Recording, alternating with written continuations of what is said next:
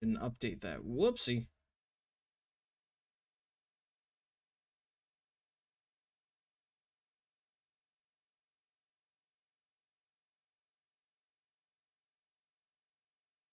Okay. Let's hope that today my internet cooperates because it worked fine for like the last 2 months and then just died for the last 2 weeks.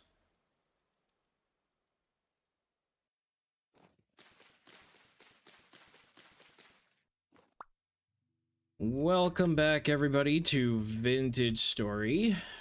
Today, we're going to attempt, as long as Twitch and my internet agrees, we're going to attempt to make the thing that I didn't get to make last time, which is a grindstone, because I want to see the funny 4D grindstone bug, because we had the same thing with the kern, and that means I have to see what it looks like with the grindstone, too. I have seen it already. I actually meant to upload a short of it. I keep forgetting to do that, so I gotta do that, but, yeah, in the meantime, because my internet wasn't working, I did go ahead and keep playing as much as I could. I have revised my staircase. Whoa. I gotta make sure I don't cut that corner. Might have to put something there to stop me from doing that, but I have revised my staircase. It's not the most beautiful, but it works. And I've given myself some stone path blocks, too. That way I can get up and down and all the way around my base pretty nicely. The only other thing that I want to do... Well, not only other thing, but the other thing I want to do today, kind of as a focus of what to get done, is I need to interconnect my base a little bit better. And so what I mean by that is, down there is my kitchen, and over back there is my blacksmith area. So right now, my method of getting around is by going all the way up the stairs, all the way up these stairs, and then going back downstairs. Or if I'm going to the kitchen, going up the stairs, coming here, then going down outside and spiraling down into the kitchen there. And there are some times when I'm traveling where I just want to get back to my kitchen because I forgot something. And so I'd very much like to have a nice staircase down to the kitchen, and I think I want to have it go around the kitchen too, so that I can get to the back of my house. I may even divert some of this and put a path that goes around the side of my mountain so I can go around the back side there, or maybe I'll do something over here yet. Not entirely sure, but I want to make this a little bit more user-friendly. I do have to be a little bit careful about my apiary here, because my bees are in here being bees. And I kind of don't want to interfere with that. So maybe I'll do something here where you could go straight. So as soon as you come up here, you could just go straight and then that way. That seems like it's out of the way enough. So we'll do something like that maybe. I also need to look at grindstones to see what I need. I should be able to get... You just need one block. That's easy enough. I should be able to get that. I did find borax, by the way, so I can make another iron anvil and stop hot swapping my anvils around. Or my singular anvil around. So we have options. Okay, so where the heck is the church at? And where the heck is Souffle?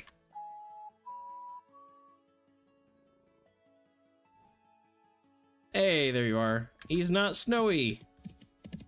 He's got a beautiful set of antlers.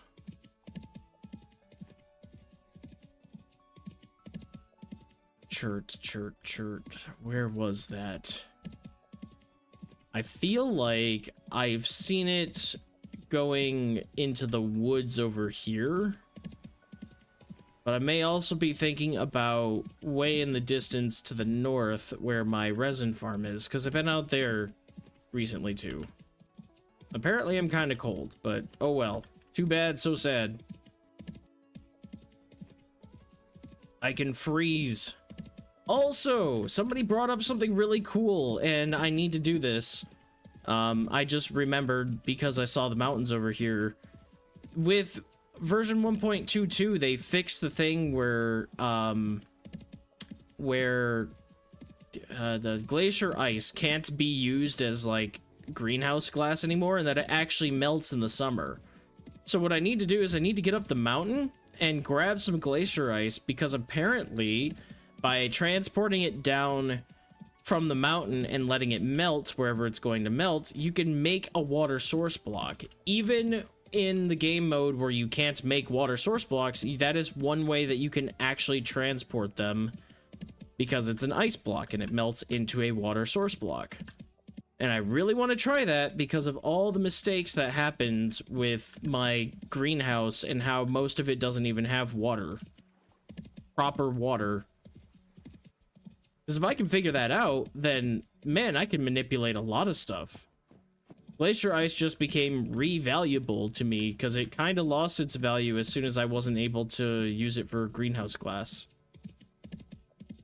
So I am really looking forward to that. I could also use claystone. That's conglomerate, though. That's not claystone.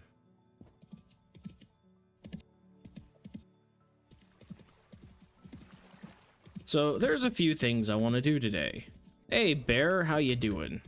You enjoying life in the pit? You chose that, not me.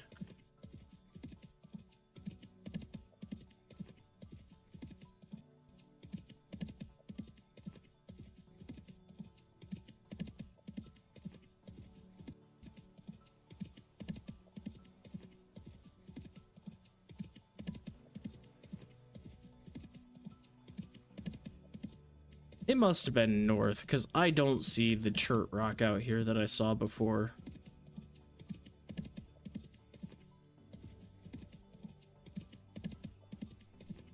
Unless it's way out. Maybe, oh wait, maybe it is out here. It's just way out here.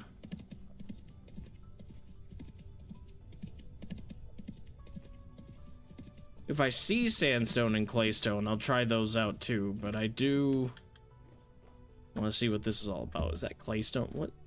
Conglomerate, okay.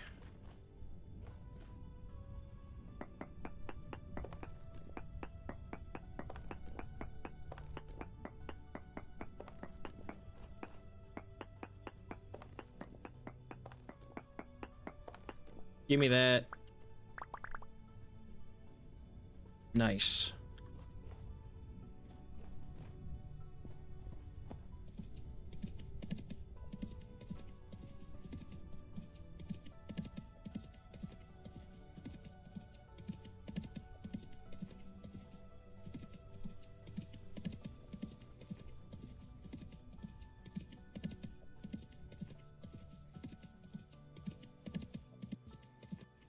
Cat, what's going on? Knock on wood, but I think my internet's cooperating today. I'm hoping, anyway. I did a test this morning, and I ran it for 22 minutes straight and had no frame drops. Then I ran it about 10 minutes ago for, maybe longer than that now. It's been probably 20 minutes ago. I ran it for about 5 minutes or so, and I did get a little frame drop in the beginning, but then nothing since. So I retested it after that for another couple minutes and didn't get any frame drops. So I'm really hoping, so far so good, it's been about 10 minutes and no drops, that my internet is going to cooperate today. So hopefully I get to actually play Vintage Story and stream. I've been missing out on all my peeps. I have been missing everybody. It's not been fun when you go to stream and you're excited to talk to people and then all of a sudden it's gone. Or there's nobody here.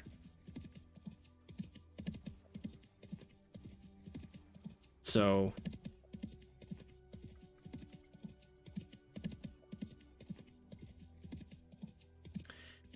the first thing we're doing today is we're making the 4D grindstone, because apparently with the fix of the kern, the grindstone got messed up, which is my favorite thing, and I mentioned this on Wednesday, but I hope that they...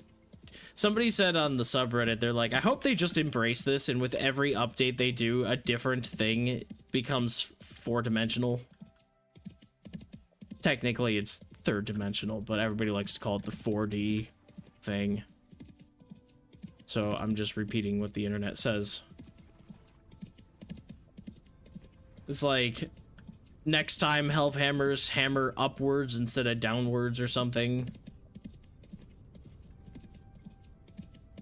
But still work perfectly fine. That's the thing, is they have to be doing the animations wrong, but then working perfectly fine.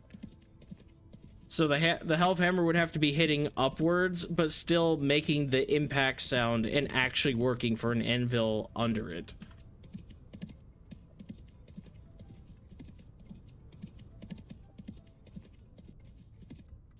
Honestly, I would love that.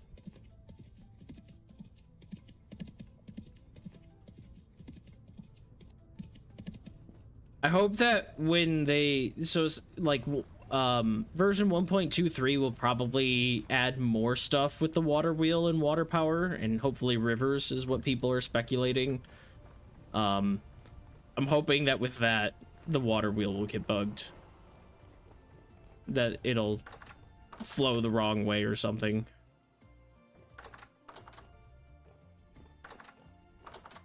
Alright, so the grindstone was pretty easy. Hammer, chisel, and rock. Okay, I think I can manage that. Seems pretty complicated, but I'll try my best.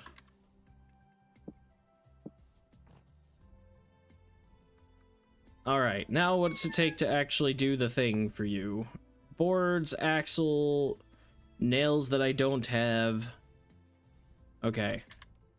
I've got iron, and I can make my other iron anvil. I need to do that, actually. I found borax. You'll never believe that I just took a freaking guess. I was like, well, I hope that there's borax here. My readings were extremely low. And I was like, there's probably, hopefully, borax somewhere underneath me, and I found some. I actually can't believe I managed to make that work. It was in an area with very poor readings.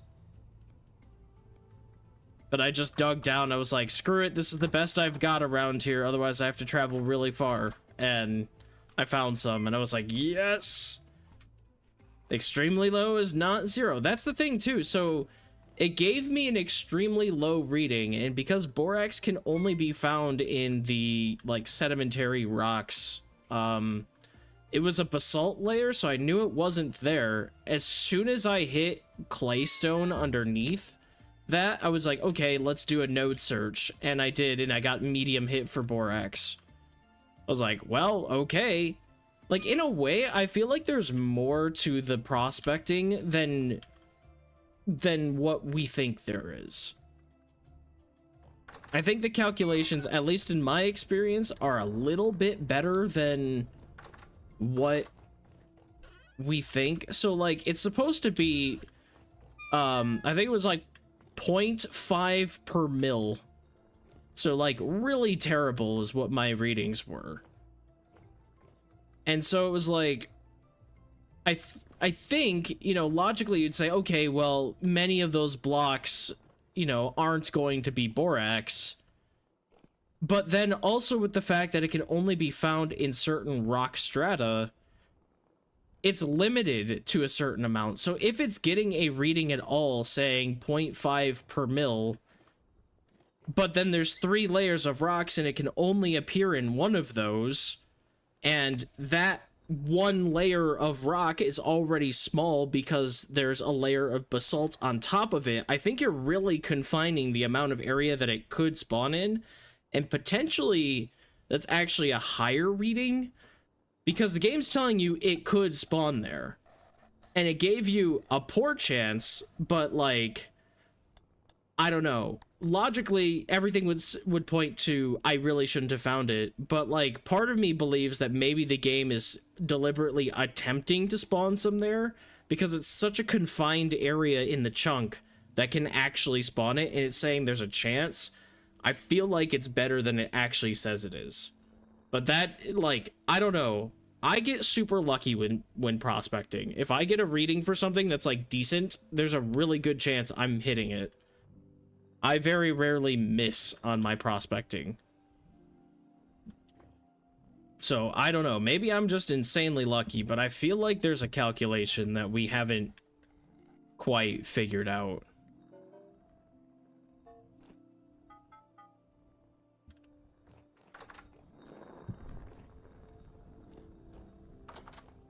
That's just my opinion, because I don't know. People say prospecting is really difficult and that they build like mine shafts and search all the way around, but like every time I've gotten a reading for a metal that I wanted or for a resource I wanted, like tin, in this area I was looking for tin, and I don't think I found tin, but I found zinc, which is actually more what I wanted. I just was digging for tin because it said there was a good chance for tin. And I'm pretty sure when I found the zinc, I was still getting good node searches for tin. So it's there, I just didn't actually find it yet.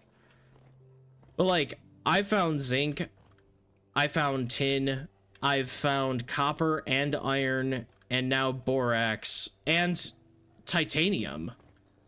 I got a hit for titanium, which I can't believe.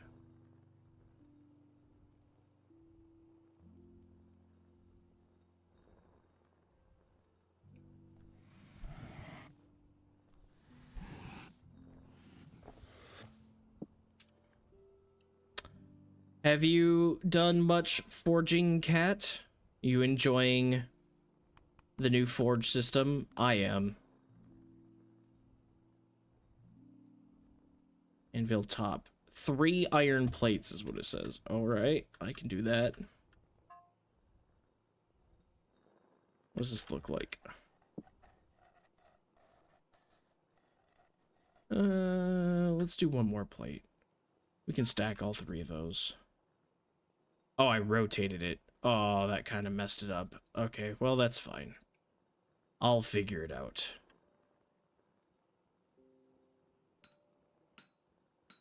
I'm actually just gonna grab this hammer because I'm gonna need that anyway. Wasted so much iron and I love it. You've been going for the golden iron pickaxe or iron tool where you get as high of durability and everything as you possibly can. You said that it was a dangerous game, that them letting you do that would cause you to really go all out.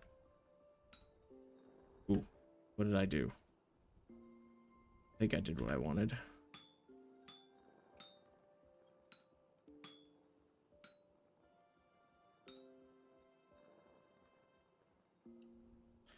It's already getting cold.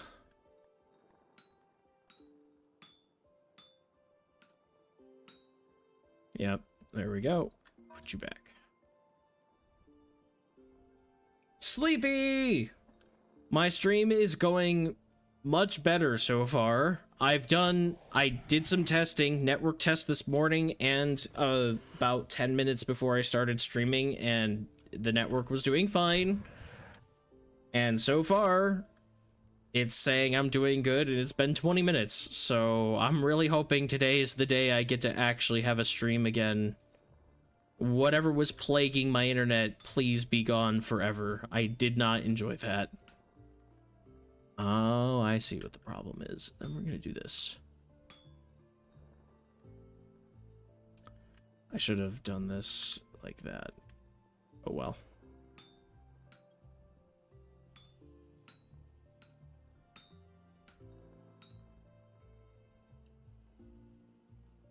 It's funny, I said whatever's plaguing my internet. The last thing I played was Subnautica the Red Plague.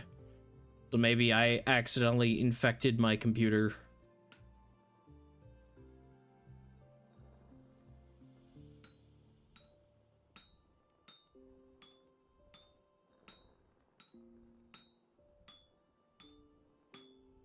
Kinda hate working on anvils because they are a big pain in the butt. Can't actually see anything ever.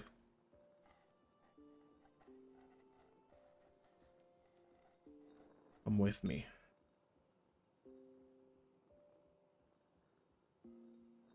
I had to restrain myself only to trying when I have a certain amount of surplus iron. uh, I arrived last stream just as it died. Yeah, I know. It was so... I saw you join and you said hi, and then I was trying to get it to work, and I think you left by the time it, like, stabilized maybe a little bit enough for me to say, bye everybody, it's not working. Oh, it sucked so much.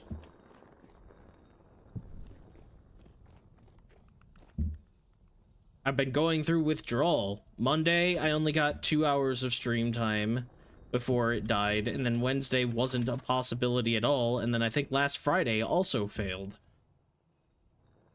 So, I don't know what was going on, but hopefully it doesn't do that anymore. I'm also dual streaming on YouTube again, because it seems to be stable.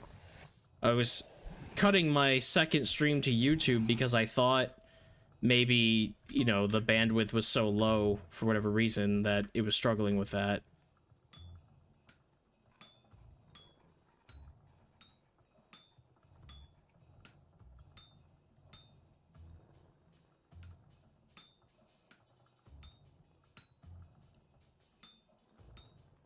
I wish I could see what is happening better.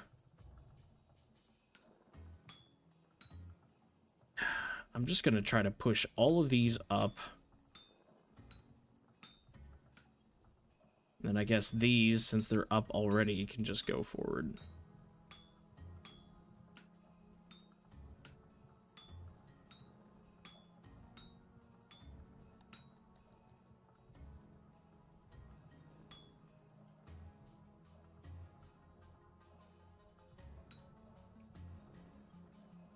I really... Let's try this. This seems to be a little bit better. Now I can actually see depth. I wish for things like anvils that have multiple layers, they wouldn't show more than like 2 layers at a time. It makes it really hard to smith things when you can't actually see what you're working on.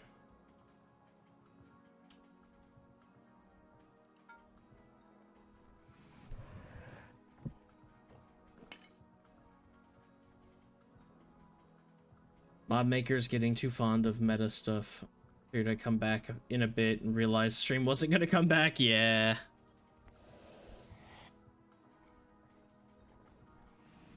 Oh my god, I remember it was earlier in this world, like way earlier, I don't know, maybe year 1. I was playing and I had something like that happen. I think I had a tin bronze... No, wait, it was one of my challenges, I think. It might have been the Arctic challenge. I had like a tin bronze hammer and I was gonna make an iron hammer, and I was 1 hit away from making the iron hammer when my tin bronze broke, so I made a copper hammer. It really sucked. I was like, no! Literally 1 hit away.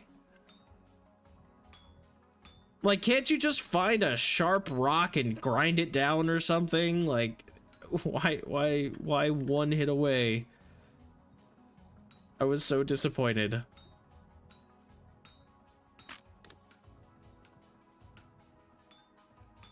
Okay, that's all fine, so we're just gonna do this now.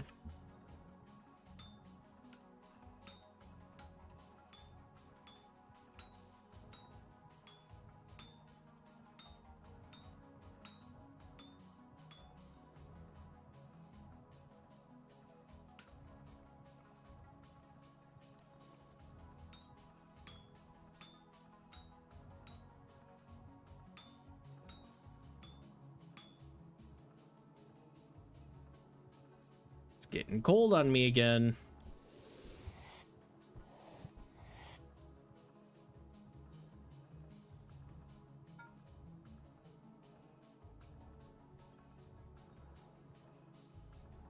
Always have a backup hammer after that. Yeah, absolutely.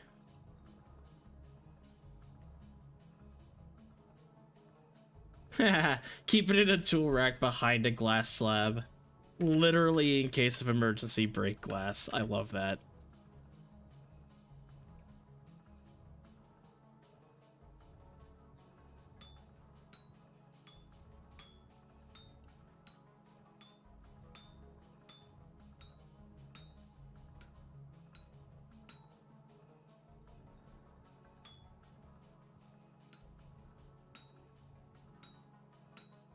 I usually just keep it on the wall here, and I know as soon as I break one, like, my next priority is, okay, gotta make another hammer.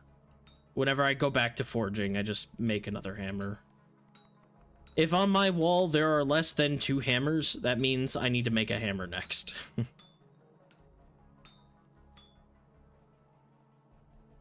Really? It's like 1. All I need.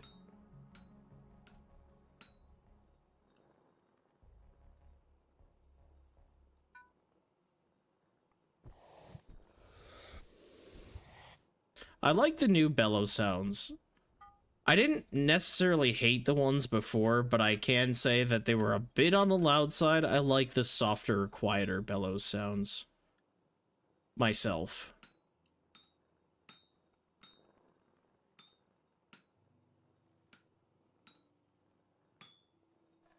All right. We'll just do this.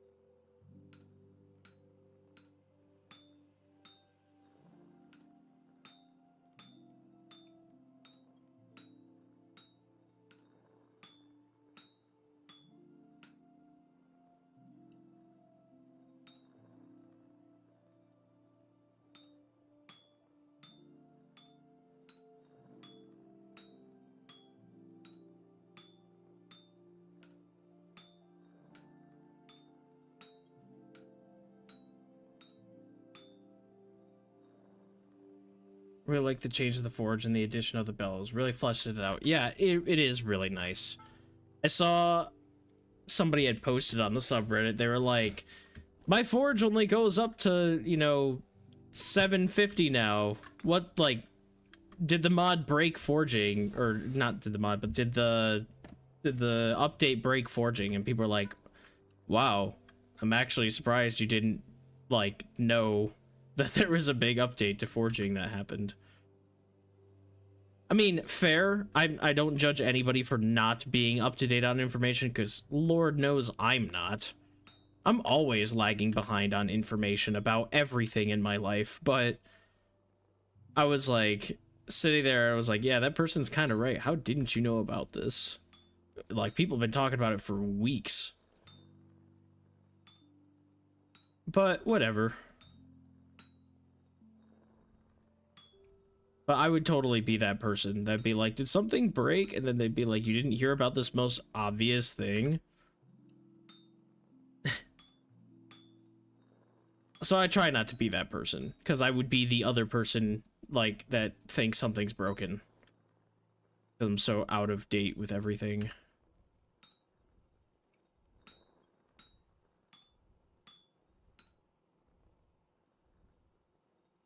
Alright, what's the deal? 1 layer left? Okay. And we're just gonna push these up. Make life a little easier. Same thing here. Then we just have to figure out this mess. And that's too cold now.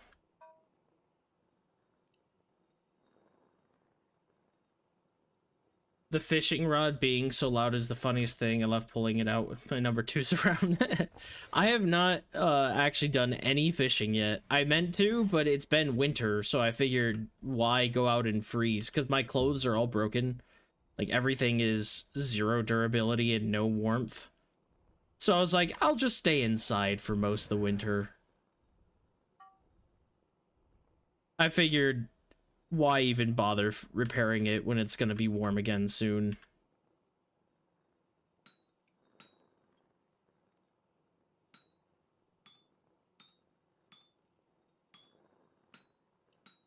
I guess I can move this down here. have to manipulate some of these guys a bit more.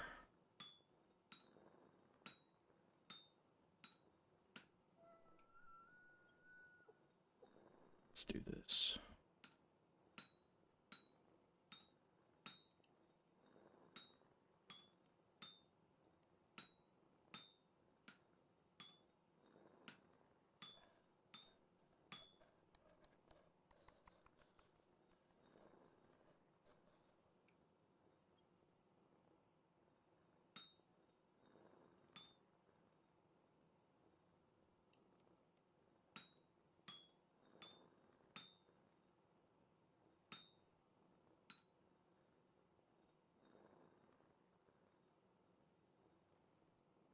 I should do this.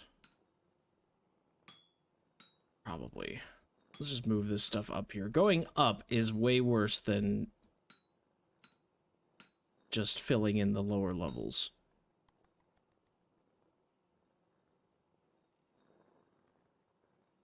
And it's cold again.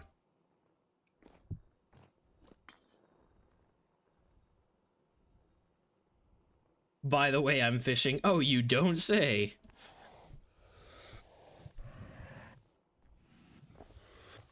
Yeah, things do seem to cool much faster in general. Like, not even just smithing things, but yeah, molds for whatever. Like, everything cools much faster.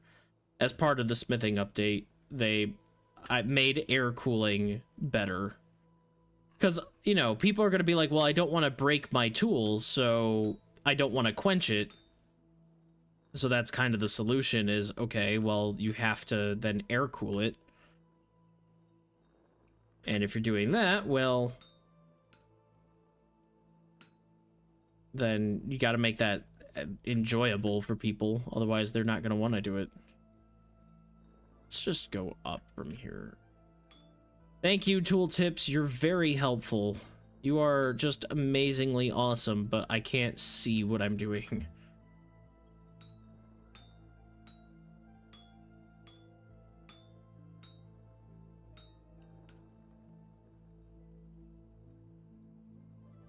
Okay, that didn't help anybody. How do I want to do this? How about...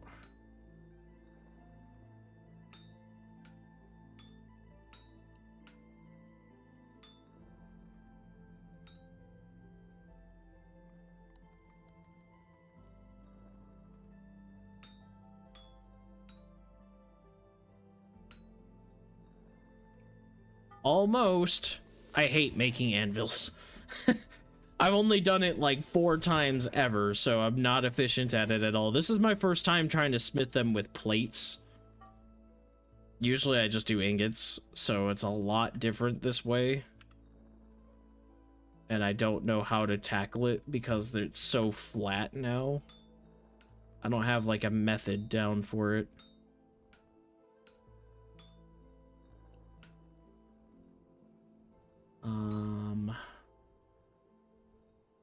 Okay.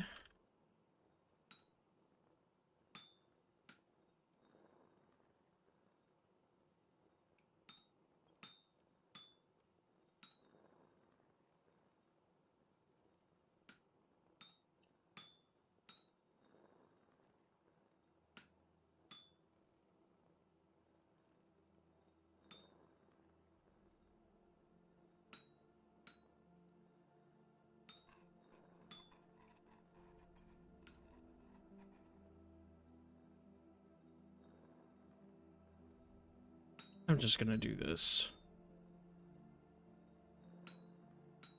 Okay, we finally seem to have figured something out.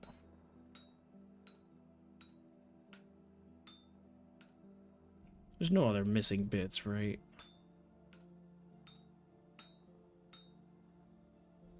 Making an anvil on an anvil is very funny. I agree.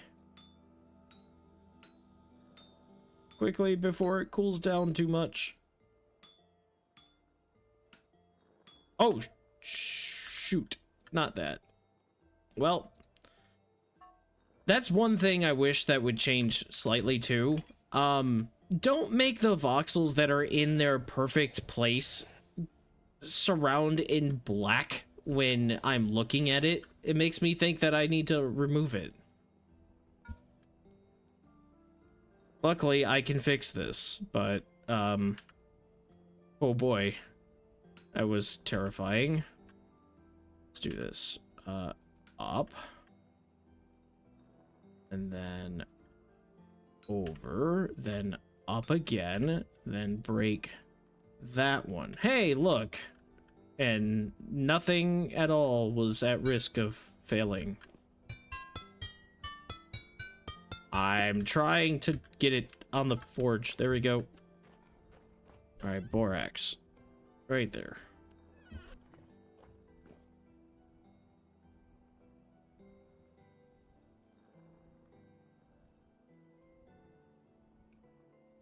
Able to reuse the same bar molds so many times in one night. Yeah. Where's my water? Also, because it has been long enough, I think it's Gracie Cam time. Because of bad internet, I couldn't share my beautiful cat.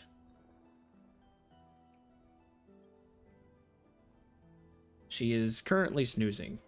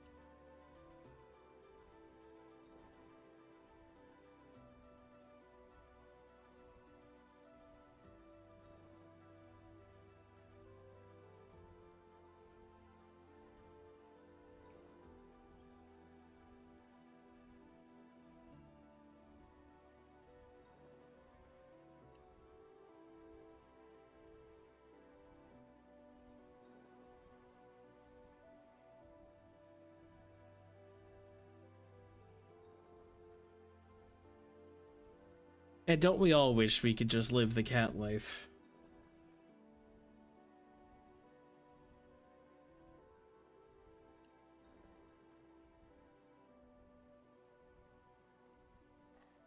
Cats really are the perfect creature. Apex predators that have somehow chosen humans when they shouldn't have.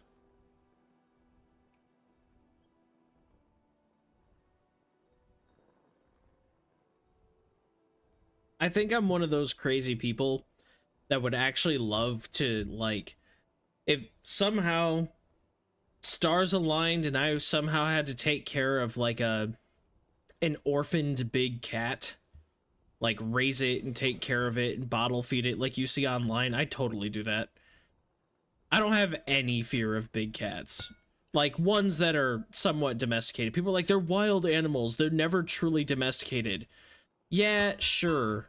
I am not saying you're wrong, but also, like, cats are kind of still wild creatures, but we've, you know, domesticated them, so...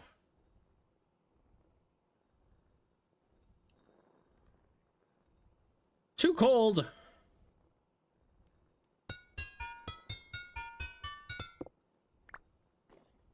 Fine.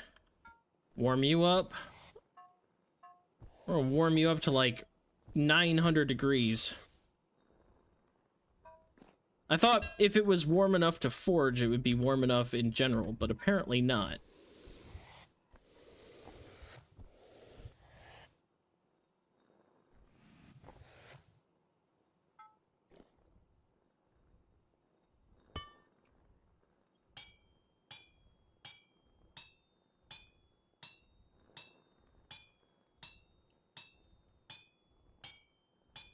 I feel like that was many more hits than it was before.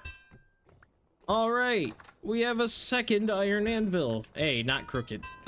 I do like that you can place things kind of crooked, but I like the health hammer being perfectly straight on.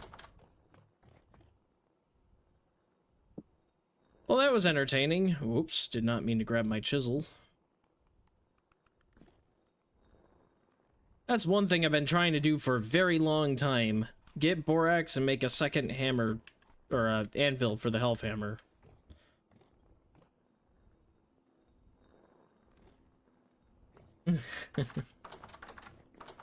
Let's see. Not domesticated, but they can be tamed depending on the cat. Cheetahs are super friendly if they know you. Exactly. Like, I'm really not scared of big cats in that way. Like, if I was out in the wild and there was an angry lion chasing me, I would be terrified, yes. But, like, I'm more scared of walking through the woods around me and being near black bears. And black bears are the least threatening bear, other than maybe panda bears. I don't actually know much about panda bears, but from my recollection, they're pretty docile. So, you don't really have to worry about them, but... in my area... What are you doing, Souffle? Can you not? I'm gonna have to put you in a pen. You keep wandering off like that. But from my recollection, panda bears are okay, but black bears are more mischievous than anything.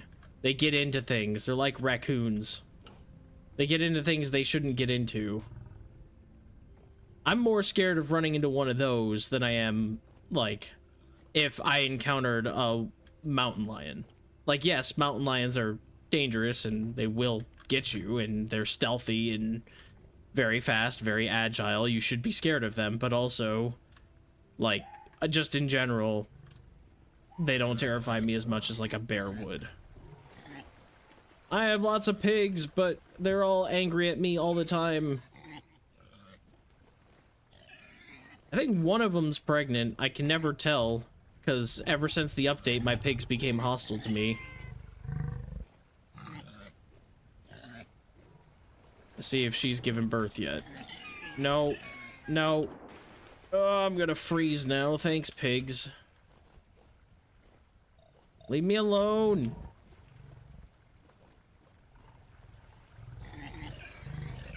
I can't tell. I'm gonna have to get the pigs off. They're gonna have to do something over here. They're just gonna have to be in a different spot. So, the update was supposed to make it so that wild boars will be aggressive all the time, basically. Not just around piglets. But that has now extended into farm animals, at least for me. My wild boars and pigs are always hostile to me, and they're Gen 5. Working on, I think, Gen 6 right now. Like I said, it's hard for me to tell. But, like, they should be docile. They should not be attacking me. There are no piglets around, and they are Generation 5. Well, I guess some of them are Generation 4, but a lot of them are Gen 5. They should be fine. But they're just not. So, I'm gonna have to, like... I'm gonna have to try to trap them. It's the only thing I can do.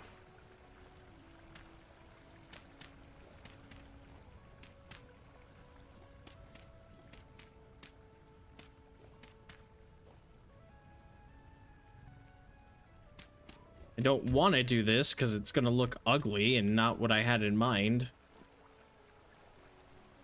But we'll figure it out, I guess. Come here, pigs.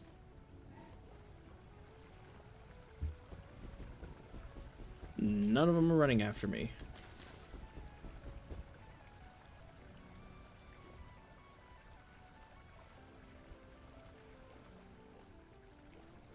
This one's not. Gen 5 is not pregnant. And she's also aggressive, which, to my knowledge, I don't believe they're supposed to be as aggressive. Oh, can they not get... Hold on. Hold on. Oh, you made it in here. Well then. Leave me alone. Bad. Okay. Okay, I can work with this.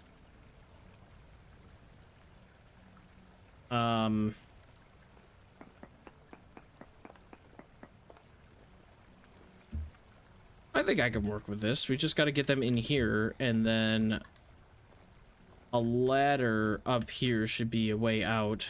So I just have to get them to chase me in, basically. Come here, pigs! Be angry. Come get me. No, come get me. Come get me.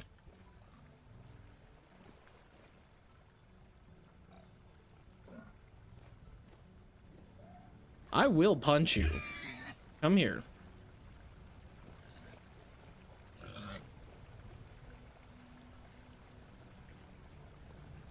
Come here. I will turn you into bacon. I was going to anyway, but I'll do it much sooner if you don't actually come get me. Yes. No. It's like the moment they actually do an attack, they become docile again, but we're not trying to do that. Get in here.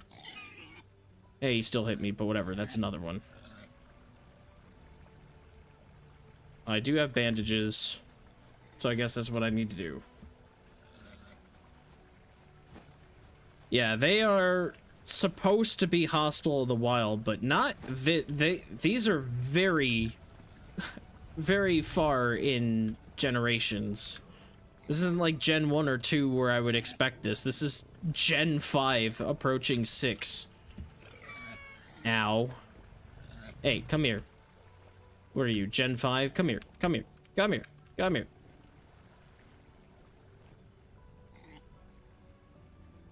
Aha.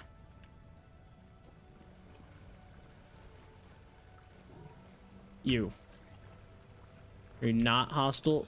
Portions eaten 9. I know that one. I've been trying to feed that one all winter and can't because everything's hostile to me. So she's got to be back here. There are too many pigs back here.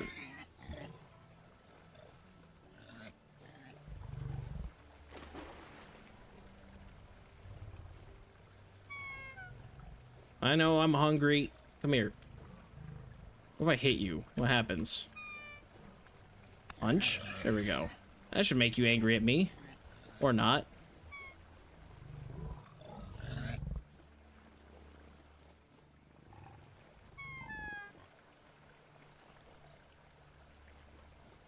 They're not cooperating.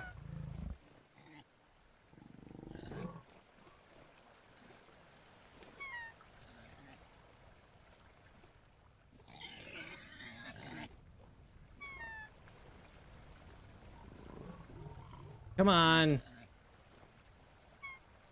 Like you mean it. Come get me.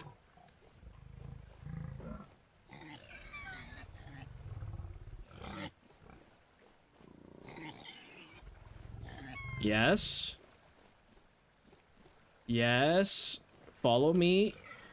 No, don't give up. I'm close to you. Come get me. That's right. Come get me. Yes. All right. There's only like one more, two more. This will make things easier. Portions eaten 9. Okay, maybe they haven't been pregnant. I thought they... I'm pretty sure there was... No, I can almost guarantee there was one that said is pregnant. Whatever. I'm not going to die over pigs. Wait. Ready to mate. Okay. Maybe it was one of my Gen 4s. And they've already given birth and grown up. I don't know. Whatever. They are now sectioned off in their own thing. Maybe it's intended that they're hostile, but I'm pretty certain they didn't say that they were going to be hostile all the time. So that's going to be something I hope they patch. Because they were supposed to only be hostile around piglets before, but docile otherwise. now they're just kind of hostile all the time, no matter their generation, and I don't think that's supposed to happen.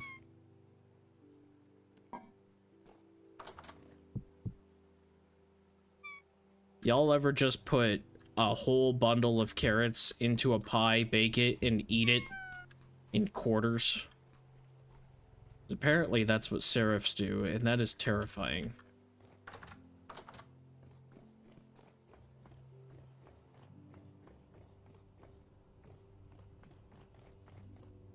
Hell yeah! I'm legitimately surprised you stopped by. I know how late it was for you when you were ending your stream.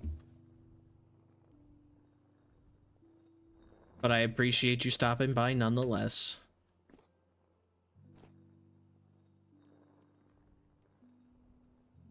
Helia was playing more Below Zero today and did a lot. They got through the whole quest line on the land minus they did the stuff all the stuff for Sam. There's still more land stuff to do, but you did like over half of it today. So, and you did the slow part because you didn't have a snow fox. So it's usually the way I do it, but technically speaking, you could have gone back, made the snow fox, and then did all that. But I feel like you just get it all done at one time and not have to go back.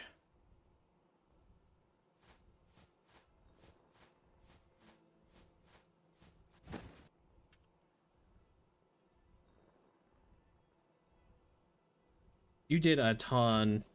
And you started your stream before you had really completed your meal. You sacrificed a lot of your good habits today.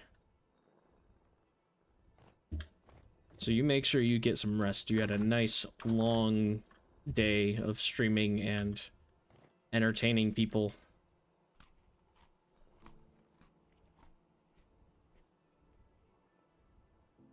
Gracie, Helia's here. You wanna say hi?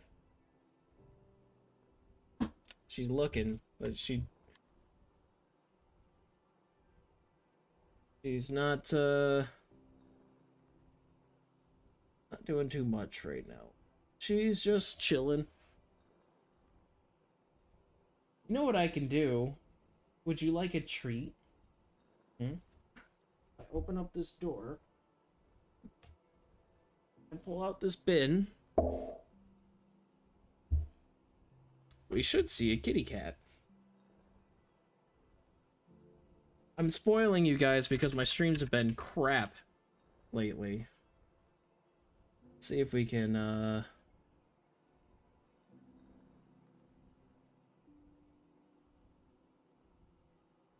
how big do we put this? How about over here? Like that. Oh, Gracie!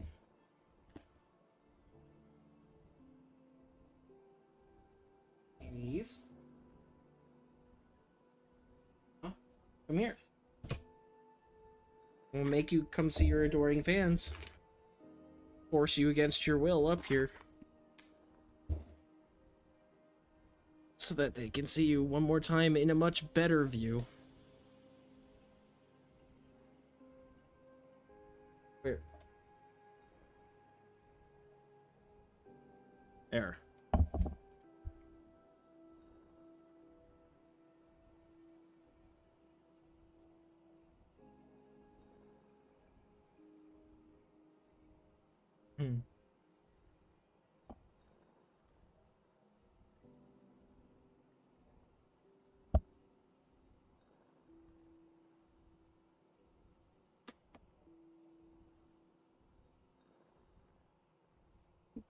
She just absolutely eviscerates all snacks. Here, you can have more. Because you're being really good. There.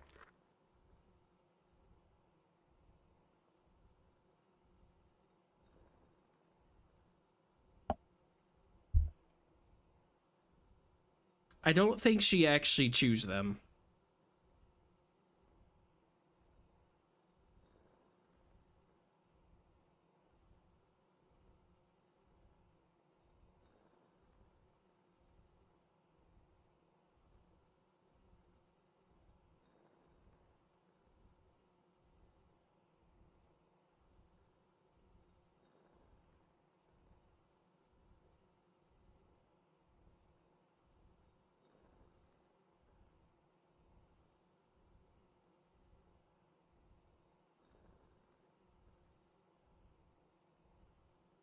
Are those good?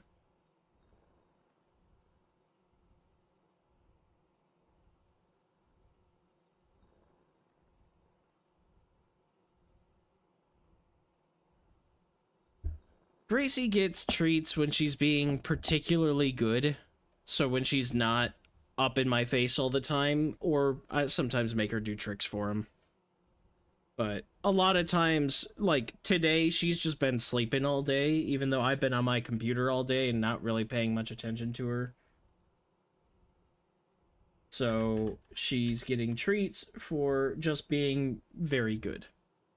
She hasn't been digging into the trash or, you know, sticking her tail up my nose. Although her fur is everywhere right now. And is tickling my nostrils as I speak.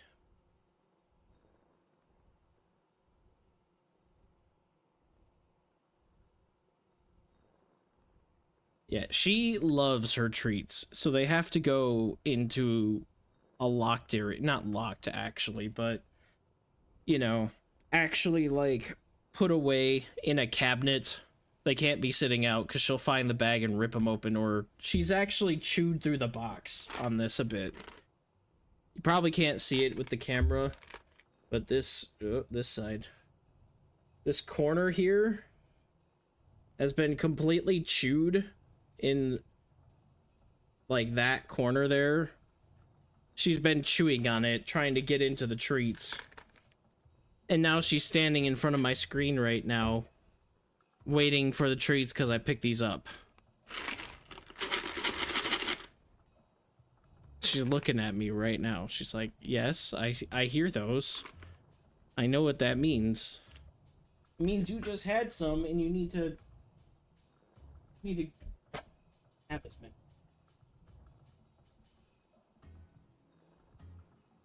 It means now you get to do your performance.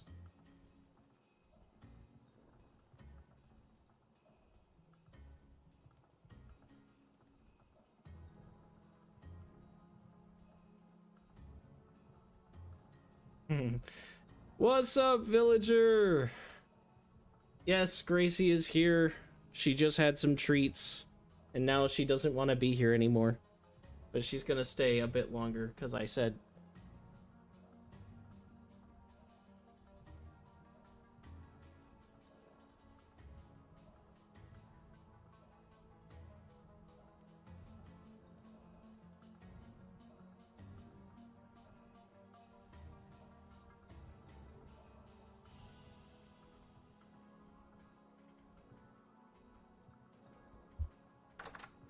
Thank you for opening the door. I was going in there.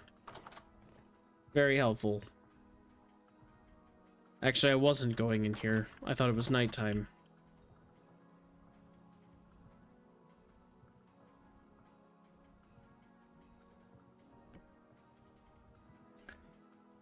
She's ready for those treats because I simply moved them from one spot to another. If you see a sudden eclipse in my camera, it is the, can you just go somewhere? Like, in my lap or something? I was gonna say, it's the sudden, astronomical phenomenon known as very fluffy tail in front of camera.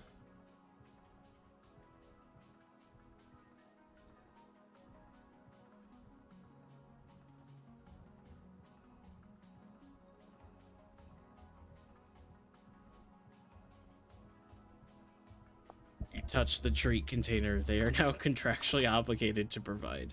Yes.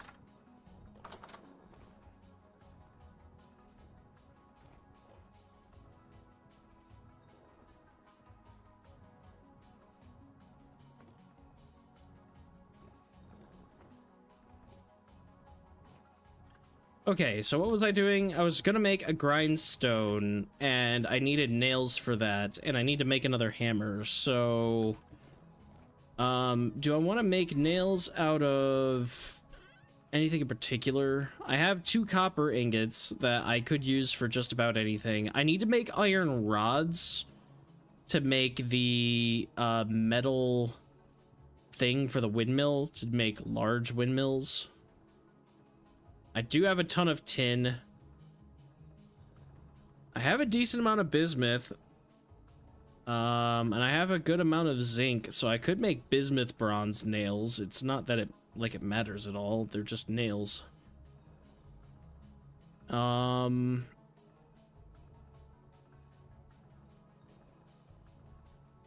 mean, what the heck? Why not? Well, no, because you want the zinc for brass if I want to make torch holders.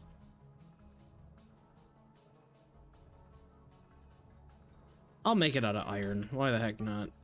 I've got an iron mine now. Might as well use it. Let's see. So a hammer. I'm definitely going to do some nails. I'll probably need the helve hammer for some of the nails to make life easier. I'll just fashion that into a plate. What else can I make? I need iron rods. So 4 ingots is definitely a good start.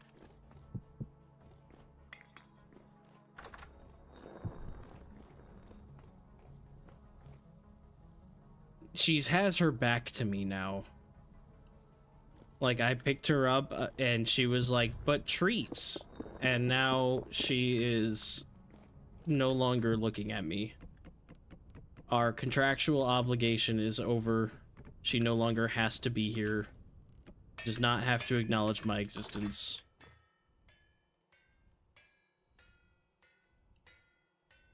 She's been sitting right there for the last, like, 3 minutes.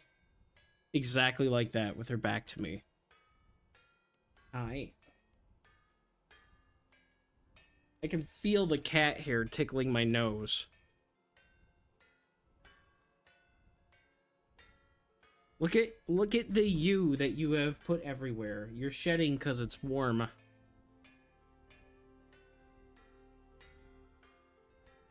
There are bits of Gracie everywhere.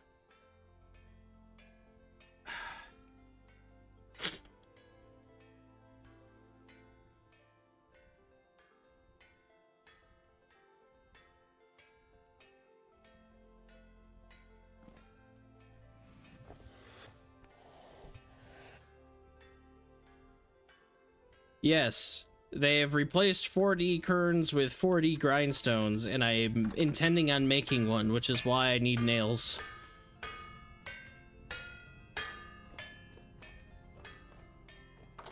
And I no longer have to move and trade my anvils around, so I can actually work on things while that's happening.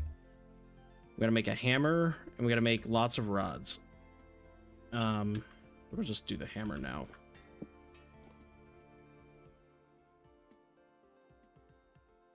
You know what? I'm gonna try something new. Usually, I do this a different way.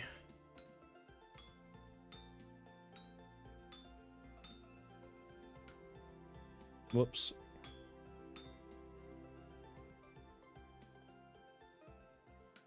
I wasn't really... Oh, I don't need to do that. Am I doing that?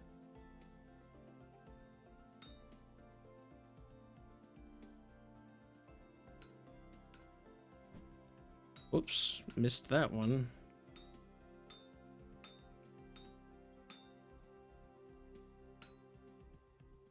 Yeah, the grindstone is gonna happen. That is legitimately what I'm gonna try to do today. Just for fun.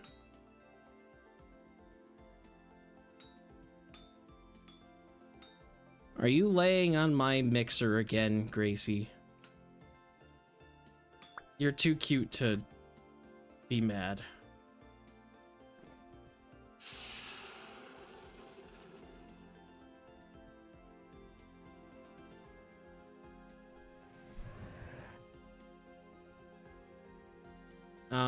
Let me make this thing into an iron rod and take this plate. Just do this real quick.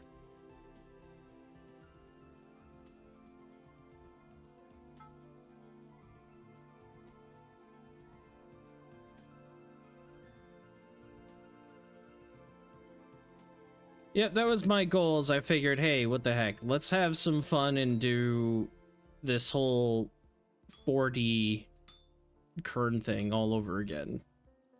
because it's funny. Right, let's do this.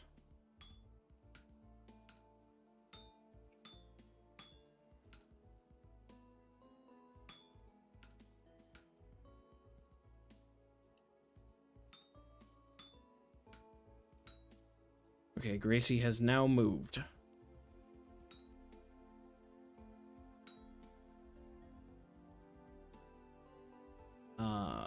That, I guess.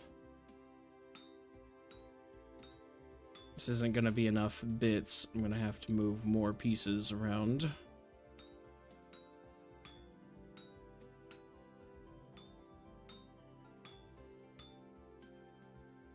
Don't force yourself, Helia. If you're tired, you're tired, and I completely understand because you have already had a long day. You streamed for way longer.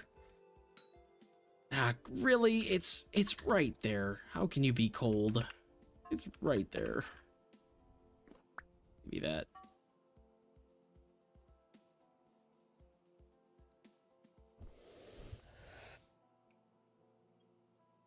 Am I gonna do another short? Yes, actually. I meant to do that a couple days ago with the Grindstone. I already have it recorded from a creative world. And I am definitely going to make another one. I had intended to have that done by now. Just gonna put this on the ground.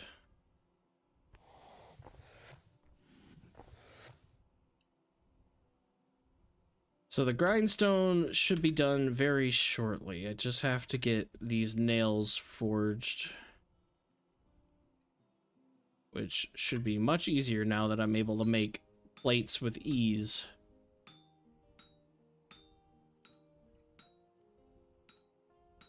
I think I did pretty well for myself this last winter. I made my whole elf hammer setup, and I've got a second anvil. I've got better stairs. Can you just quench these like you could before? Do you have to do this, or can you actually toss them? You can just toss them. Nice.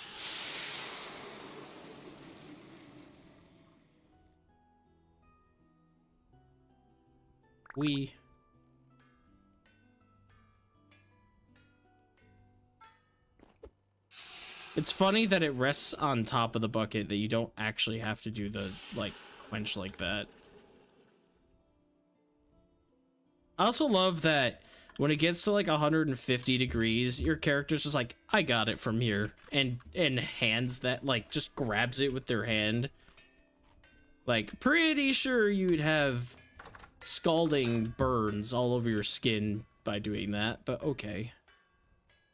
Right, I was gonna keep working on this hammer too. Let's get that warmed up. Alright, so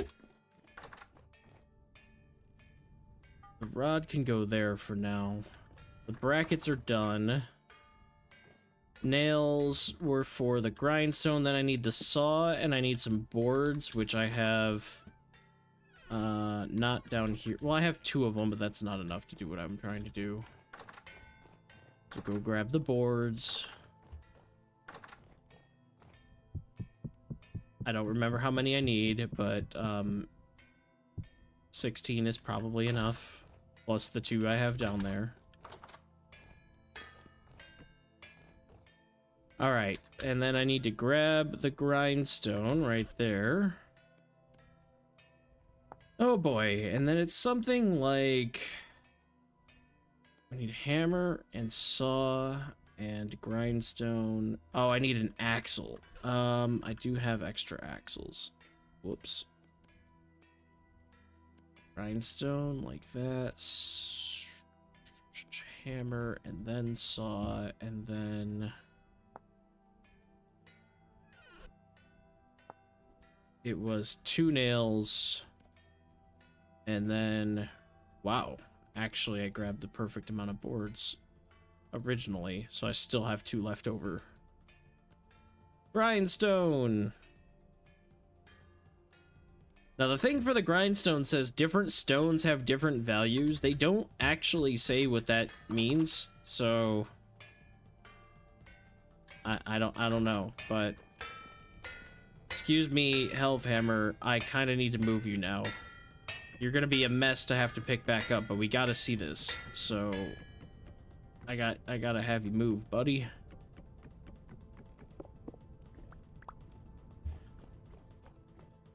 I will put this in my inventory for a second, grab an axle. Let's see, 40 kerns, or grindstone. Yeah, there we go. Look at this glorious machine.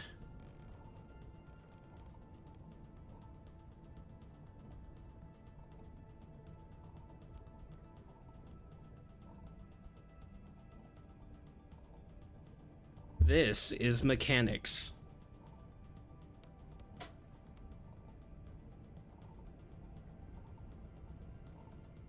Lucieth won the round of the art competition. Now it's the semifinal. Or semifinal. Or finale. However you want to say it. That's so awesome.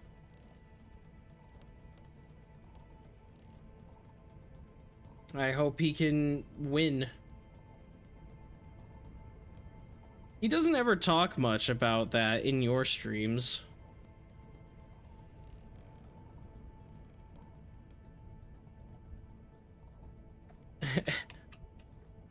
Now, I actually don't know what the grindstone does. It sharpens your tools, right? So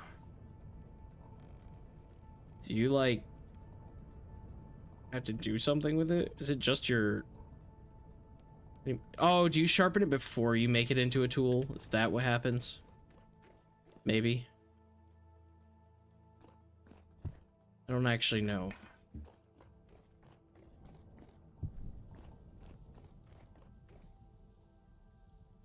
Yes, wishing Lucieth all the luck he needs.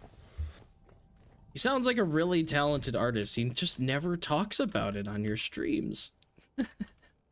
I'm like, I always sit there and I'm like, expecting a conversation about art, and then it doesn't happen. I'm like, do I bring it up? Oh, there are some nails here. Okay. He works while he watches your streams. That does make sense, because he is pretty quiet when you're streaming most of the time. Doesn't want to draw attention to himself. I mean, that's pretty fair, I guess. I did the dumb... Dang it. I heated up my iron hammer before putting the stupid clay on it. And I don't want to quench it because I don't need the damage. It's a hammer. It needs durability, if anything.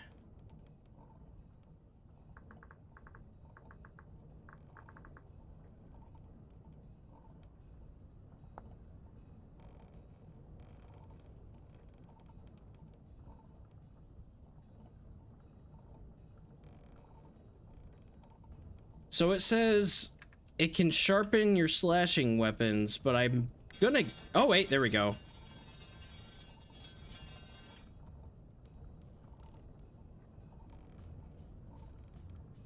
I can't tell if I'm doing it.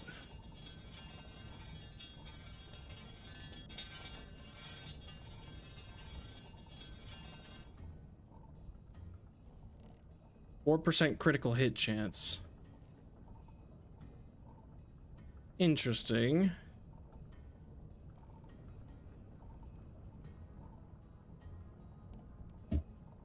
Does that get better?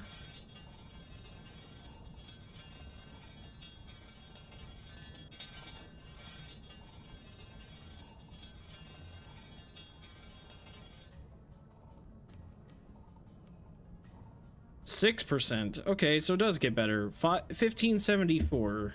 How much durability am I losing with this?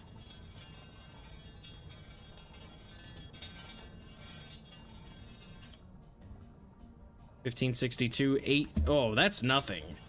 2 durability for 2% chance of critical hit being added.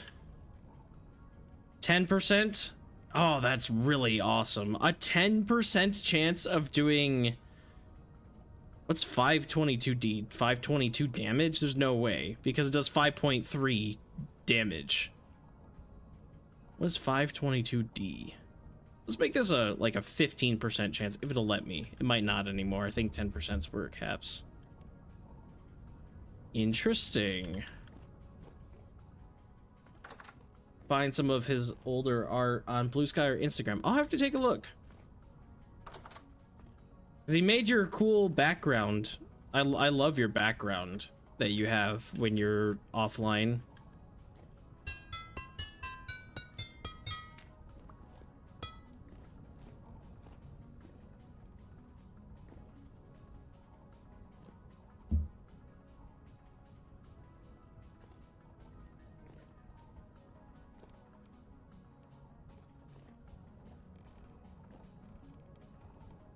Well, thank you, Grindstone. I needed that sharpen effect because... Whoa. Everything's okay. Definitely nothing to see here. Oh my god, we can make mutated mechanical power? Oh, that's not how I want that to place.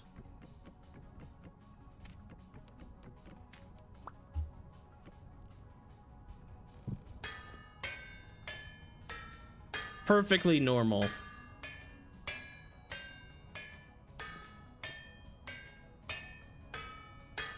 The 4D kern did not do that. Well, now if I'm doing that, I should put in a clutch. Where's my clutch? I know I have one somewhere. Right there.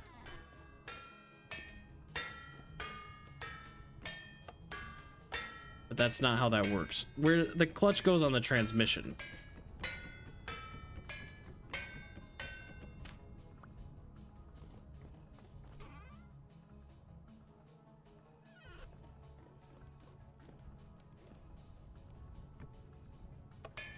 There we go.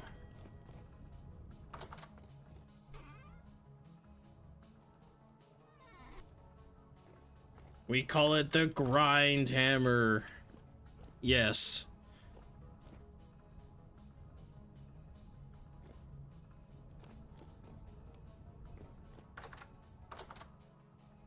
I love it. I should get it like a good screenshot of this somehow. The grindstone can't be in view because that ruins it. I gotta make it look like the grindstone is still there. Then we just hide all HUD stuff and... Oh, that's not what I wanted.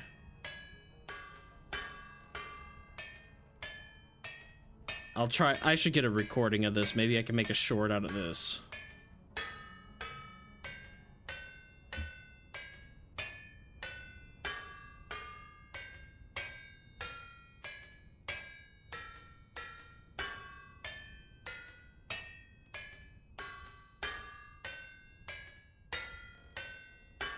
There we go.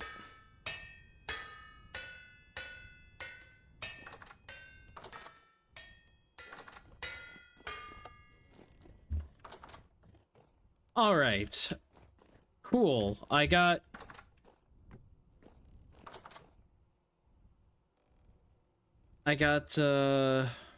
everything done. Well, I need more rods. I should really make the rest of the iron rods. I guess it is the middle of the night. I could keep smithing. What else am I going to do?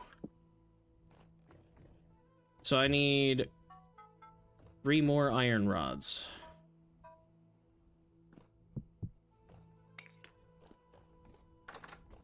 And I was gonna keep working on my hammer. Right.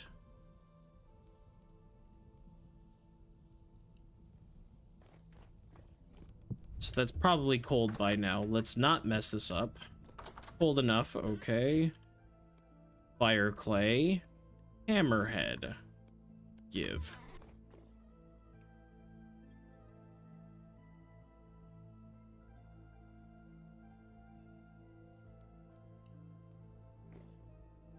All right. It looks like my connection's been pretty stable so far today. It did apparently drop down at one point, but not too much. Just a little bit. I think I'll title my short, "Guys, Something's Wrong with My Grindstone." And we'll see what happens with that. Not the fourth dimensional one, but the Hellhammer one. I'll make a second one.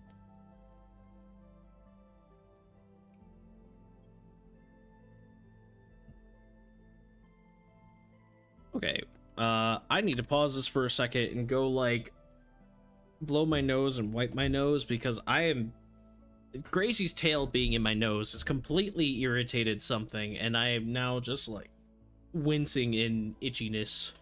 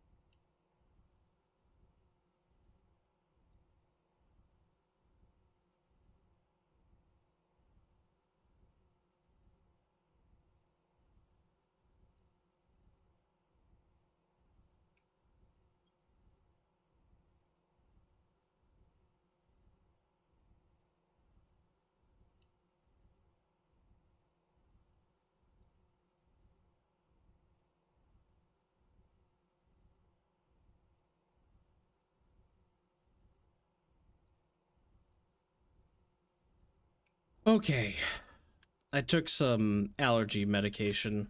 Like I said, I am slightly allergic to cats. Slightly. So every once in a while, especially right now with there being really high pollen content, my nose is just like, how dare you use me? And so as punishment, I just get the sensation that there's something hanging off my nose, like cat fur or something, at all times. Very itchy.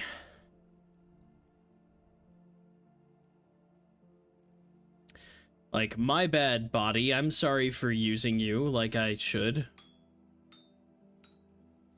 I'm sorry for choosing to exist.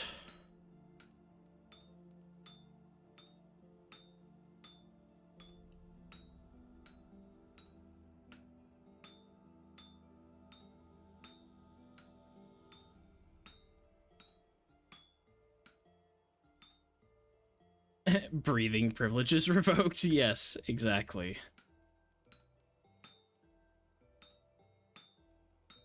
Like, I have this awesome body part called the nose, and it just refuses to cooperate on days where flowers decide that they want to be happy. Like, what a great functional human being I am. Alright, let's pump this up a little bit, get the heat going. One more quench.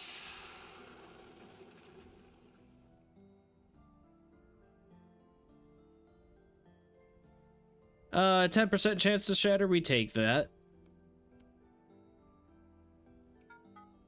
Heat this up again real quick.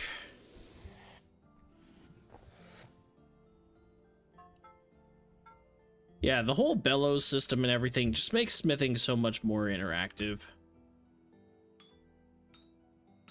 I really, really enjoy the changes. What am I doing? Why am I crooked? Don't do that.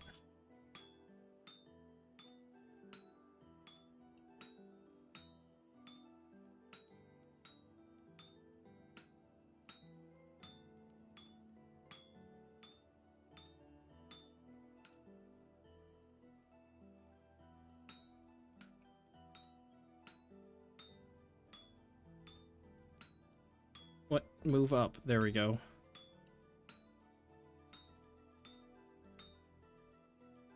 I know, Rex. Sorry for being alive.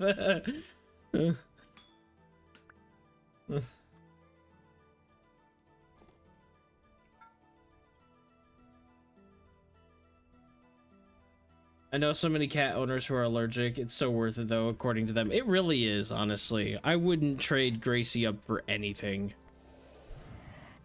Before I had Gracie, my last cat ended up sadly passing away, and we're not entirely sure why. I had a weird situation when I had her. We got this cat when my parents weren't doing very well financially, and her name was Chloe, and she's a very, very awesome cat, but it was one of those kind of like emergency situations where it was like my cousin's friend and his girlfriend had her, but then they got a dog, and the dog started harassing the cat, and for whatever reason they could only keep the dog and not the cat. And so we ended up taking her in. My dad wasn't very happy about that because we didn't have a lot of money, so having a pet expense was not great. We took her in, then we ended up having problems and we lost our house, or rather apartment that we were living in, and I had to live with my grandpa for a while. And he didn't want the cat in his house because she had claws, and I refused to get her declawed because it's just not cool. So she ended up staying overnight in the garage most of the time, which it was heated and everything. It wasn't cold. I mean, it's colder than the house, but like it was better. It was either she stay in there or I rehome her again, like, or get her declawed. And I was like, well, I'm not doing that. I'm attached to this cat, and like, she knows me, and I'm not gonna break her from her family again for the second time. So we took care of her and everything. Everything was cool, but the problem is she couldn't get fixed. Well, she could, but she had a heart murmur, and so they told us, they're like, hey, if we put her under anesthesia, there's a chance she won't come back because she has a heart murmur, and like the risk was pretty high that she would just die. And we're like, well, we don't want that to happen. So it was a rough situation. Anyway, she ended up passing away. And we're not sure what happened, but we thought maybe something to do with her heart, unfortunately. Not the best of topics, but, I didn't have a cat for a long time after that. Not because I was so heartbroken at the other one, but just couldn't have a cat where I was staying, because my grandpa only accepted the cat because we already had her. He wasn't gonna let me go out and get another cat.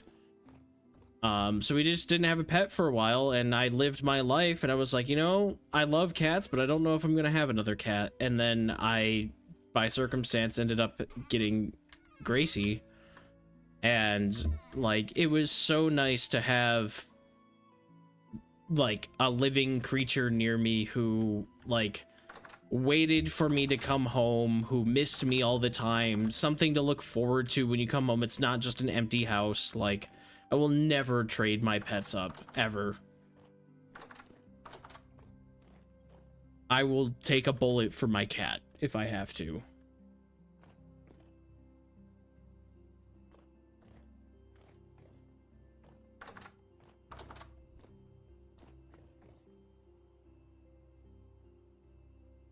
We go for walks every day. Sorry, I can't breathe better.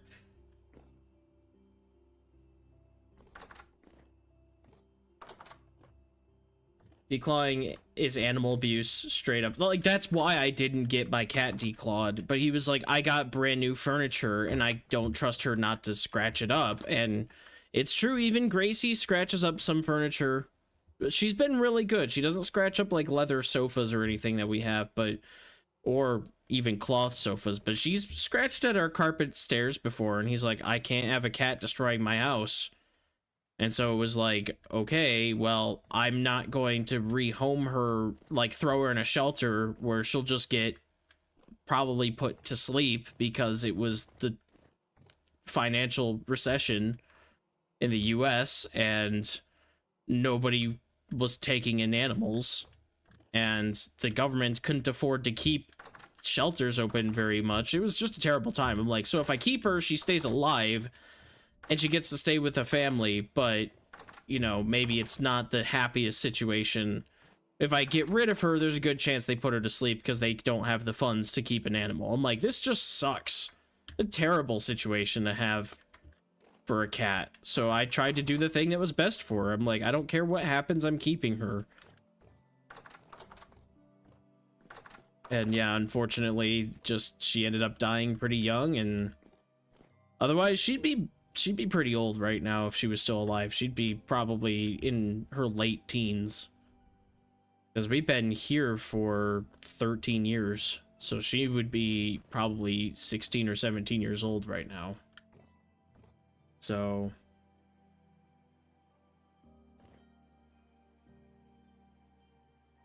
and the other thing too is, since we were staying with my grandpa, some of my family is allergic to cats, like I am, but like more severely, where their eyes get like all inflamed and red.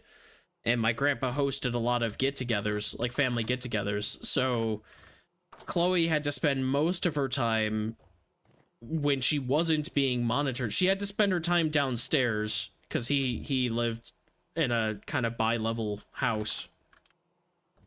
So she had to stay downstairs where it was easier to clean because it was mostly like hard floors and like low ply carpet, so that it wouldn't irritate the family members who were allergic to cats when they came over for parties and whatnot. And she would stay in the garage when they were over because nobody would go in the garage. And overnight, I couldn't have her in my room. She had to stay in the garage, which always sucked. I hated that. Worst feeling ever. But at least she was safe and being loved. Like, the first thing I did every morning was wake up and let her inside. It was just not a great situation, but when you're low on money, that's what you got. The alternative was basically, like, not have her, and very good chance of her being not around, and I was not gonna do that to my cat.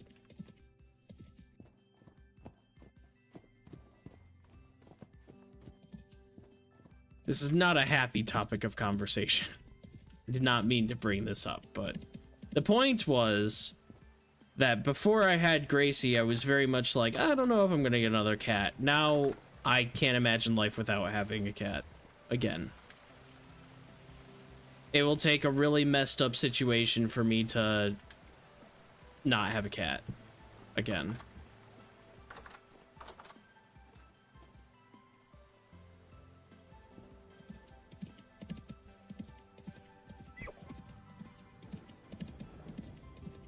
And I agree, declawing should be illegal. My grandma's cat, she's a very sweet cat, but she did get declawed. My grandma, like, went to a ton of different veterinarians around and was like, can you declaw her? And basically all of them refused except for one. They were gonna declaw her, and my whole family was like, you do realize how bad that is for the cat, right? But she was of, like, the baby boomer generation where that was normal and acceptable, and she had done that for her other cats throughout her life, and basically thought it was fine. And so her current cat is declawed. She's a very, very sweet cat, though. She's a tiny little thing.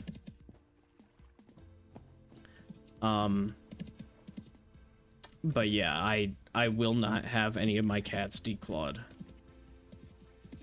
None of our cats have ever been declawed in my household, although my parents were thinking about it when I was young, and I just straight up refuse. I would rather my house be scratched up, because, like, I legitimately do not care about the condition of my furniture in my house, as long as my animal is happy and everything is healthy and fine. Like,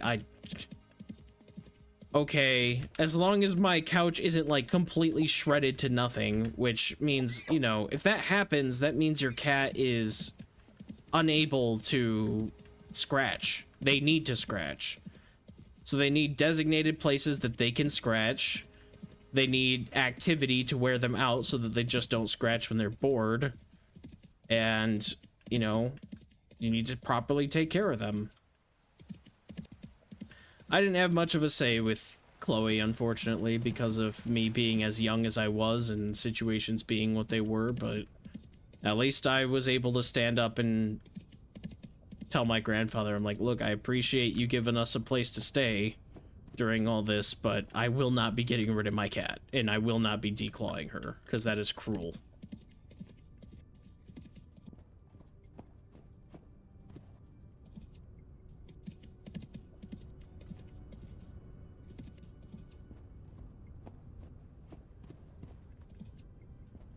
Y'all thought lead paint and asbestos were fine, is my response to that type of stuff. Exactly.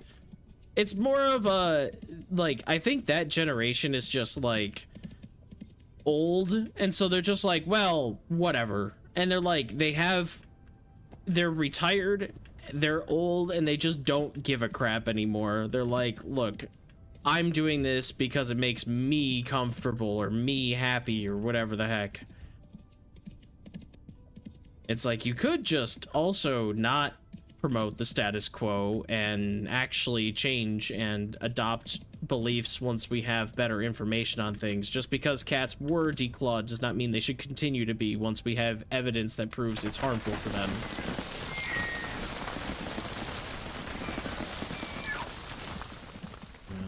I'm never gonna get up this mountain.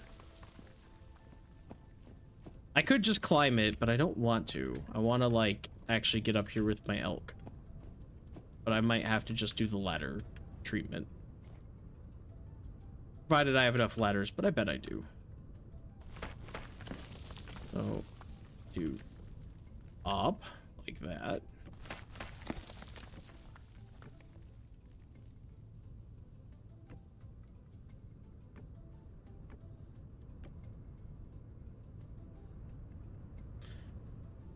All right, that's gonna be tricky. I don't think well, I might just barely have enough ladders to make it up this thing.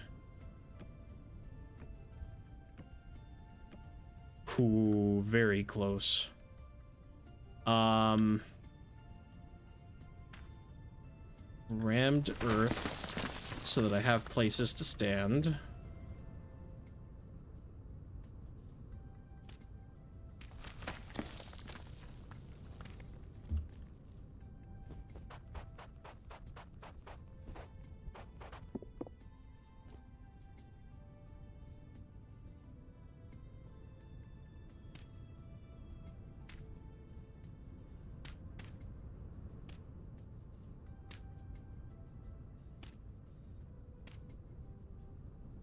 All right, glacier ice. As I was saying at the beginning of my stream, before most people got here, I think, with the update and not being able to use glacier ice as a greenhouse glass anymore, because it actually melts, apparently, even if you have the not being able to make water source blocks, because ice is a source block, you can just grab ice and let it melt in your greenhouse, and you'll have a new water source block. So you can actually transport source blocks where you want without a bucket.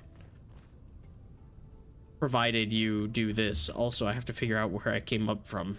Somewhere over here, maybe? Yes, okay. So I'm gonna test this in my greenhouse because I had a bunch of landslides that removed all my water source blocks. And I kind of want those back.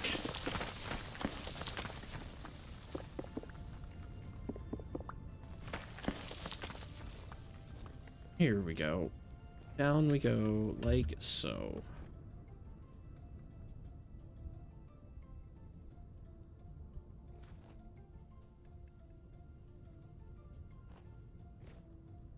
Gotta go for a bit. Have a good stream if you don't make it back. We'll see you later, Sleepy. Thanks for stopping by. Glad you got to enjoy at least some of the stream. It's not all crap today. I'll probably be around for a while yet.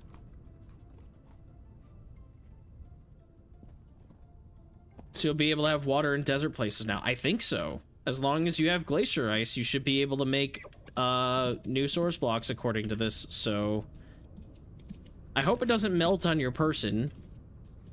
But I'm gonna test this now with my greenhouse. Now the only thing they need to do is make lake ice collectible. They're probably not gonna do that for quite some time, if ever. Though, I feel like they will allow lake ice to be collectible because that was traditionally a thing for preserving food. Was cutting large chunks of ice and burying them underground, making basically a cellar of ice and snow.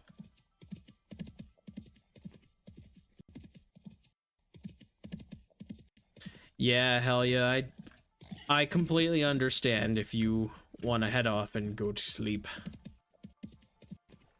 You definitely have done a lot more today, specifically in the last, like, 7 hours.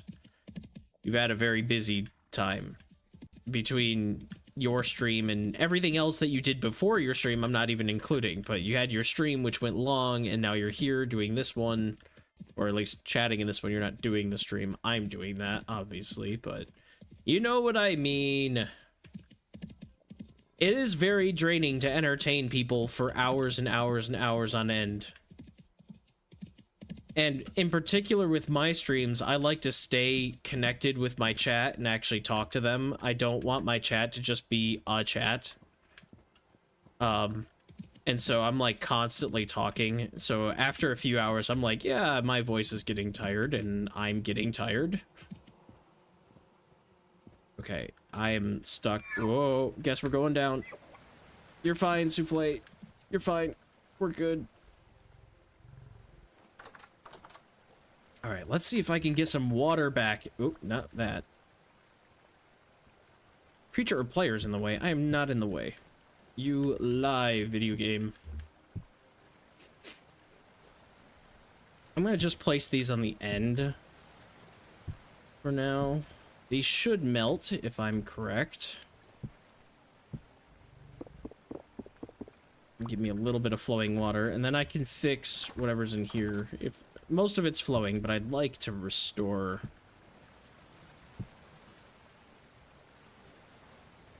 I'd like to restore my water sources.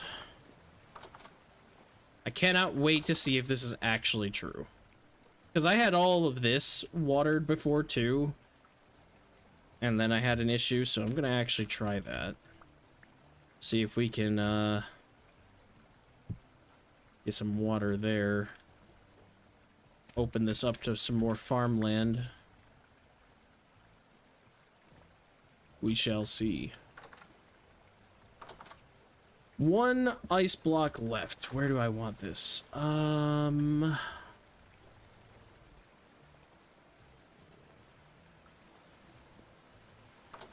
I mean, probably in here somewhere. That's good enough. And I know it's gotta be really late for you, hell yeah. Almost midnight, because it was like 9 o'clock before I started streaming. When I was leaving, it was 9 o'clock for you. So yeah, it's definitely late for sure. Want to say hi on a good internet day. Maybe you being here gave me good internet today. Maybe it was about to act up and then you were here and it was scared and decided to cooperate because it knew better.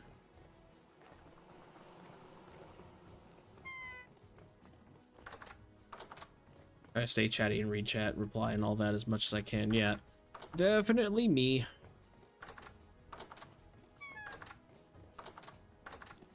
But I know it can be a lot of work. I watch some bigger streamers.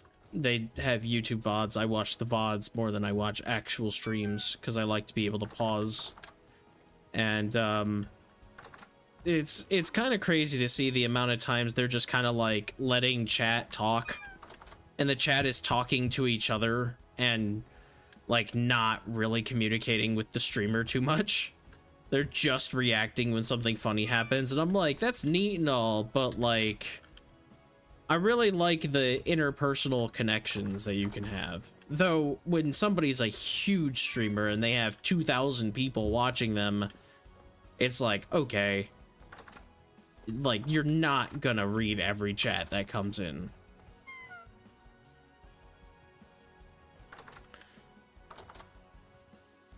I think everybody, you know what? Since my internet's cooperating today, the magic solution is Sleepy, Cat, and Helia all have to be here at the same time. There's no other way around it. Otherwise, my internet won't work.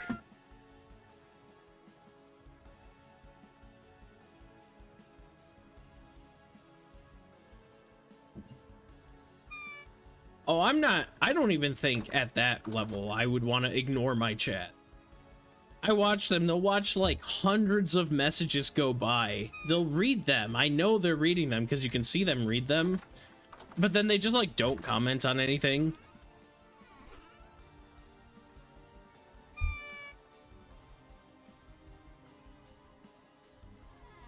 I want to keep my chat interactive and fun. I've cracked the code. Everybody has to be here at all times. I hope that all of you will make it to Thursday the 14th when Subnautica 2 is out. I will be streaming, and I don't normally stream on Thursdays.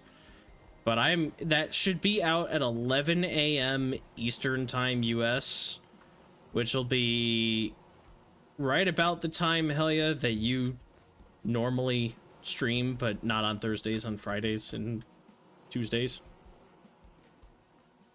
Because actually, you stream at about 10 a.m. Eastern Time, so it'll be an hour after you start streaming, typically. Whatever time that is for you. But I will, the moment that comes out and I can play that, I'm playing it. And I intend to stream all day. For like, as long as I possibly can. I'm supposed to have D&D that night, and I might even ask to cancel it. I'm going to play the heck out of that. I need to warm up. I don't know why I went outside, so I'm just gonna sit here, I guess.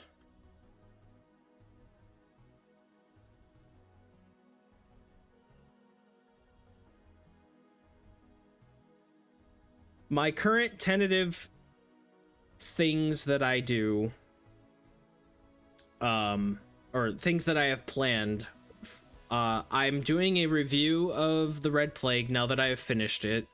My last video will auto post Monday. I've already had it uploaded and scheduled for like a week.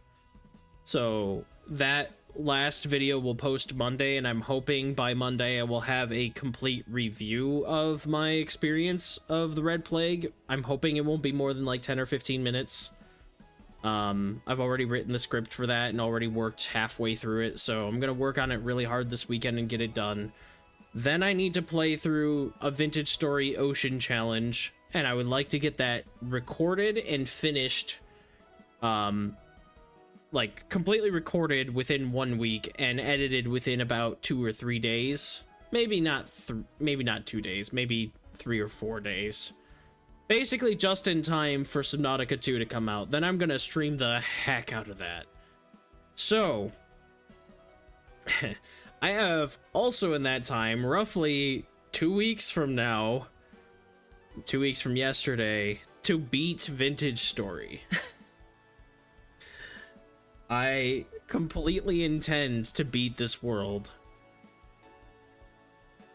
And now that it's approaching spring, it's time.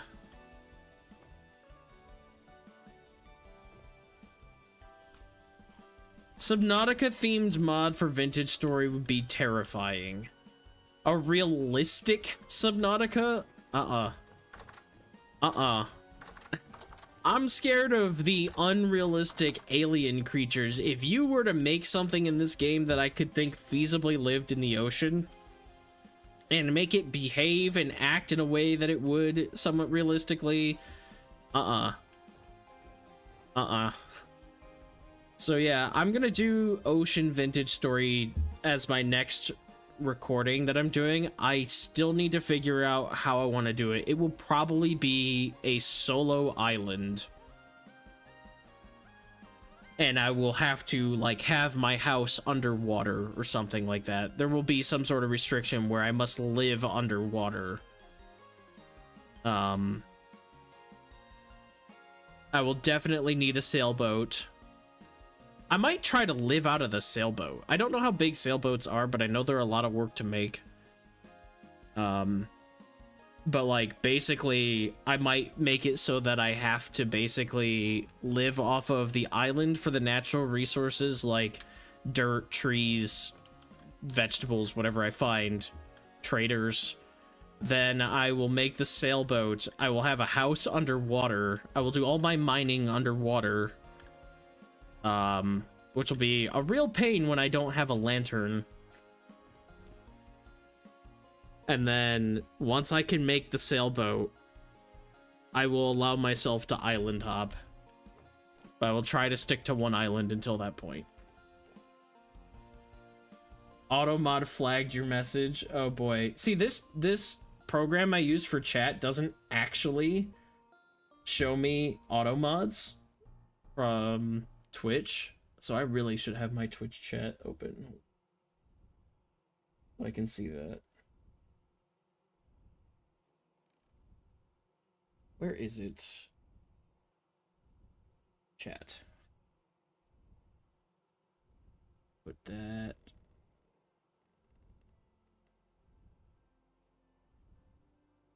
I want to add you to...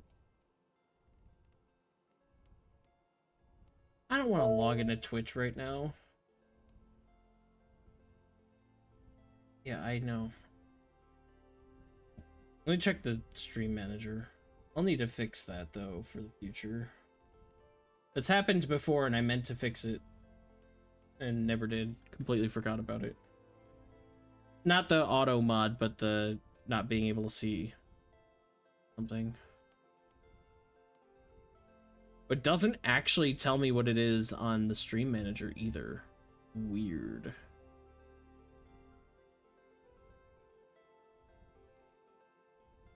Did you say a bad word, Helia? Is that why you got flagged?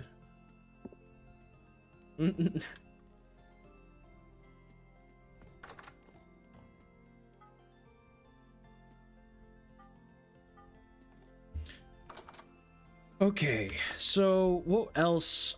I needed these for this, and that needs beams. And I think they have to be at least oak, but I can do that at the very least. So we need this and the hammer to debark it, and then I don't remember how many you get from this. So that plus, isn't it like hammer, log, axe, or something? This combination-ish to debark it, and then that with, is it a saw? I don't ever debark wood anymore because I don't use support beams. Yes, saw. And that makes 3. Of course it makes 3 and I need 4. I thought it would make 2 or 4, not 3. What are you doing, game? Hammer, axe, wood.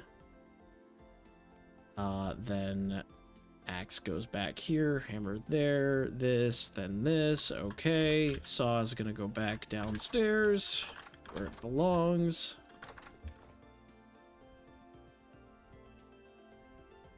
It's forbidden to say the word creep. Okay, it's probably thinking some sort of harassment or something. You said bad word, I guess, in its eyes. Metal windmill rotor. That only took forever. All right.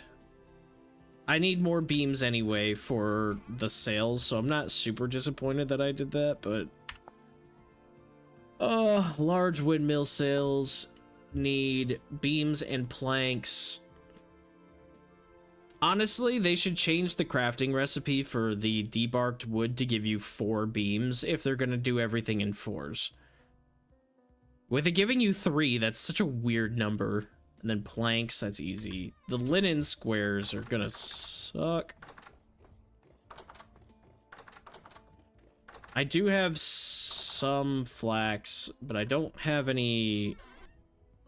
I have some cloth that's made, but I don't have just the squares.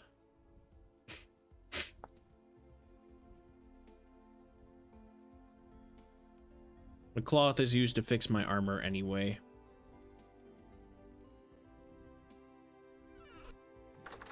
I'm such a rebel.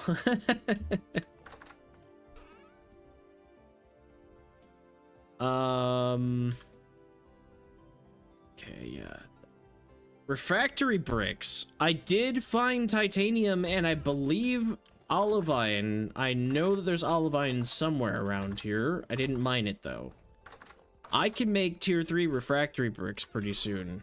I do have a little bit of olivine. Not that I necessarily need to make more tier 3 right now, because I have all these tier 2s from my cementation furnace. Which I should probably keep out here somewhere. Thinking on it.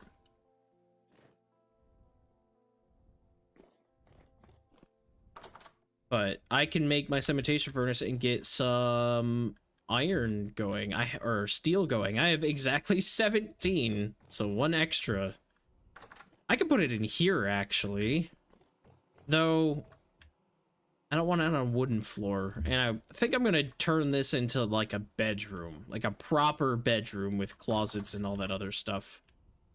I just don't have the lanterns to keep that lit, so I need iron so that I can make more ingots, so that I can make more lanterns, so that I can light my house up and move into that room and not have monsters spawn.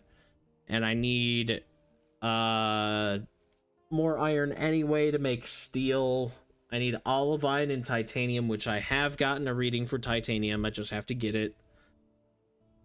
And I brought some with me, actually. And I brought my pulverizer. So I already have crushed ilmenite to make the tier 3 refractory bricks. That was one of the things I brought from my old base. I will need a ton of resin, so when it's warm I need to head north so that I can get more resin from my pine trees. Saw, you do not go there. Why did I put you there? Hammer goes there. So I've got a lot to do. I can also... I have a survivor trader. I should look at trading charcoal. I don't have a ton of gears. I spent them all on my first winter because I didn't make good food for me. And now I have an abundance of food. As is the way of things. But this guy over here should be a survival goods trader. I do want to improve my staircase and fix the issue with my boars eventually. I should actually feed my boars after I do this trading so that I can get a new generation, see if that fixes the bug. Bye, Helia! Thank you for stopping by. It was very fun to hang out with you in your stream and to have you here today. I appreciate it. Rest well. Hopefully we'll hear from you again soon. And give Lucieth our regards. Hopefully he wins his art competition. I don't know when the next thing is, but we're all rooting for him. What's the boar bug? They're hostile to me at all times, even though I have Gen 5 boars. I don't know why. They did say they wanted boars to be hostile wild, but this is Gen 5, so they shouldn't be.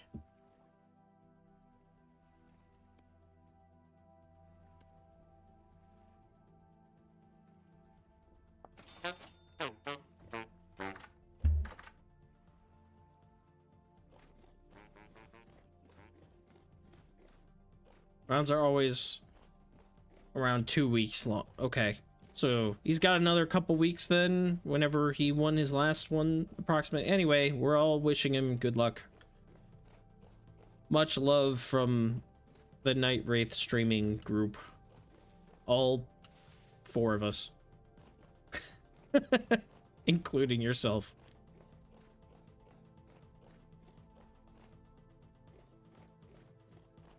I'm hoping that like a new generation of animals will fix it somehow. Like they're coded weird and then a new domesticated generation will fix it, but I could be wrong. I should fight these things.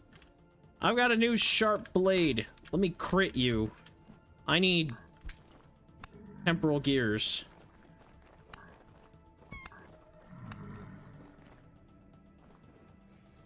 Nothing. Yes, I see what you did there. I refuse to acknowledge such, I don't know, such behavior. No babies yet. Yeah, mine are really close to having babies. They're not pregnant though. I swear I had one that was. She must have been Gen 4. I'm gonna say it's probably not, but I do not like Angie boars all the time. That's annoying. Oh well. Get it figured out. I have to get them moved into better situation though. Into like a pen of some kind, even if it's makeshift for now.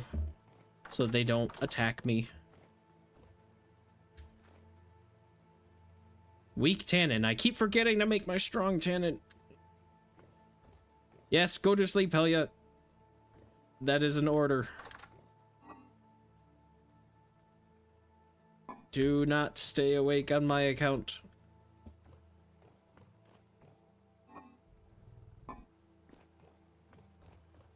All of mine are pregante.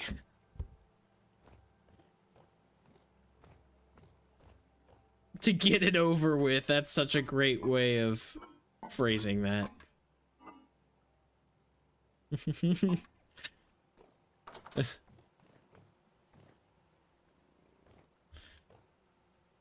Sleep well.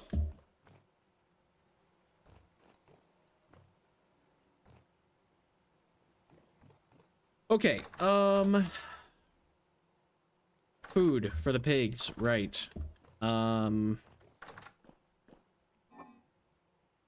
I might have to smith myself an iron cleaver. Boars eat turnips, right? I'm not dumb. Eaten by pig, yes. Okay. I do have a lot of flax grain, though, so why give them the other stuff?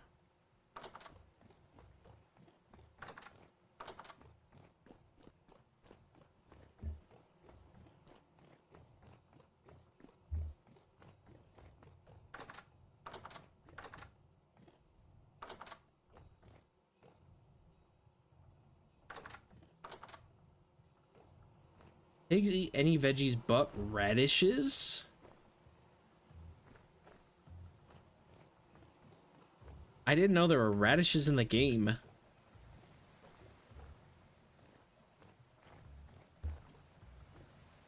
Are those actually No, radishes aren't in the base game. I don't think.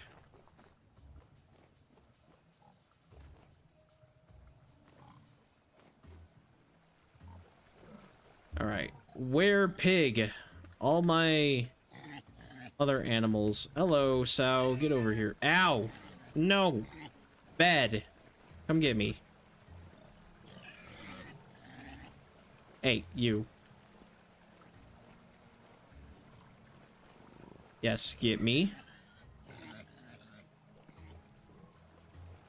I'm here. Oh my god, chase me. Thank you. No. Do not give up so easily. Get over here. Ow. Oh, that's a death pit if that happens. Get in the pen. Get. I will take hits. I don't care. Get in the pen. Alright. I've got this poor water deer that I've trapped in here. Any other pigs? Yes, one pig trapped. Is that where my hidden pig has been? Come get me. Come get me. So many pigs.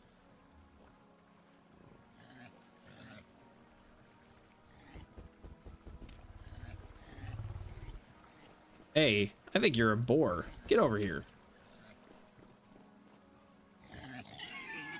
I will push you. I have no fear, boar. I will fight you. He is very angry at me, though. I've got boars in here. Why do I care?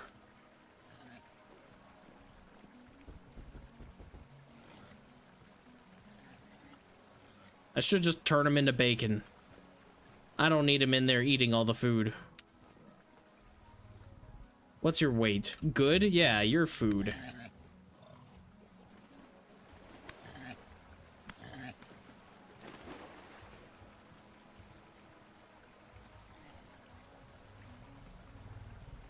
Parsnips.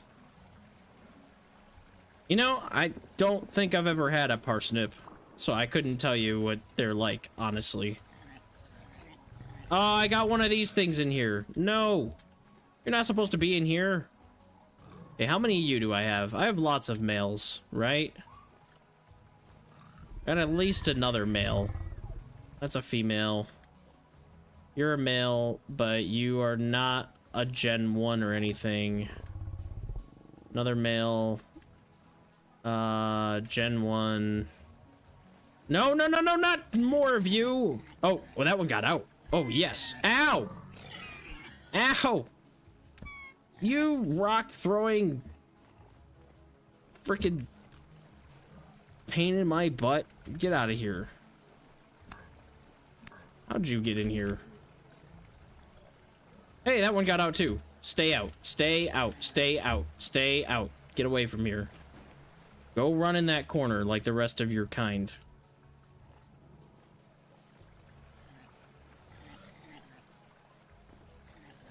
Okay, none of you get to eat. Only the pigs get to eat.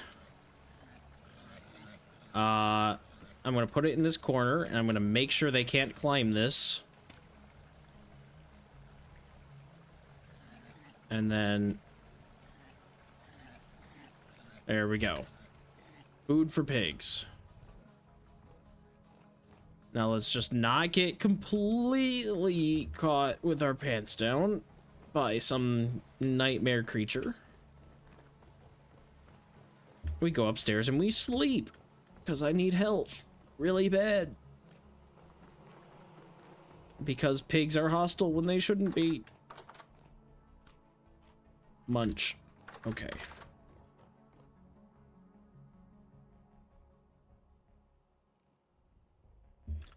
I've never had a parsnip. I actually kind of want to look them up. What are they like?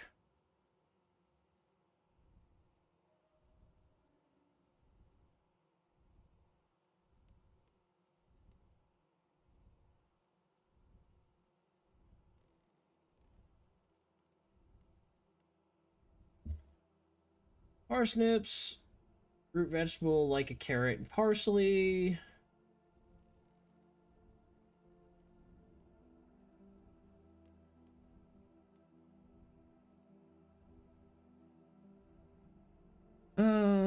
Left in the ground, the mature becomes sweeter in flavor after winter frosts.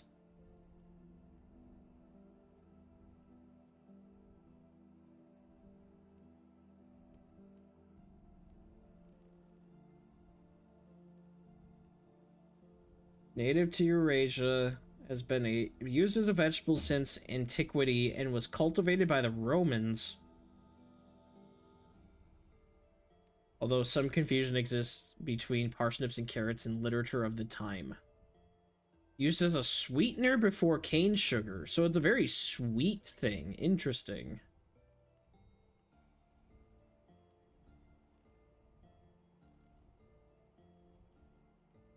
More sweet than carrots. High in vitamins, antioxidants, and minerals. Contains both soluble and insoluble fibers.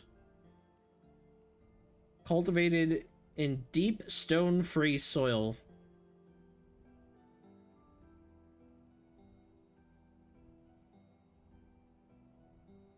Honestly, this makes them sound really awesome. Like, I kind of want to try to grow parsnips. I'm all about naturally sweet things. Carrots are sweet. But they still have kind of like a slight kind of earthy flavor, I guess. Not super earthy, but like you can taste that a carrot, it's sweet, but there's also a different flavor that they have. I don't know how to describe it myself. I wonder if parsnips are mostly sweet, because if that's the case, like, I'm all about... Oh wait, fat doesn't need to go in a dirty pot. Right, okay.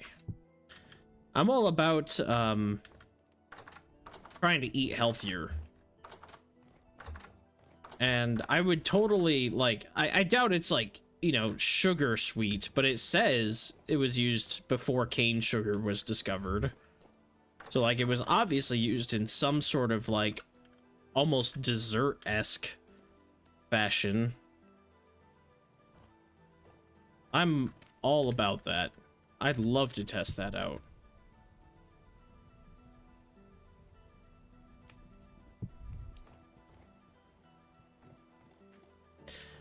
I need to bring frickin' oak down here. I'm gonna do that now, because I keep forgetting to do that. There's actually a plant in, I believe, Africa. Could be wrong about that. But there's a plant that is, I think it's a fruit, actually, that is incredibly sweet. It's got a chemical in it that makes it, like, super insanely sweet. But it's actually protein-based and not sugar, like, glucose-based. Really incredibly weird, very high in protein, but you can't eat much of it because of just how sweet it is. And I only know about this because of Markiplier. He tested it one time. But they definitely seemed really interesting, this thing. I don't remember what it's called, but he tested it. He actually got some. He's, because he has money. He got some, and it was like super hard for him to get, but he ended up getting a package of this like sweetener. I don't think it was as good as he wanted it to be, because he hasn't talked about it since. But he had some, and he's like, it's incredibly sweet, like so strong. It's like 100 times stronger than sugar. It's incredibly sweet, and it just like overpowering. Like it left a sweet aftertaste on your tongue. But he was talking about this in an episode of Distractable, where he was like, you know, why do we rely on sugar so much? Not necessarily why. I think we all know why, at least in America. But like, if there's an alternative sweetener out there that's actually healthy for people, we should be using that. And I'm sure humanity very much could find a way to harvest this plant and use its sweetener in a healthier way. But I also heard it's like a really kind of like rare plant. Not super rare, but like it only grows in like one region of the world type of thing. I do not remember what it's called. I'll see if I can find it real quick. There might be like a quick like article about that episode of the podcast. I don't remember what episode it was because the podcast has been going for like 5 years.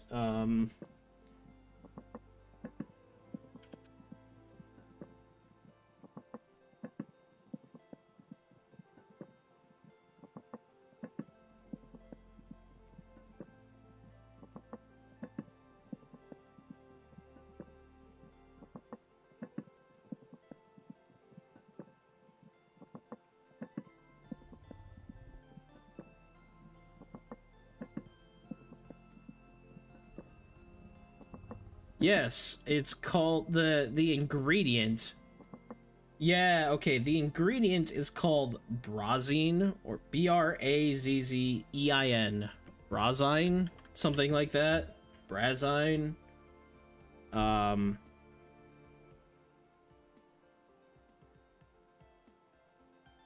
I do remember the name of the plant or something. It's called the OUBLI Oobly? Not Weebly, because it's not OUI, but it's Oobly.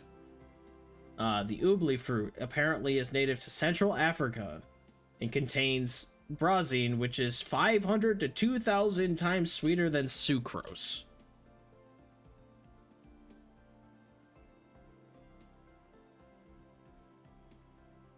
And it says it's stable at high temperature and pH, so it's one of those things that you could probably cook with too. It won't like melt or anything like that.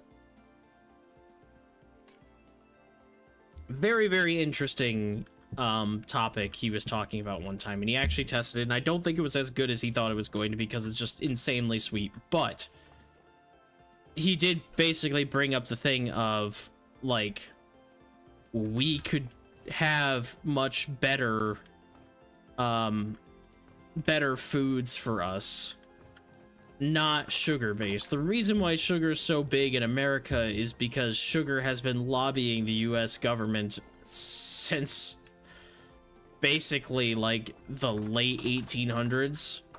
Sugar is like triple the price here where it is everywhere else in the world, and sugar is still cheap. Sugar's like $3 for a bag of sugar. It's really not that expensive, but it's like $1 everywhere else. And it's put in all of our foods and everything. It's terrible for us. I think my gears are downstairs. They should be up here probably. Whatever. I'll figure that out. So anyway, he was bringing that up. He wanted to like try it. And his friend, that one of his friends that's on the podcast, Bob, who also streams, he is a diabetic. He's a big guy. He is overweight and everything, and he doesn't shy away from that at all. And he's like, look, if me as a diabetic, like if I could have something like this where it's a protein and I don't have to worry about like sugar levels as much, like he's like, this could be really awesome for people like me, especially when diabetes drugs are really freaking expensive. You know, they're having food alternatives to help with supplementing or replacing certain things would be really awesome. It's just a very interesting topic. But, you know, if for whatever reason we as humans actually, you know, decided to take advantage of this thing that's incredibly sweet, and found it, like we do research on it and tests. I'm sure there's been a lot of research done on it. It's not like the first time we've ever heard of this plant. It's just native to Africa and hasn't been used commercially. But the moment it is used commercially, I think we could, you know, find a good way to process that, do some research, do a lot of tests, and, you know, bake some things with it or whatever, and try to get the perfect ratio for what you need. And it could be available on shelves everywhere. And because it's native to Africa, this would be a fantastic economic opportunity for Africa, which often struggles with that. This is Central Africa specifically, which I believe is one of the more poor areas of Africa, because South Africa's much better off. 4, okay, so 48. Anything I actually want? Wolf pup, 10 gears. If anybody wants a wolf pup, I will maybe see about that.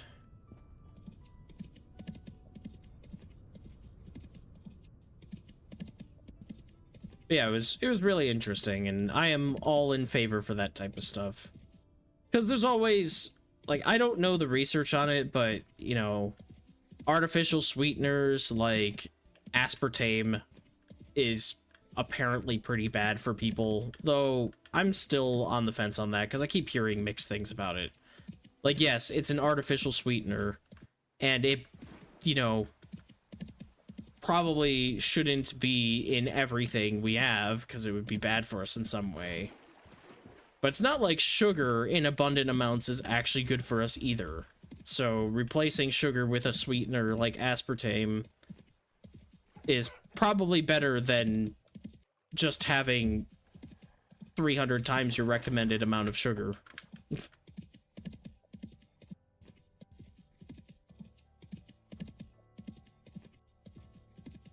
But I am not a chemist and I am not a health expert. I don't understand these things and how they work with the human body that well. There are certain chemicals we can't break down. Maybe aspartame is one of them, and maybe it is harmful to us. Who knows? Not me.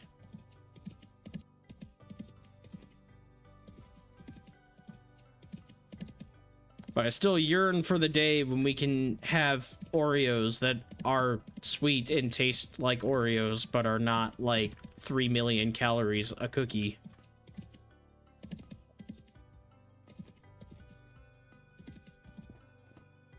Where is that spot I was looking for? Is this large mountain? Am I too far over? I think I'm way too far west where I want to be. I think I need to be more towards the mountain. Oh my god. It's only -1. Can we just hurry up and warm up so that snow's not here in my way?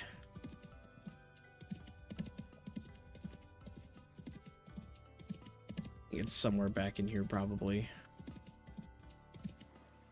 Looking for a trader that's out this way. I think he's in this clearing here. Maybe not here, but he's not in the forest over there. He is... Maybe I should go around this way.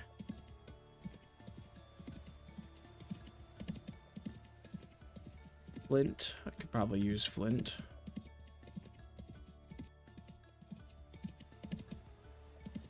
I think he's in... Yeah, he's right over there. I see him now. I was gonna say, he's like behind my hill that I live on.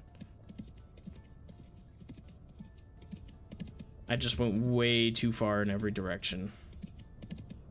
What tree is this? Mature yellow apple. Nice. I don't remember what trader this guy is. Treasure hunter. 17 gears for Wolf Pup. We know what we're doing. Souffle, it's time to go buy a dog.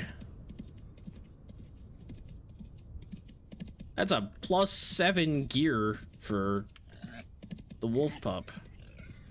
I just have to go get more rusty gears.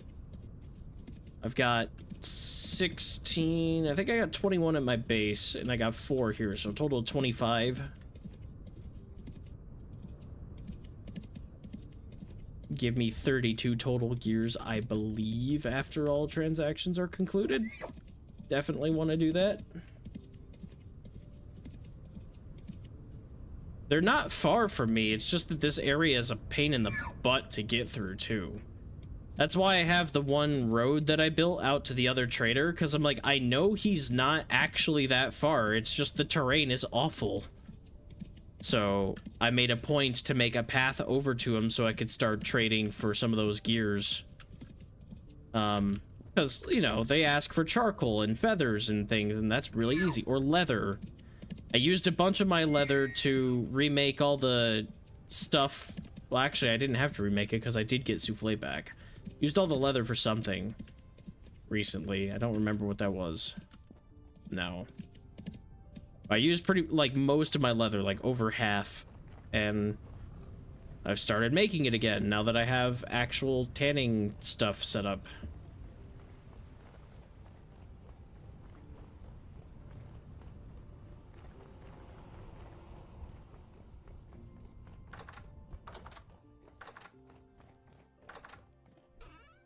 Okay, those 5 gears, not enough.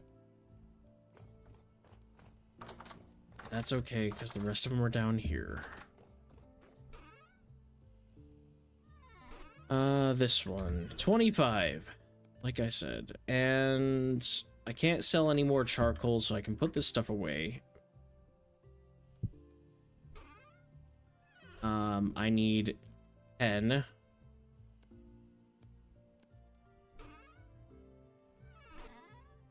I'm gonna keep these upstairs.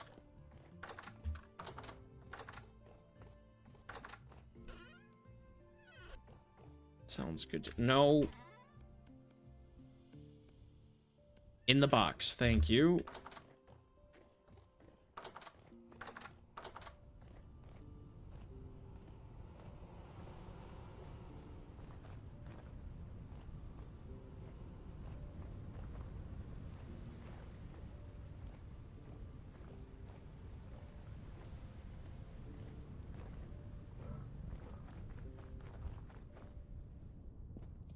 Alright, Souffle, let's do this. We gotta get over to Mr. Survival Trader, and it's getting kind of dark.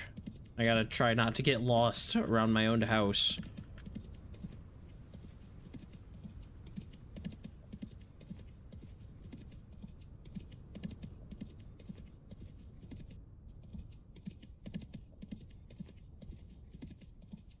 I should establish a better network between these traders, since he's just like over there. I should make a straight path through that section of my hill and everything, and try to get over to him using a road like this.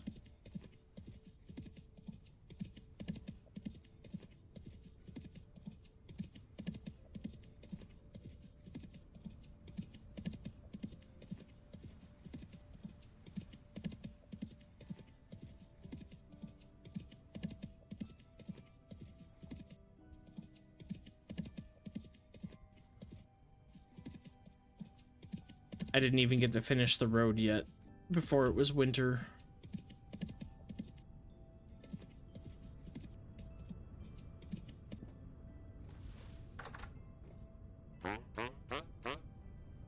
Wolf pup for 10.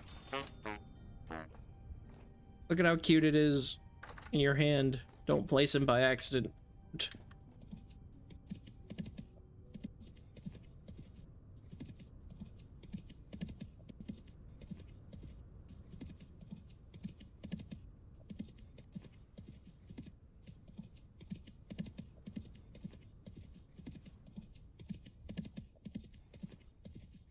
In some ways, I feel like they should update the traveling merchant for the wolf pup thing so that you have to have a cage for it. But if they do that, they should increase the gears that you get from it too. Like, I'm fine if that trade suddenly doubled and everything. If it was like, hey, it costs 20 gears, but I'll give you 34, I'd be like, yes, I'll do that, because that assumes then that you have this, like, you've made a crate that can house the animal, and you know, whatever, you'd have to worry about it not making it through the journey if it's too far, and a bunch of other things. So there'd be a lot more mechanics involved, but a lot more reward.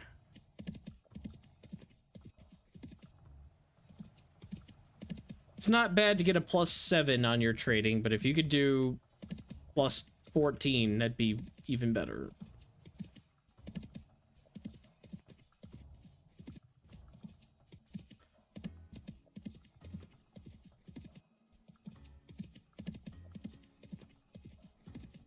Hey, guy.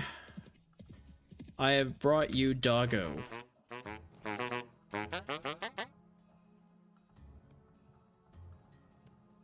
17 gears. Heck yeah. Farming? Nah, I don't think there's anything else I actually want from him.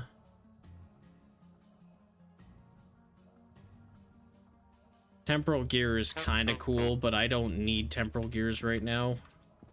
I got 5 of them. I might need more for devastation, but we have to see what devastation is like before I even consider buying, since I'm so low on gears.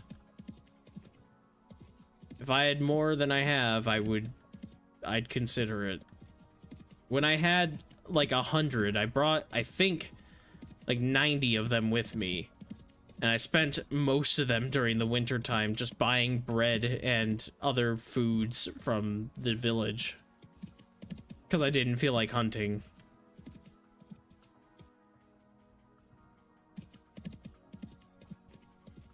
If I had all those gears still, though, I would probably consider buying that temporal gear, because I definitely have enough.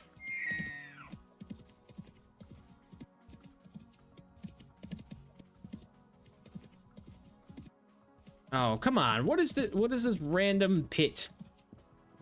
Why? Weird terrain generation. I wonder if it's slightly warm enough to melt my glacier ice. Not yet. It is technically above freezing now. I should water this. Not that this rye is gonna grow anytime soon, because it's way too freaking cold all the time, but keep it watered. I can't believe that actually made it through the winter. I planted that before winter hit, and everything else died, but that rye has hung on. It was officially warm enough not to kill it all, somehow.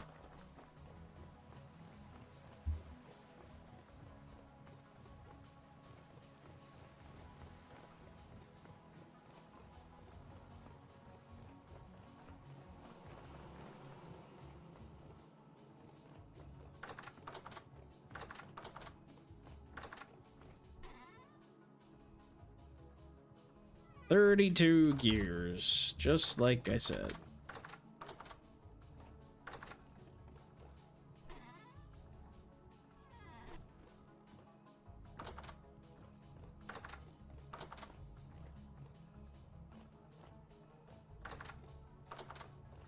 Now all I need to do is warm up a bit. Okay. I'm gonna stretch for a second. Be right back.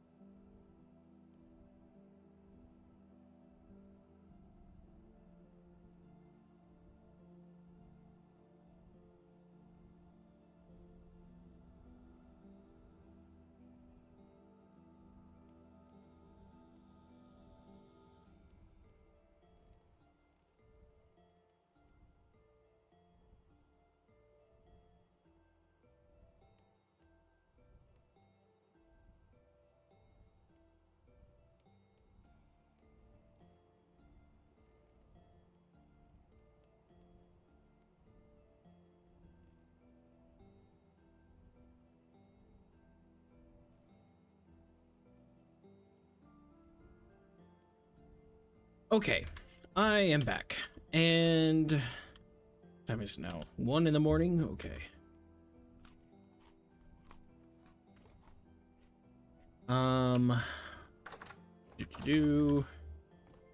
So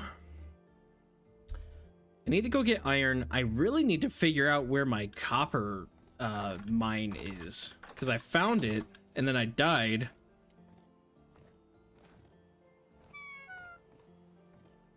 Or I got lost or something. I didn't die, I think I got lost. Found something else. I don't know. Something happened. I don't know where that one's at now.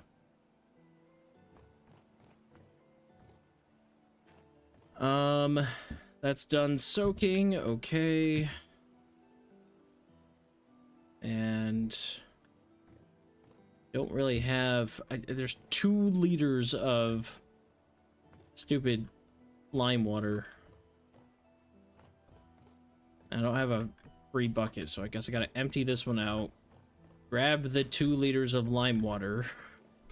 Grab 40 of lime. Fill this thing up.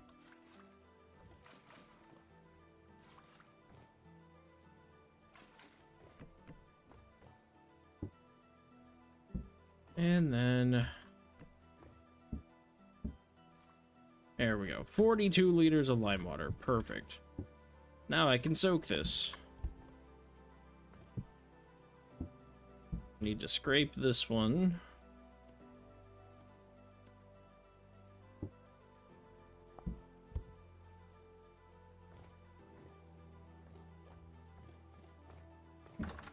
All right, one of the things I wanted to do, so I had the kern I wanted to make, or not kern, the grindstone I wanted to make. By the way, sharpness is still 10%. That's good. I wanted to get the merchant stuff done. That was a different thing. Glacier ice, get the windmill stuff set up. But I also wanted to get a path around my house that'll be a little bit more efficient. And things are starting to warm up a bit more, so if I just sleep till about 9 or 10, it'll be still cold, but hopefully not quite as cold.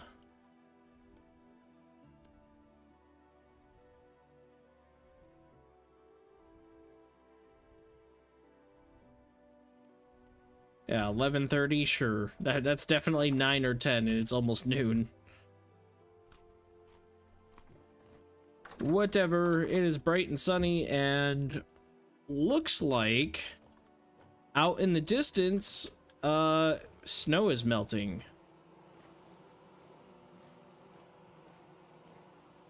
Whatever's in render all the way out there is no longer snowy. It is -10 up here, though, still, which is quite cold.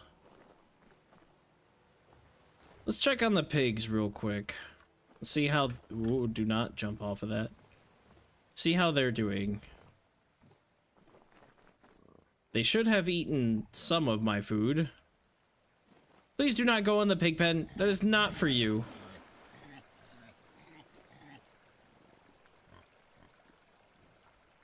Weight is good, good, good. Is pregnant. That's awesome.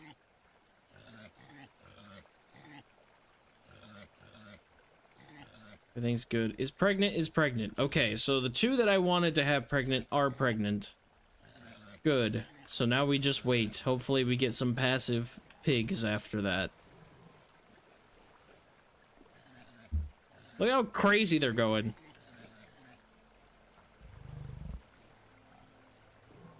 All of you guys like to run into this corner away from me, so you know what I'm thinking? I'm thinking you get to stay in this corner away from me.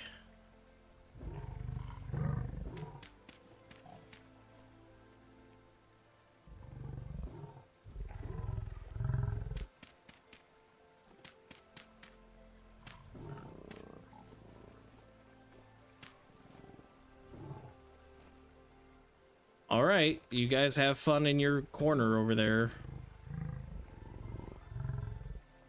I should be breeding them too, but I need another trough for that.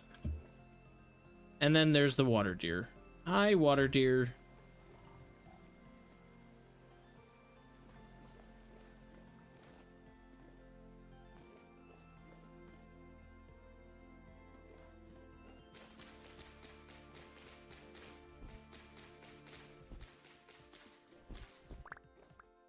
Soon.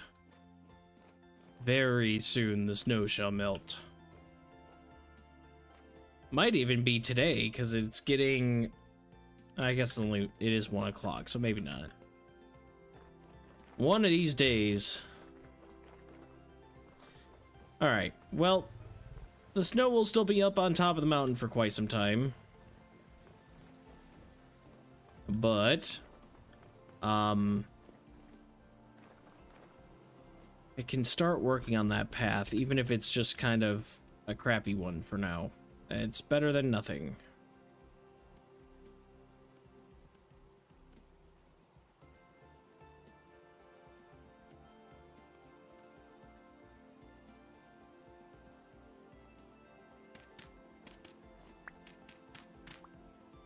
Ah, okay, down we shall go, I guess. Up?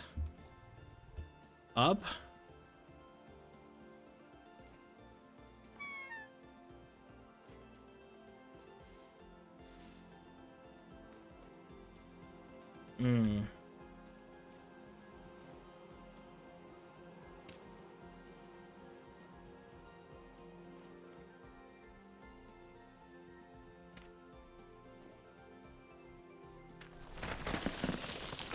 Somehow I knew that was gonna happen.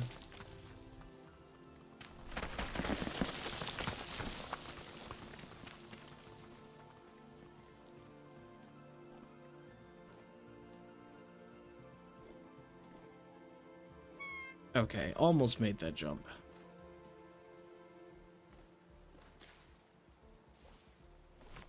No. I am in the dirt.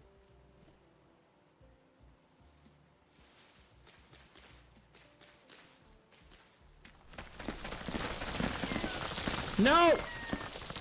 I want to be up here. No.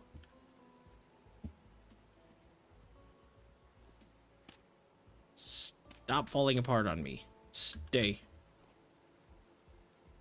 There we go.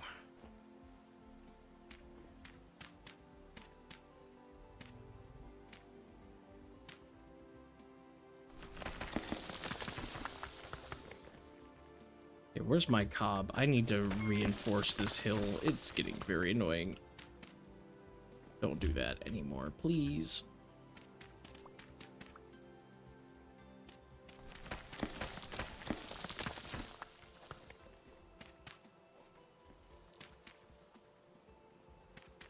Hopefully that'll stop that from washing out completely. Stay.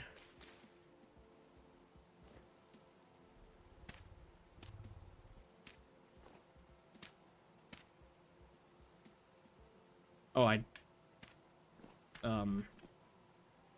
okay, sure.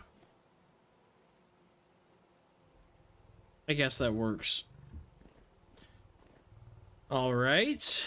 After that, then I'll probably want cob here just because there's cob everywhere else. And then I need to get through this big bundle of mess.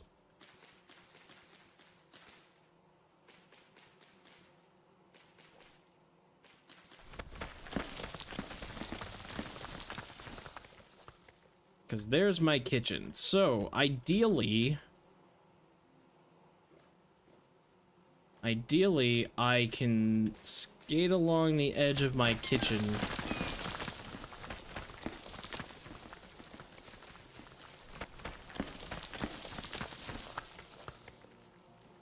Just need to go right about here-ish. Their kitchen. Oh, those are leaves that are not solid. Go away. No, bad. Stay with me, Cliff. I know you want a landslide so bad right now, but stay with me here. It's okay. All right, so right in this general region.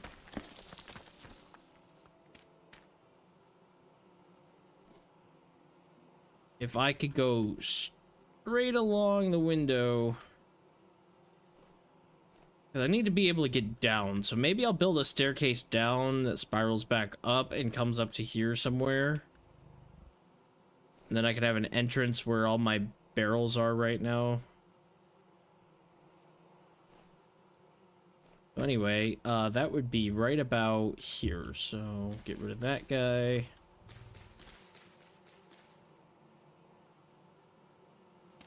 Put a block there. This basalt is in line.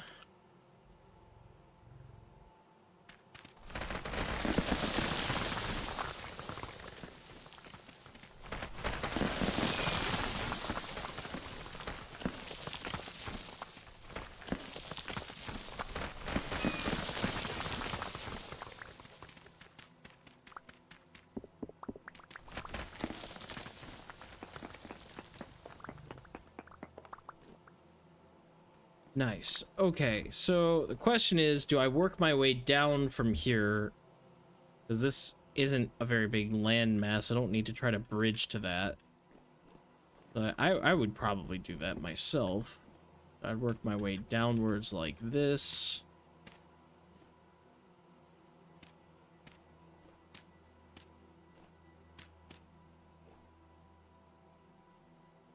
And maybe I just bridge across this now like that.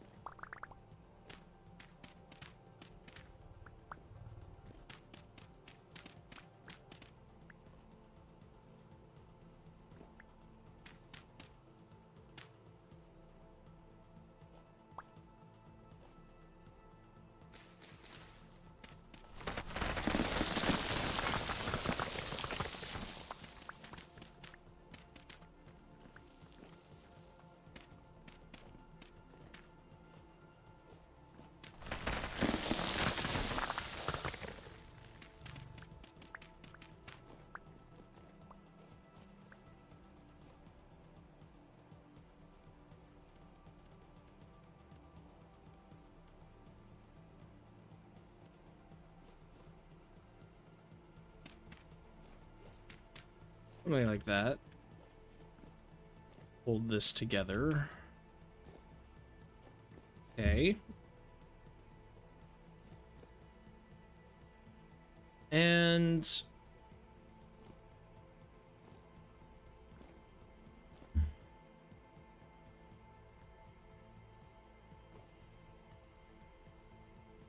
I guess I could have the stairs come off to this side, so I could use this actually. It's probably the smarter thing to do is to actually use this little corner here.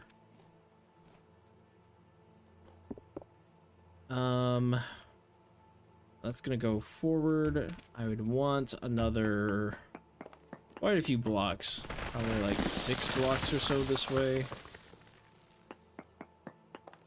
or well 3, so 6, 2 by 3, 6 blocks. That goes there. I would need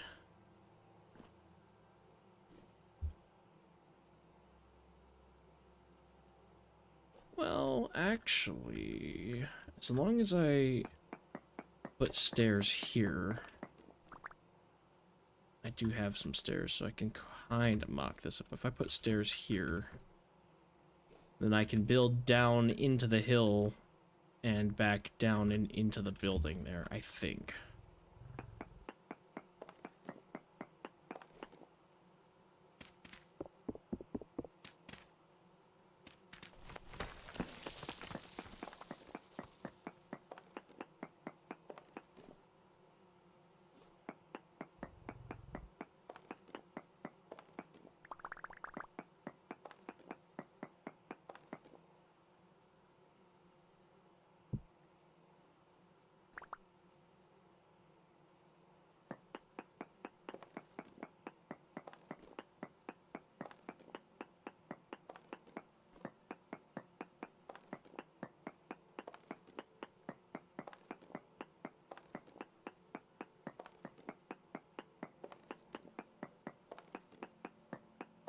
Nice.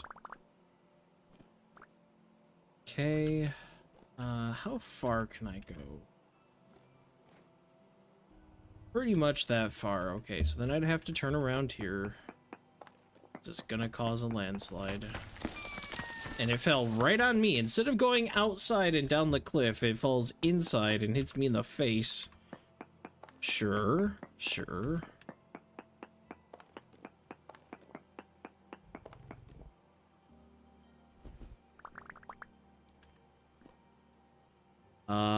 Actually, this needs to be one more wider.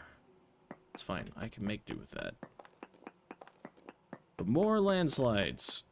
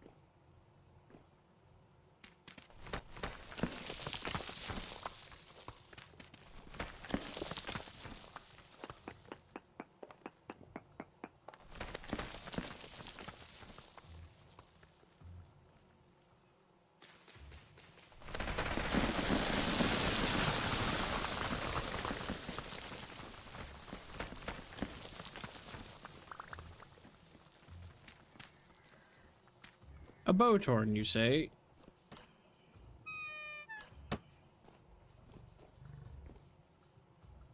They must be under my kitchen.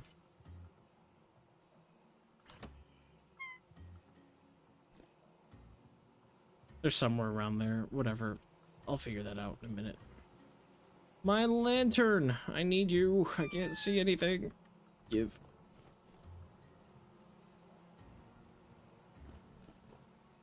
Alright. We're making kind of progress, sort of. Ah, I didn't want to place you. Come on, game.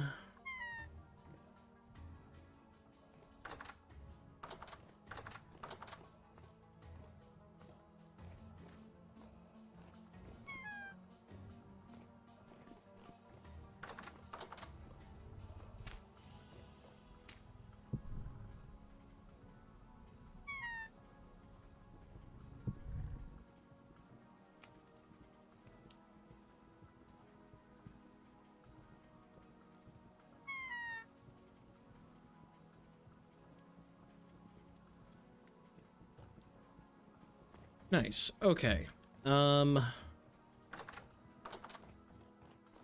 Making some progress there.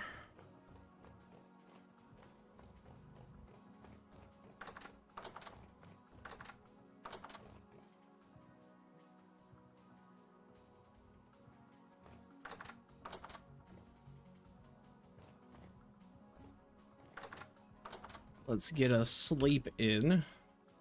It's actually staying lighter longer, so we don't have to worry about it being too dark when we wake up anymore.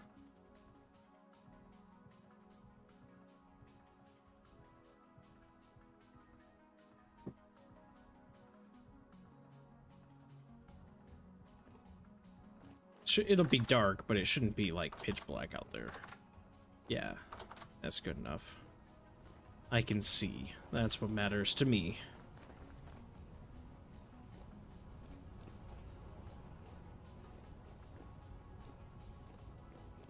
That is not gonna... Not like that.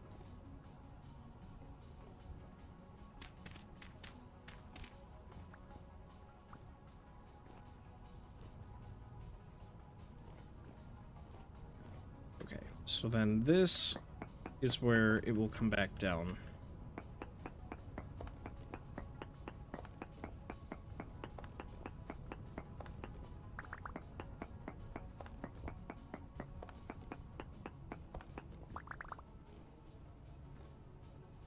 And do I want to go in? I think I probably, this is about perfect. I have my chest there, but that's okay.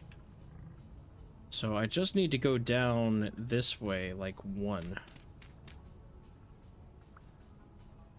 I just need to do like this, and then down, I guess two more. Oh, that's not where I want you. Ah, come on. That's fine.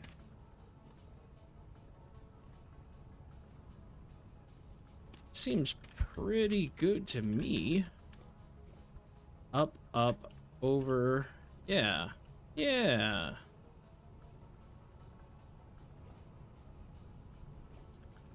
And then because that goes under this, I should be able to continue the path up to the backyard. I guess I could just... I wouldn't really need to go down, but it's fine. I'm not that picky. Kind of like it that way. And over time, I will rebuild the mountain the way I want it to be. Though I might move this apiary down. I don't know why I have it up here, because it's close, but I don't need it close anymore. That's a lot of wasted time having it there and whatever, but I'll get it figured out. Not a big deal. I can always move it off camera. Get that space back and not have to worry about it being too cold for bees all the time, because it's significantly cooler up here.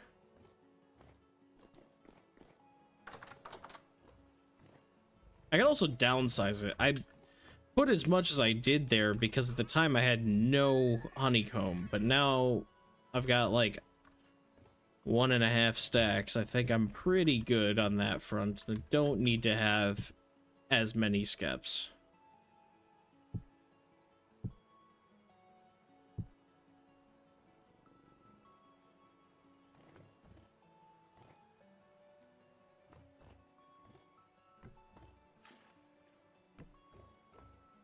Strong tannins done. I get my bucket back. Thank you, game.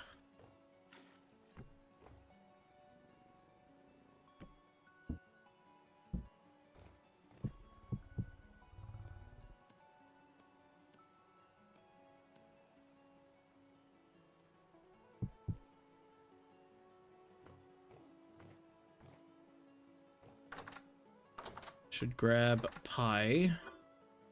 Running a bit low on pie, but I can make more. Still got a bunch of rice grain and cabbages that I'll have to use up before they start to rot on me. Specifically the cabbages.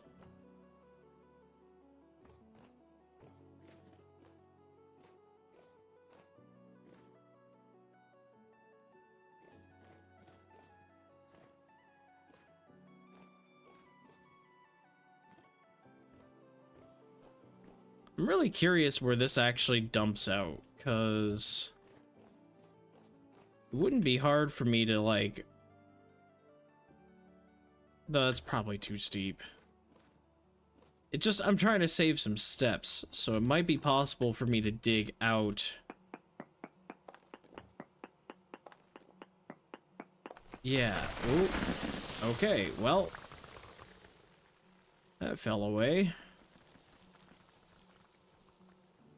I do need to work my way up. Is that olivine? Hold up. My hunt for olivine ends because it's literally at my base. Alright.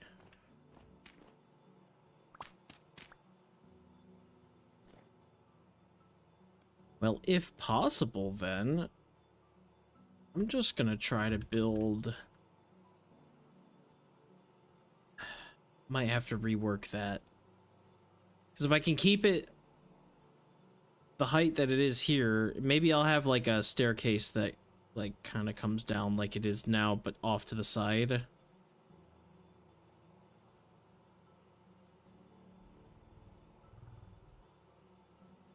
Maybe.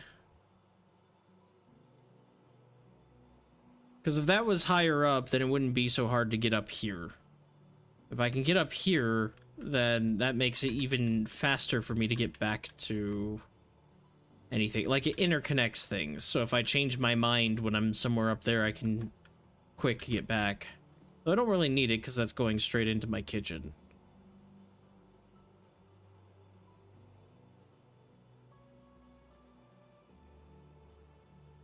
I kind of don't need it, honestly.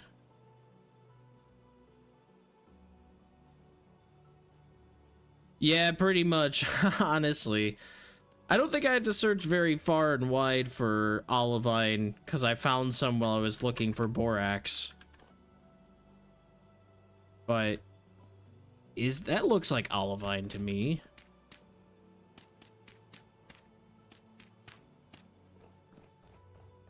I'm thinking that's olivine. That looks like it. So that'll be nice. Because then I can really just get straight into making tier 3 refractory bricks.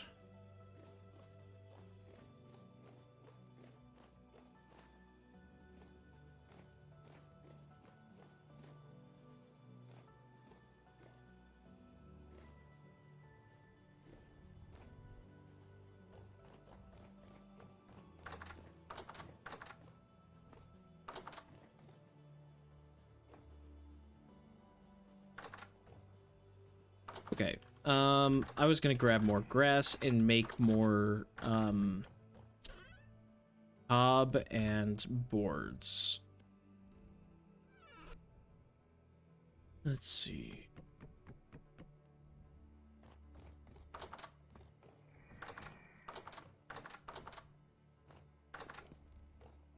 Free temporal gear? Hey, did the crit... I didn't know the crit had a special little, like, effect to it. Nope. No temporal gear. Disappointing. House guest. Yeah, he, definitely made himself comfortable, that's for sure.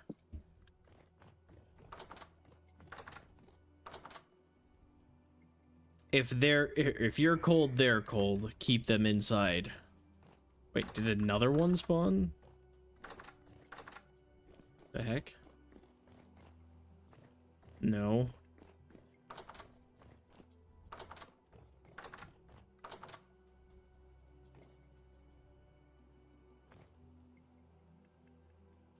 Don't I have 2 boards down here that's randomly doing nothing? Yeah, I'm taking those.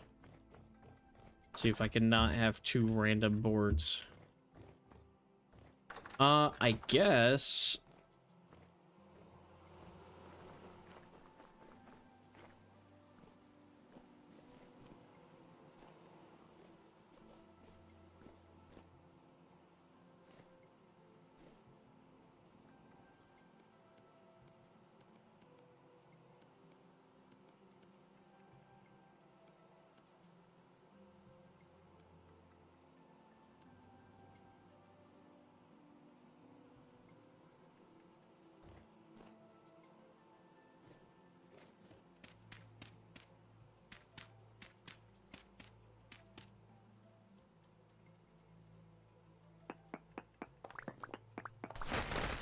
Oh, that just fell into my kitchen. Okay, I'm not sure how that happened, but sure. I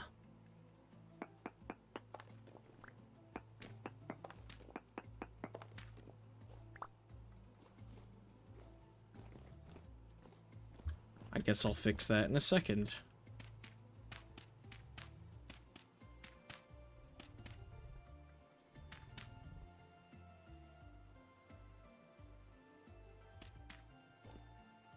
I should probably start making this actually work its way up.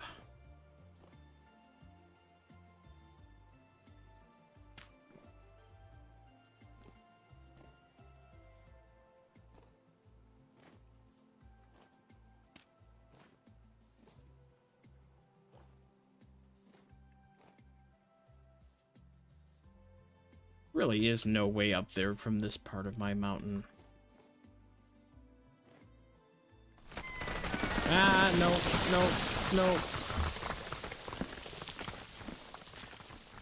I'm okay. Maybe.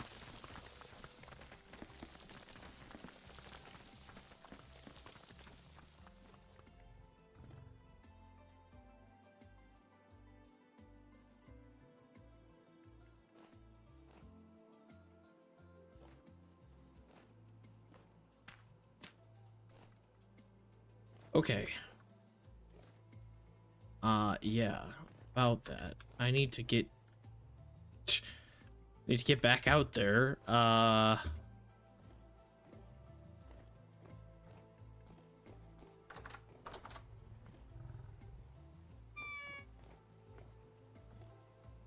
Think it's here. Here and here. It actually doesn't interfere with my chest. I am a genius. You may now accept me as your ruler. Look at that. That is just perfect.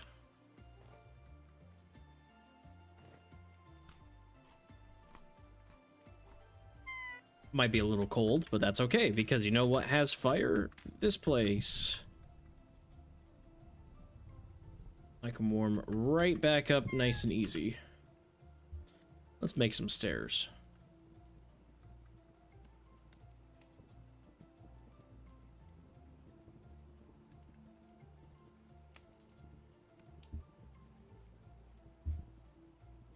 Hello, Discord.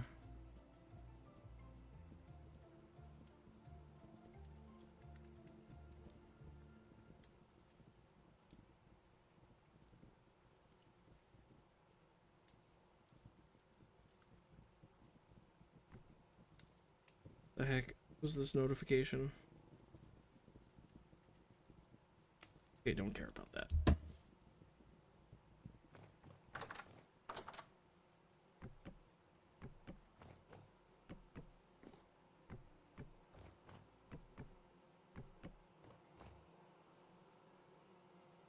Zell, what's going on?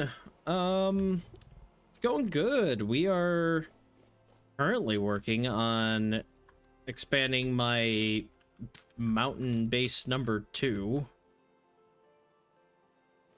Excuse me, over by the village, and I'm building some paths around my house so that everything's a little bit more interconnected from the outside, so that I can actually get to places. What did I do that for? Okay, yeah, that's fine. Aw, cob broken. Olivine, perfect.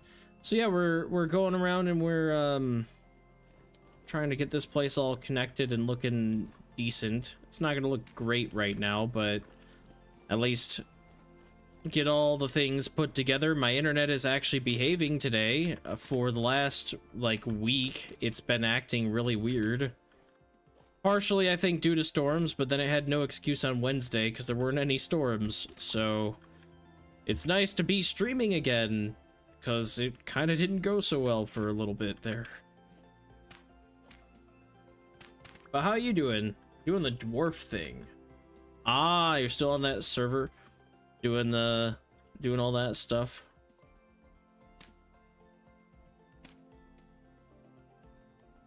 Or are you talking about me? Because I live on the mountain, I'm doing the dwarf thing. That is also true. I am dwarving it out.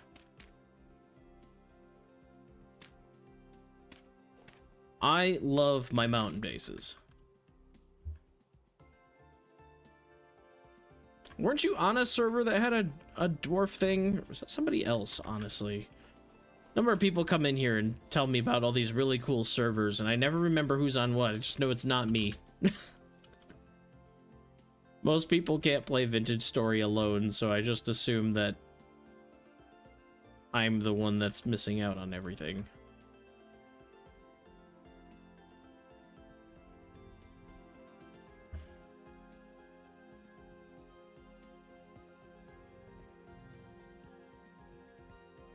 Ah, I stopped playing. I'm playing a different one that people from the same guild started New Dawn. Ah, nice. Having a good time. You been playing on 1.22 or are they still rocking 1.21?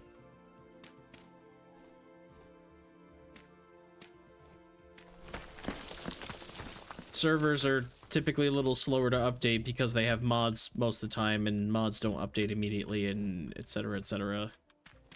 Something, I'm not a... I play vanilla, so... Such paltry concerns are below me. Nah, but...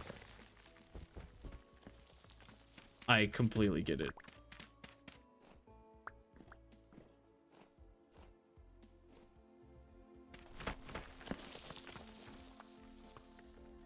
Okay, that seems to be good there. Then we get a free step here. Oh, don't hit me! No! Ow!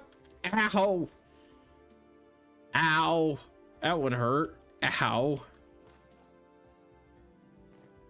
That was not enjoyable. I very much enjoy when the red meter is more full than empty.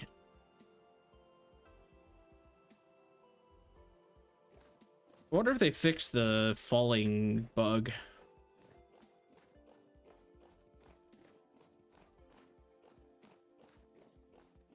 Gotcha. Broken foot, rub some dirt on it. Exactly.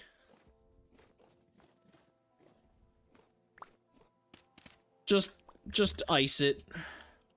Shove it in the snowbank for a minute, you're fine. Then walk it off.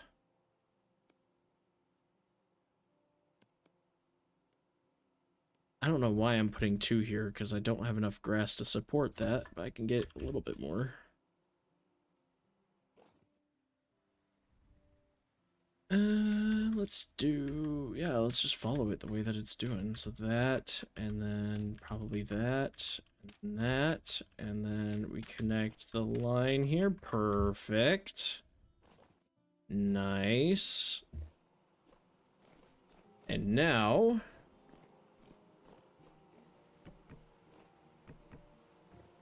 now's the fun part. We get to make it actually enjoyable to walk on. And 2 random leftover boards, like always.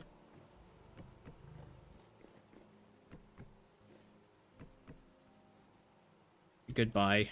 I'm out of wood already. That went really quick.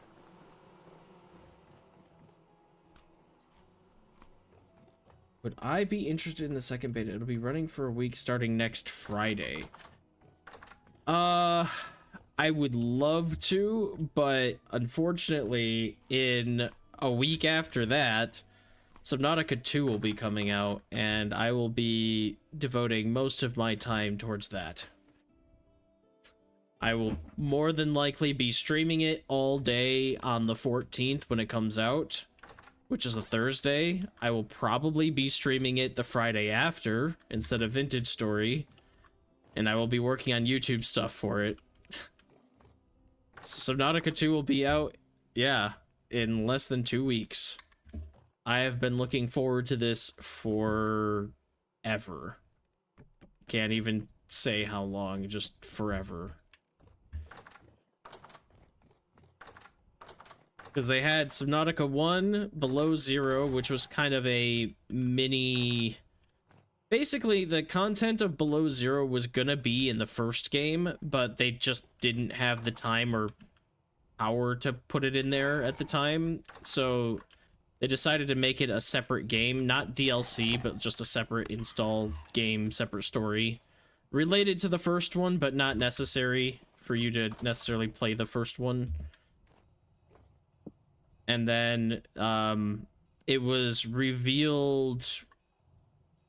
maybe 3 or 4 years ago that they were working on the sequel, and then there was a bunch of drama that happened, unfortunately, but said drama is pretty much over at this point. So now,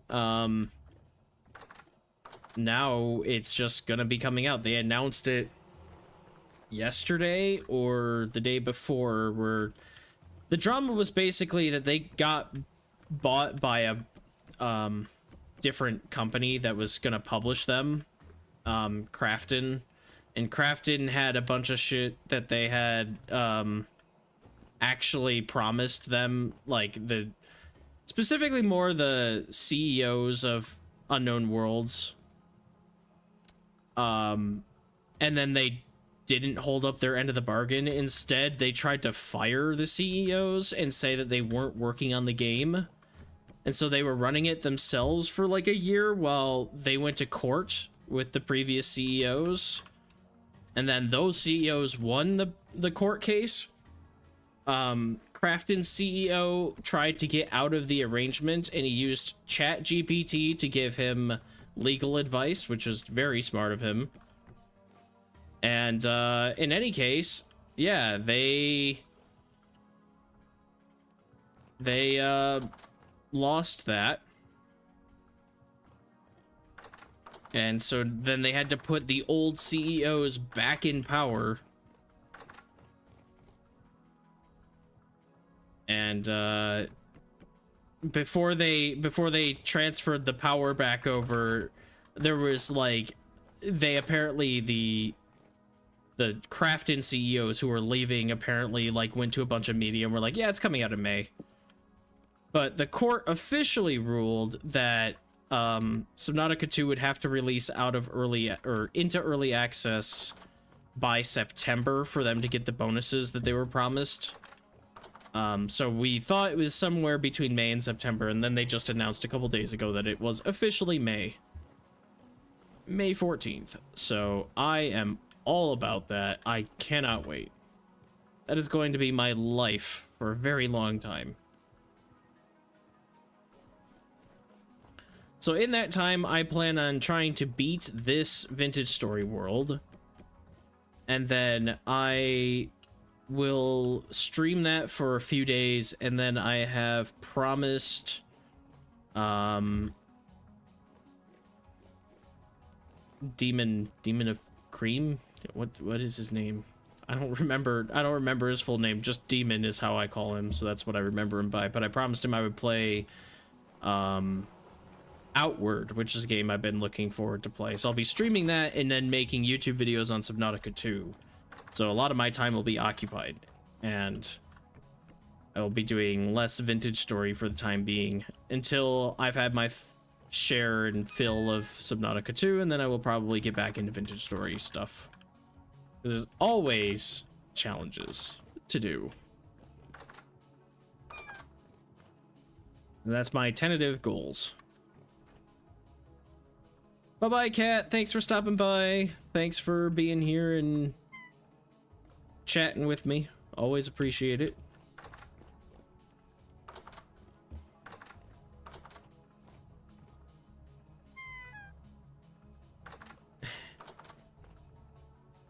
Yeah, the whole deal with Subnautica 2 and their publisher and that whole deal was...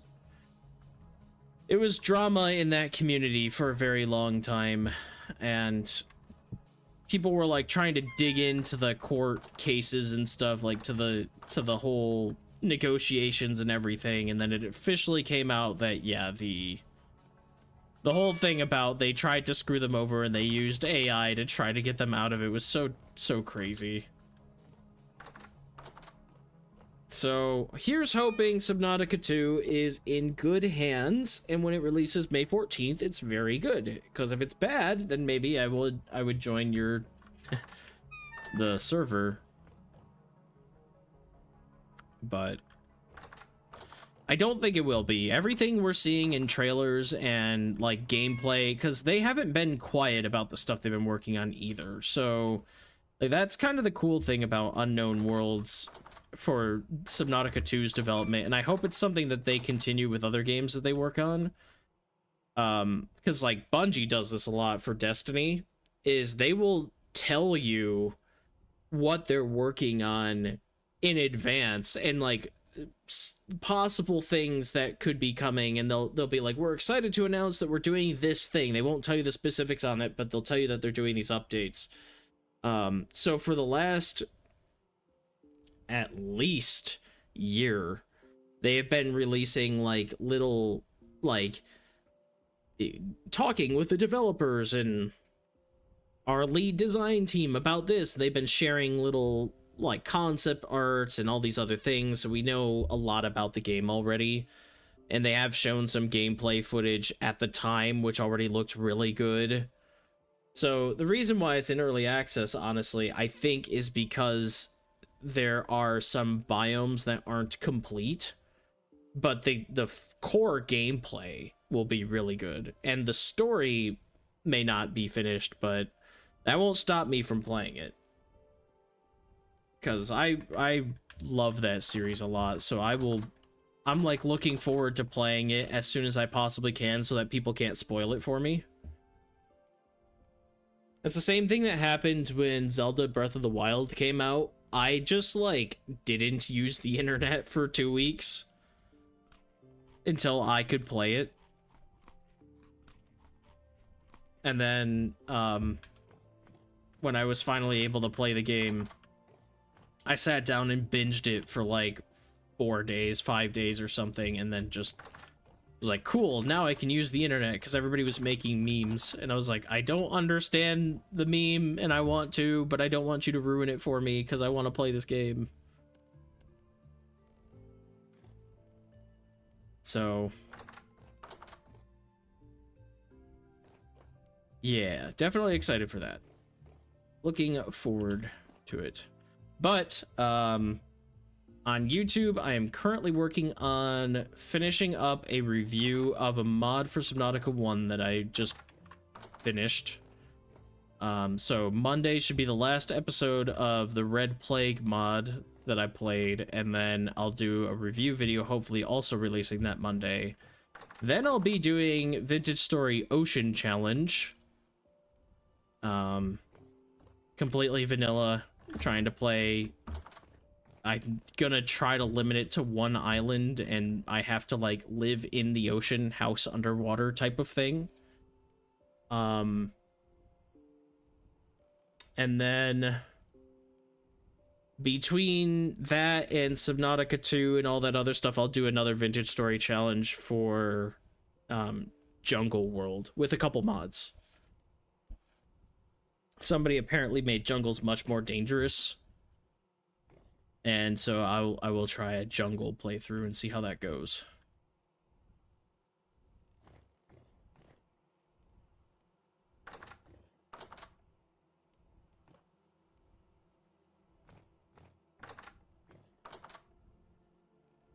But yeah, very, very interested in all these things that are happening. Things were a bit slow, so I was playing Subnautica 1, and then in the last, like, week, things have gotten crazy. Well, I guess 2 weeks now, because Vintage Story updated, and then all of a sudden Subnautica 2 is coming out, and it's like, oh my god, what's going on? So anyway, that's all that's been going on with me.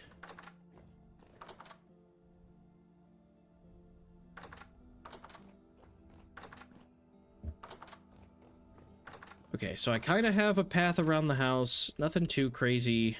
I kind of want it to be a little bit better than it is, but it works. I'm happy that I have something.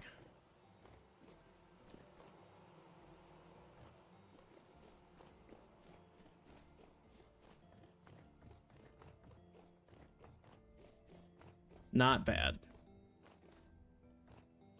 Because that comes back down to my kitchen, and this helps just connect everything a little bit more for my base.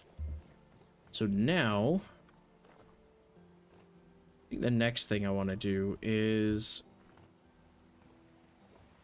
not only go mine iron a bit, but see if my copper mine is by my iron mine.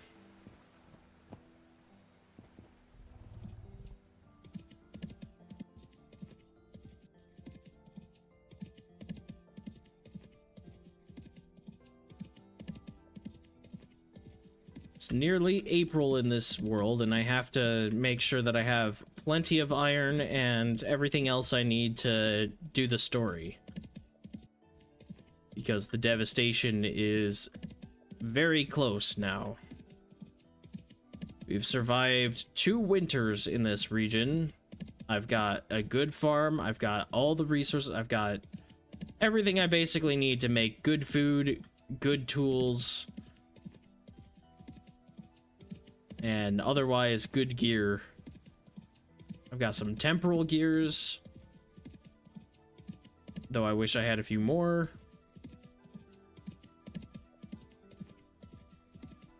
But we're just about ready to do that. So I'm hoping that by Wednesday or Friday of next week, I'll be doing that.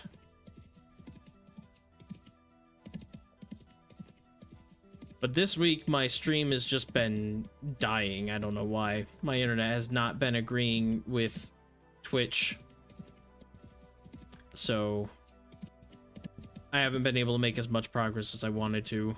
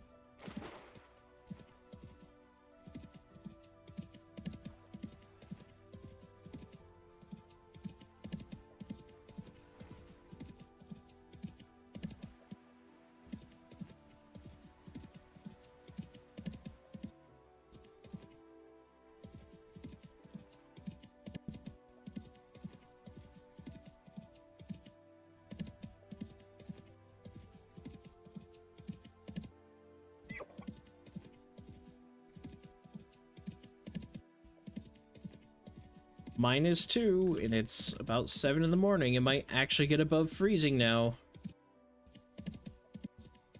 Definitely looking forward to that. Let me out of here, game.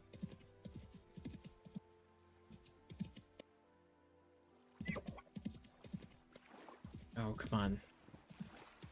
Get out of this mess.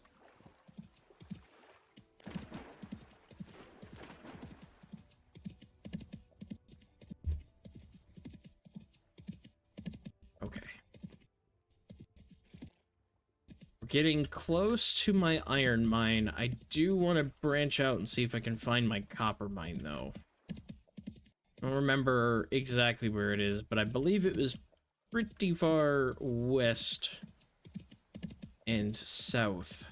So about here is my iron mine, but probably about that way is my copper mine.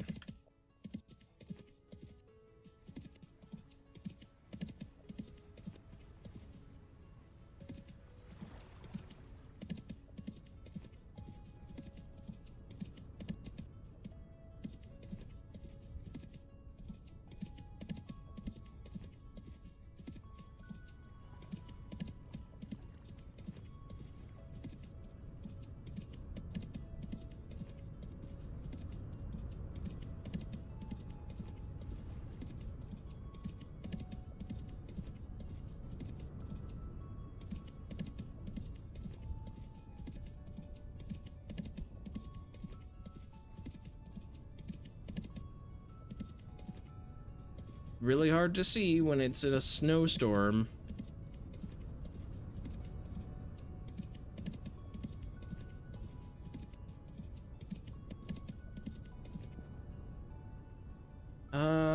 There's a bear. There are wolves. This doesn't look exactly right yet. Maybe it's more south than I thought.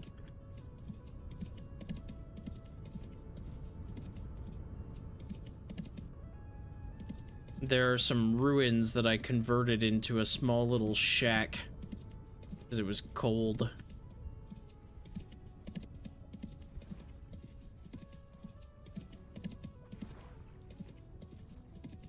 There's a trader out here. I don't remember that though. But I feel like this is looking a little bit more like where I was. There's some ruins over there. Maybe it's over there. Hello, trader. Have I talked to you yet? No. Great. Furniture trader, we love you. Goodbye.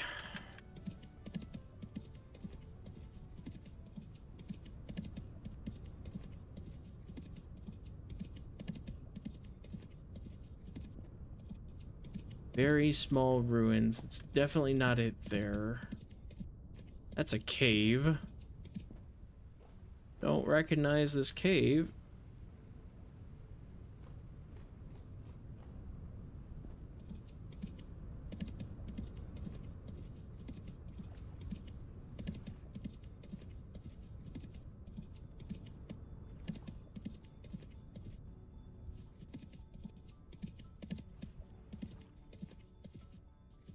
Trying not to get lost in this world either.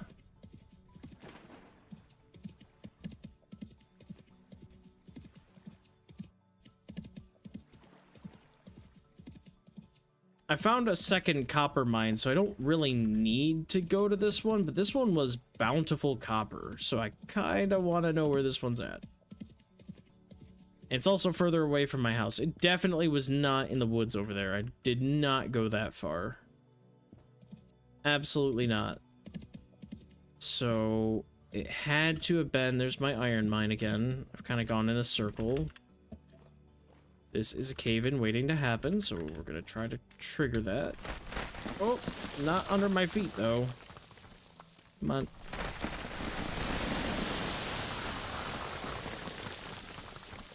Good. It gave me a path up. Nice. So where on earth was that? I never would have gone through any trees because I wouldn't have been able to find my way back.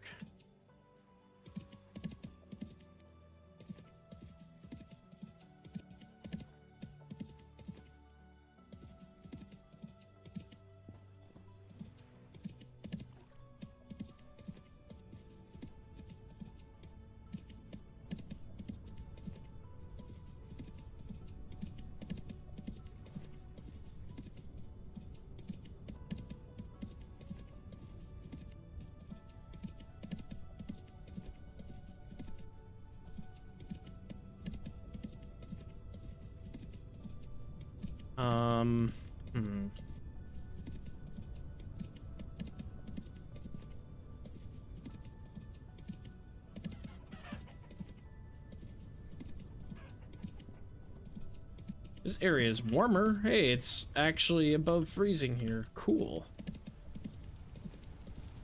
And it's raining, of course.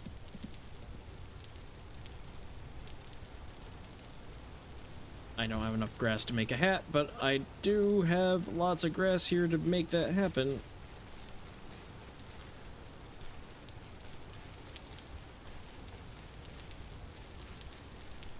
Souffle, chill out. Hey, don't go nowhere. I need you. Soaking wet, and it's cold. Love it.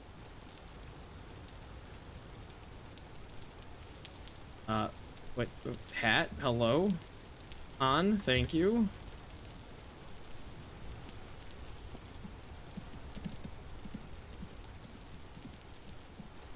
What is that? Weird plateau thingy. It is significantly warmer here. Nice. Okay, well, I'm pretty sure it's not all the way out here, and I'm gonna get lost. But there are some ruins, so what is this all about?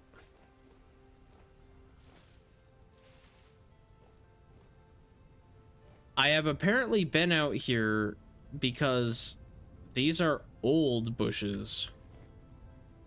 I've apparently been out at least far enough for this to have rendered. Interesting. Probably a smart idea to make something here to mark my position, because I will not remember.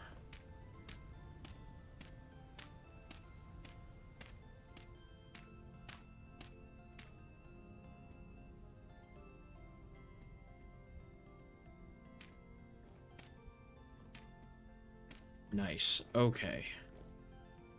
I don't have any ladders, but I can make ladders right now. Okay.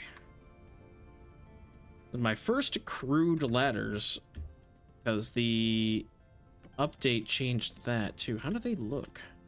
Look good?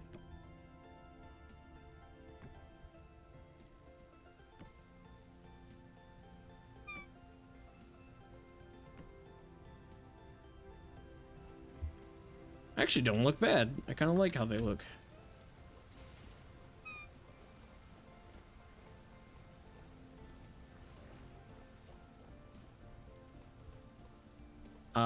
Really? These ruins have to go somewhere. Like, they just kind of have to.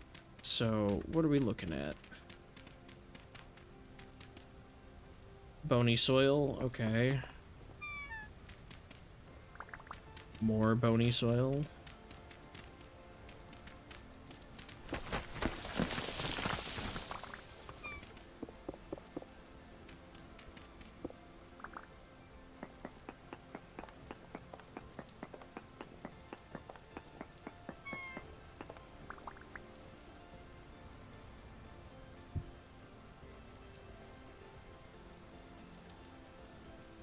What the heck?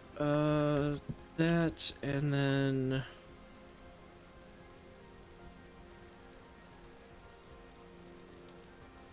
Somehow I don't have rammed earth like I normally do. Alright. That, there, cool. Just gonna warm up. I gotta use the restroom anyway. BRB.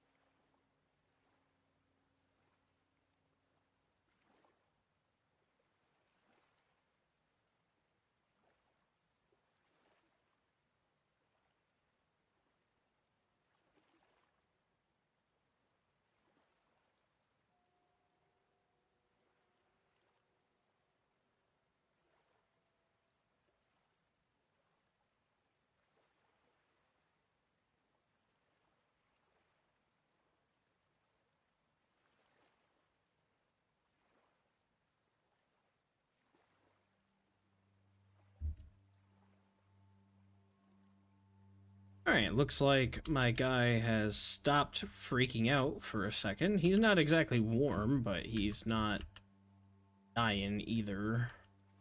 It is 9 degrees, so it's not exactly negatives here, and he shouldn't be wet. So we're just gonna grab that and see if we can get out of here.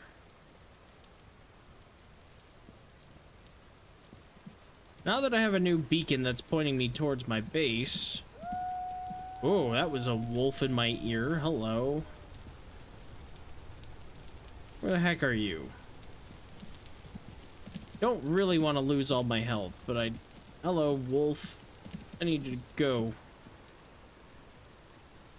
That's right, run away. Run away. Run away. Oh, he turned around all of a sudden.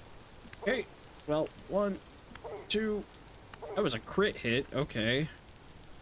Goodbye, wolf. Give me that pelt. And your bones can stay.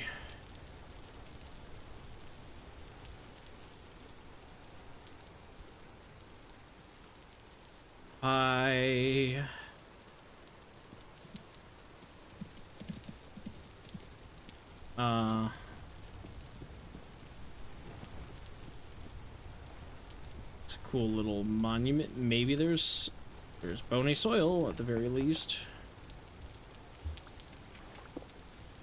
Don't think there's much else though, probably.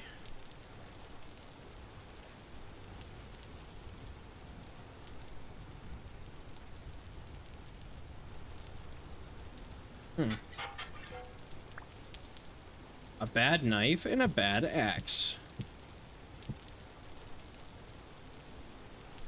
I have some tips for mapless survival. Going to be joining a server that does mapless. Interesting. Would easily get lost. Yeah. Okay. So, the biggest thing I would advise. Do you know if the server is gonna have a large spawn radius or anything? This world has 1,000 block spawn radius, which is quite large and very easy to get lost when you die. It doesn't really affect my answer too much. I'm just kind of curious, but kind of the first thing I recommend is establish a base, some sort of home, and then make an identifying landmark, something that is definitely not normal, that very large spawn radius. Okay, yeah, so make a large landmark, some sort of human design, so that you'll be able to tell that's not natural terrain. I've been using these big old pointer things that look like giant sevens, because, you know, it's a tower that points towards my base, basically. But just do something simple that's going to be easy to tell, you know, where you have decided to set up your base.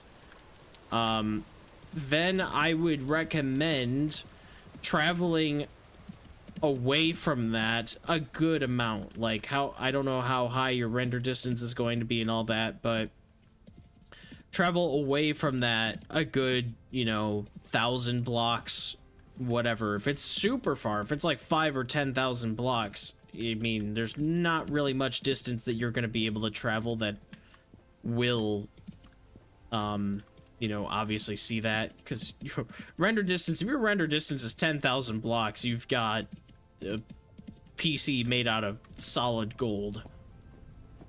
But, my recommendation would be to just try to put these markers wherever you can, and, enough basically so that each one's within your render distance, so that eventually, this won't happen immediately, but eventually you will die, respawn, and see one of those markers. And with the markers in place, then you'll be able to find your way back to your base and, you know, kind of work on things from there. And every time you go out, if you go out a different direction, just make sure you're placing these markers. What I had to do in the beginning of this is I farmed my own life out until I saw one of the markers I placed. I also chose to live on a very, you know, very big identifying thing, a mountain, and my mountain had a big floating island next to it. Well, not really big, but kind of tall and skinny floating island. So, with all of that, when I got lost, I would see the floating chunk of mountain, and if I hadn't built a thing to identify where I was at, then, I could maybe see the mountain and be able to run to it. I also happened to live on a bauxite mountain, so I knew that every mountain I saw that wasn't bauxite was not mine. So I was able to, like, narrow in that way. Just be smart, basically, about where you decide to make your house. If you're gonna live in a big open field, great. Make sure you put these markers around your big open field base, that way you can see it.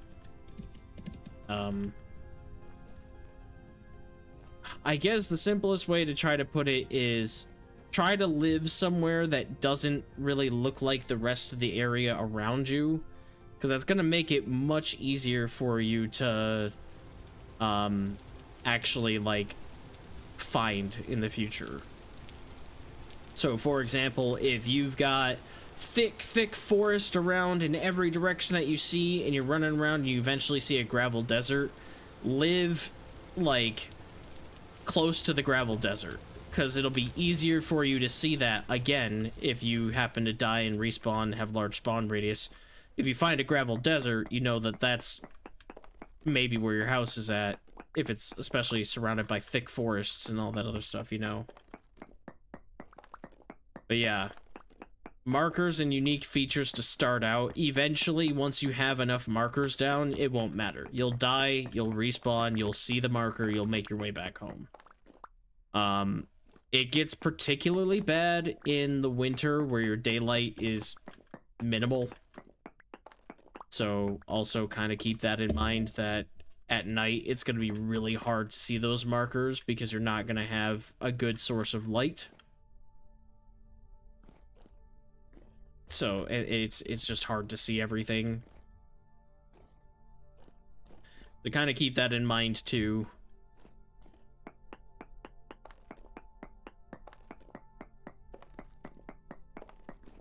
Yeah, rammed dirt or earth or whatever is really good. You could use packed dirt too. Doesn't have to be rammed, but packed dirt is brown, you know, kind of blends in with everything, so yeah. I always carry rammed earth because I have terrain stability. I don't know if the world you're gonna be on also has that whole thing, but it's one of a few blocks that you can make pretty easily that doesn't, so and it's gray, so it doesn't blend in as much with things. But yeah, for a while, you're gonna just, like, I don't know how good you are at Vintage Story in general, like how easy you can deal with bears, wolves, how often you think you die. But yeah, the dying and having large respawn with no map is gonna be painful for a while until you get these markers down. So that's pretty much your first priority. And then other than that, just finding like the other landmarks, like, hey, this is a clothing trader, I'll build a marker next to that so that when it's in the winter time, it'll be a little bit easier if they've got a lantern for you to see, like, that that's a clothing trader or whatever, or a trader of some kind, and that your marker's there. I cannot emphasize enough how in the winter, my first year in this world, I died a few times and was just lost, and it was nighttime. Like, I had to dig a hole in the ground and try not to starve to death. But because they spawn you at half food, you know, it was pretty difficult to do that.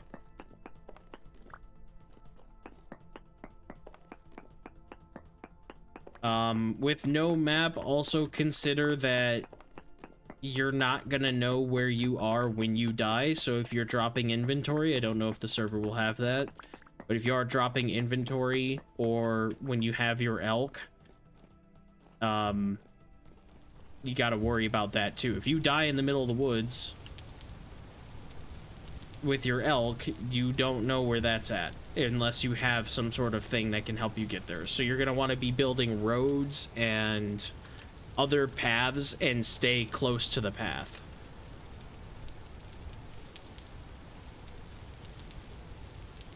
Instability in cave-ins, yeah. Cave-ins aren't too bad. I was just mining down there. I don't use support beams myself. All I do is, if you're really worried about it, you can usually put packed dirt or rammed earth on like the top ceiling part, and that'll prevent most blocks from falling on you. There is a glitch where the game will sometimes make stone fall through a solid block. I don't know why that happens, but it does happen. So your best thing when you're mining is just try to support where you're mining.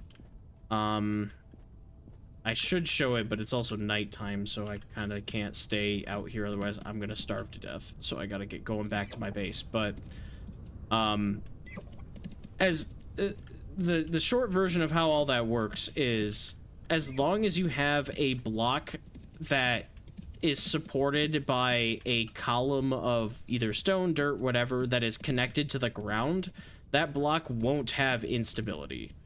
It only has instability if like a bunch of blocks around it are also unstable, then that one can also fall. So you do have to be a little bit careful, but just bring a lot of rammed earth or packed dirt with you and cover a good chunk of your mine's ceiling with that stuff if you have to mine up. Try to make it so that when you find your resources, you rarely have to mine up. As long as you work your way from top to bottom in your mine, you won't have any cave-ins. If you work your way from bottom to top, you'll always have cave-ins. Stability only matters if there's an empty air block underneath the block, basically. So when mining downwards, you never have that issue because the block you're mining presumably has something underneath it all the time. It's really not too bad. It just gets really sketchy when you start mining up. At that point, if you're really concerned, make some support beams, and it'll tell you if it says instability 0, then you'll be able to mine and not have to worry about cave-ins. But check all the blocks, not just one, because that changes per block depending on how far away the support beam is and stuff. How far does the support spread? Pretty far. So let me sleep. I'll show you a little bit. A couple tricks that it'll be a good way for me to show you. But the main thing with support beams is that they have to be connected to one that connects to the ground. If you just have them spanning from wall to wall and not from ceiling to floor vertically, then they really don't get any stability. So you definitely want to have some that are actually connected to the ground vertically.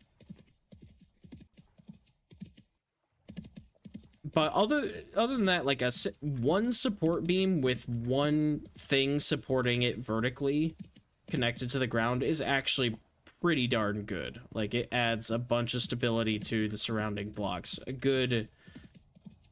Most blocks, I guess, when they're hovering are about 50% unstable, so if you have one support beam, it would probably knock it down to like 30% unstable. So it's pretty, for the surrounding blocks, it's pretty nice.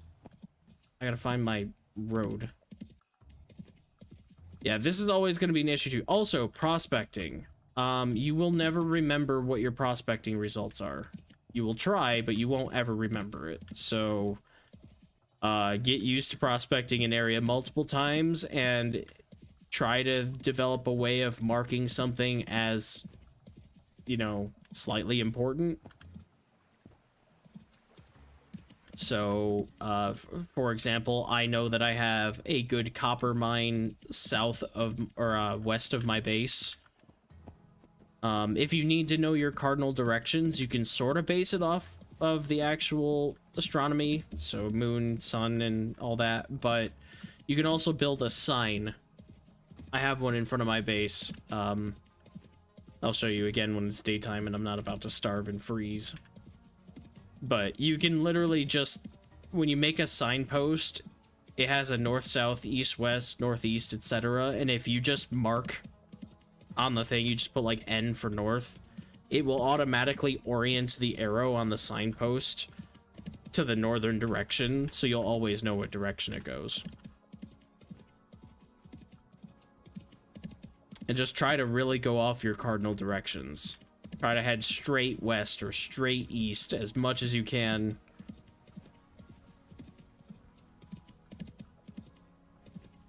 Or south or north. It doesn't really matter which direction, but Try not to go on too many diagonals because you'll get lost very quickly.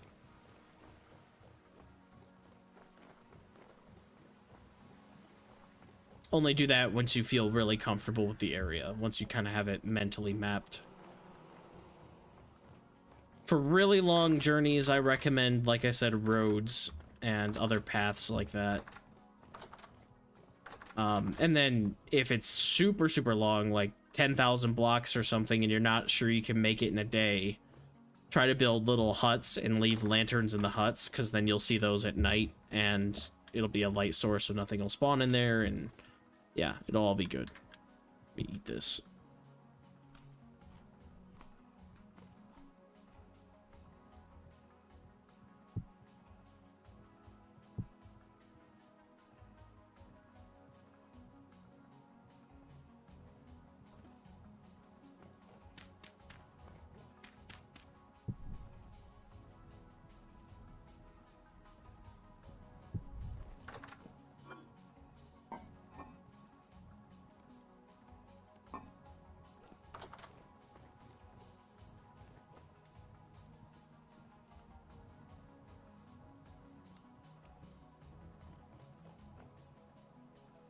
This is a case of where the stone fell through a solid layer. It happens from time to time.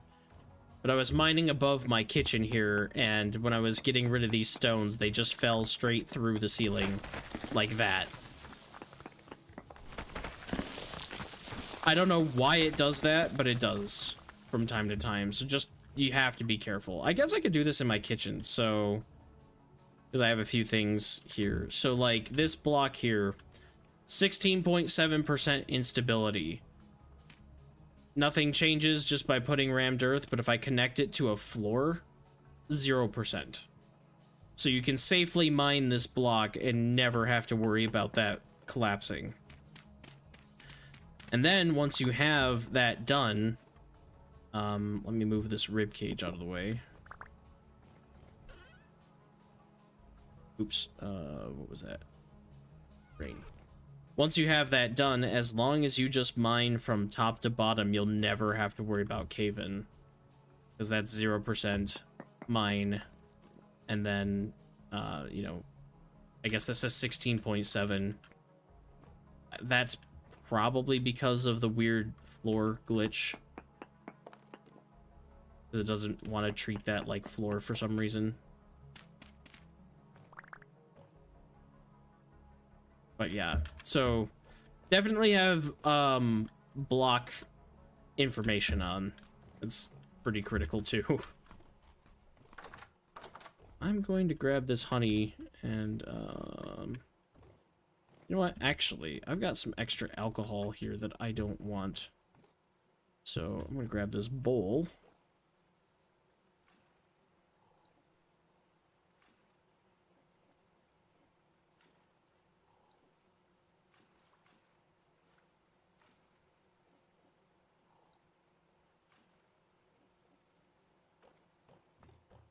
Good enough. Might be a little dizzy, but that's okay.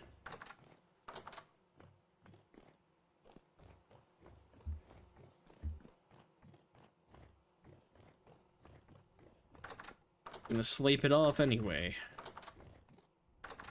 Before I do that, I will drunkenly put my stuff in a kern. Have you seen any of the fun glitches that 1.22 has? There's like there was an issue with kerns. Now there's an issue with grindstones, the same thing that happened with the kerns. It's pretty funny.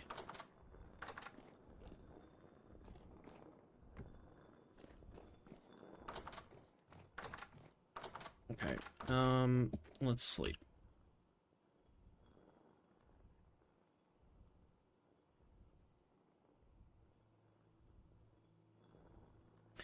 April 1st! Woo!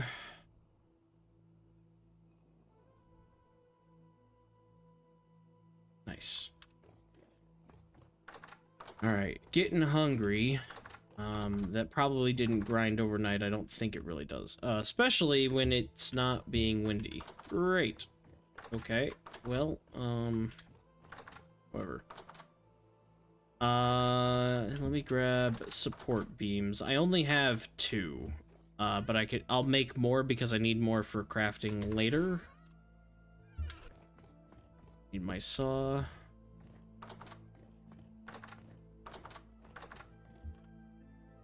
Grab my oak. I don't have my hammer. Dang it.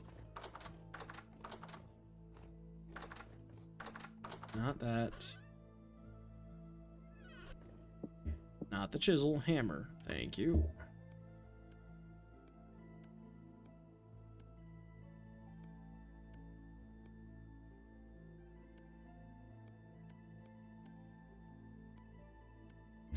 And you'll be hemorrhaging support beams.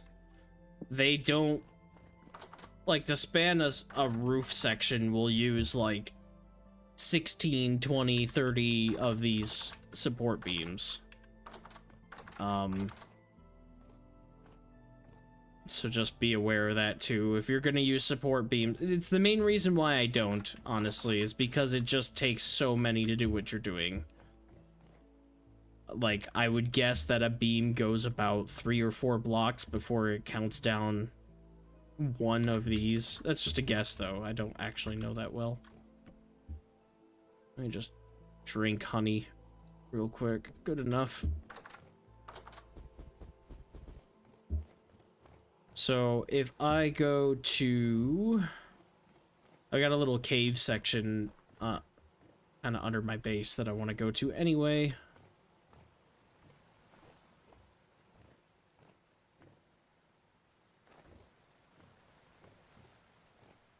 When I come back here, grab my elk and go this way.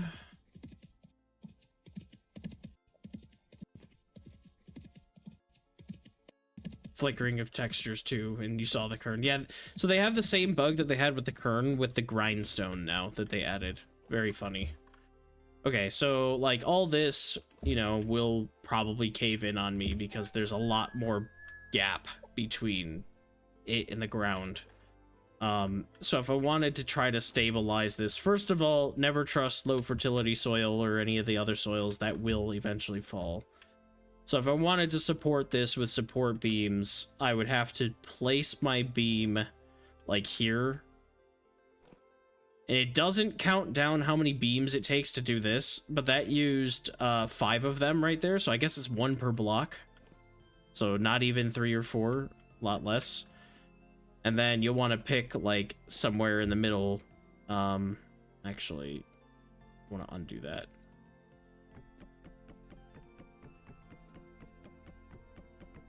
Okay, give me that. So the instability has dropped a bit for these on the edges. This one is 16.7, and it's that way all the way to this edge. So then, you know, you may consider trying to pick the middle of the unstable ones like this and just drag your support beam down and place it. And now 0%, 0%, 0% on all of those.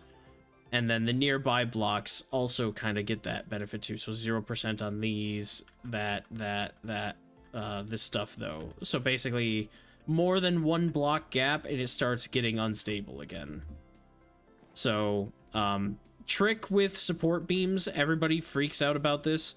You can never, unless they changed it with 1.22, you can't normally see the vertice of where your support beam is connected to if you have support beams in your hand. So if you're playing 1.21, that will be a thing still.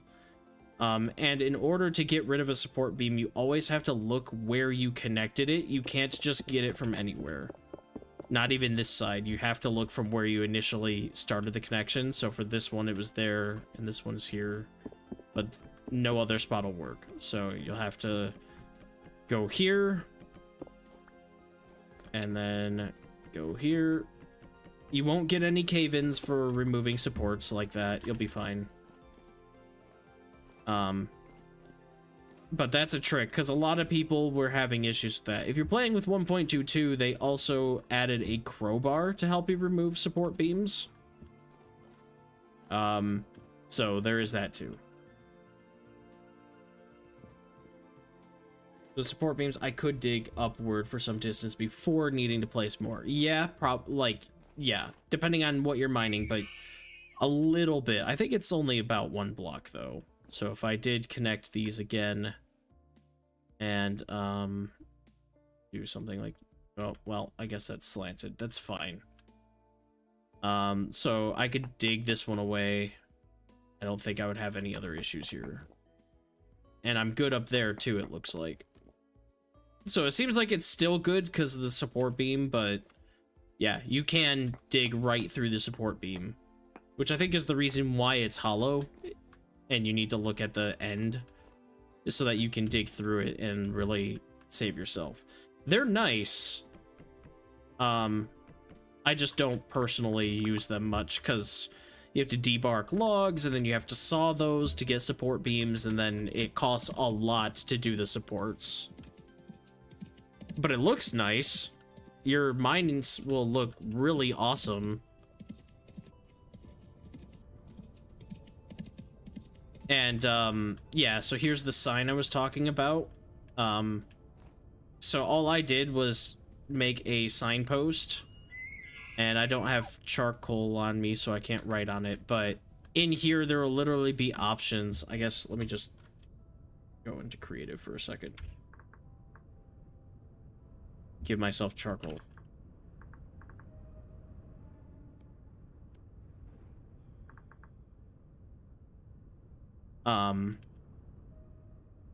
Yeah, so if you're looking at your sign and you're doing your thing, the text literally says north, east, south, west.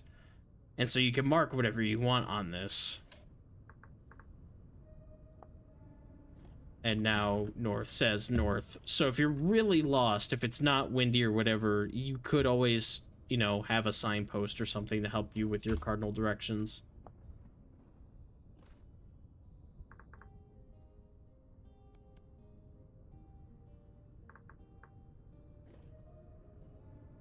But yeah, things like the wind always blows from west to east is a good thing to know. You know, the sun changes position. Right now it's in the south for some reason, so you can't always trust that, but generally speaking, you kind of can. It's also like noon, so a little bit hard to tell because of that. But yeah, I never made a signpost before this challenge either. I only ever made normal signs. Yep, it autographs to the right directions. So if you know that you have, for example, like I know that I have a copper mine over behind my base, I could just be like, west is, you know, I don't have my charcoal anymore. I put it away. I got rid of it because creative. But I could be like, west, copper, and it would point that way.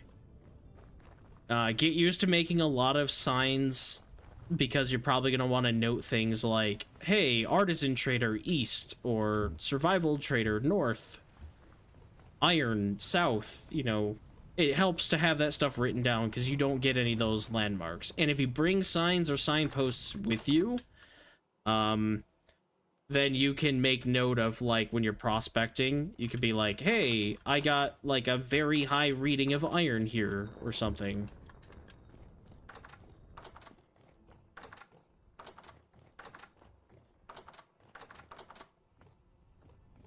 Fruit pie, okay.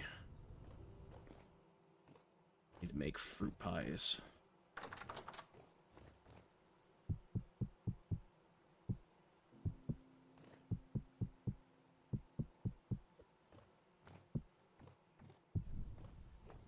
They're very handy for having the game map out cardinal directions. I wish, and I think there is a mod for allowing you to make a, like, manual paper map, but that's not a base game thing, unfortunately. Eat one of the apples and then grab 2 of these pink apples. Or do I want to, maybe I'll do this. Apple and eat a pear. I'll mix these together. That'll be good enough.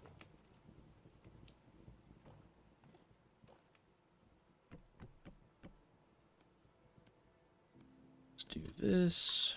Perfect.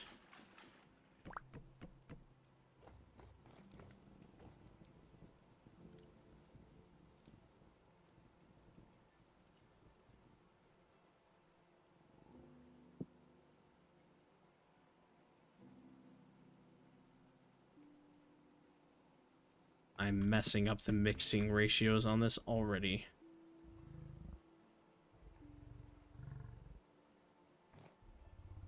That's okay, though.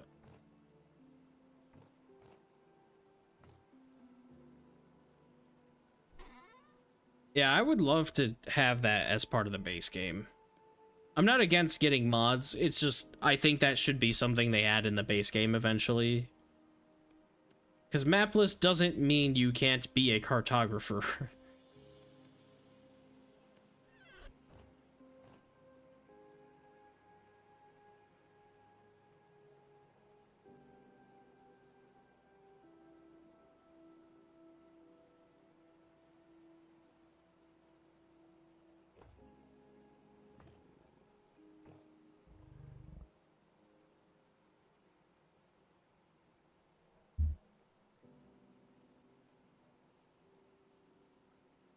Oh, that's baked.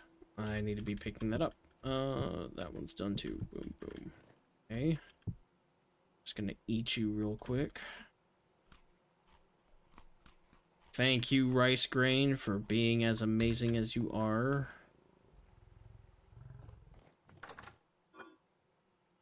Let's throw that in there for a second. Same thing with that one. I'll get all the pie stuff figured out in a second here. Just gotta do this.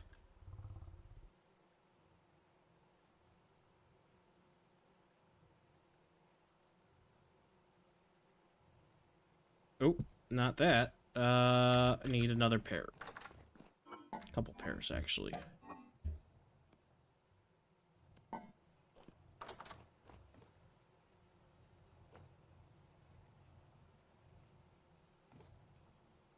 Heart baked. Okay, so those are good. And then we'll make the last one a cabbage pot.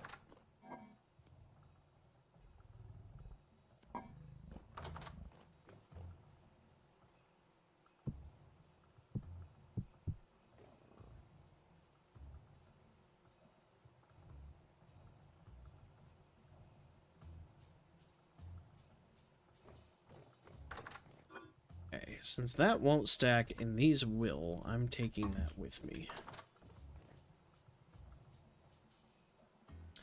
Yeah, so I think that's just about everything for a mapless run. When you're going to story locations, like, especially if you're gonna go to the archives, in the beginning, those beacons will definitely help you, whatever you make, to help you point towards your base or whatever. Those definitely help. Try to stick to those as much as possible, because if you do die, you want to be near one of those so you can find your stuff. I had an issue where I was going from my current base to where I'm at now, and I was using, so the way the game handles map lists for story locations, it gives you a piece of paper that tells you how many blocks away something is. And I was using, the piece of paper to guide me.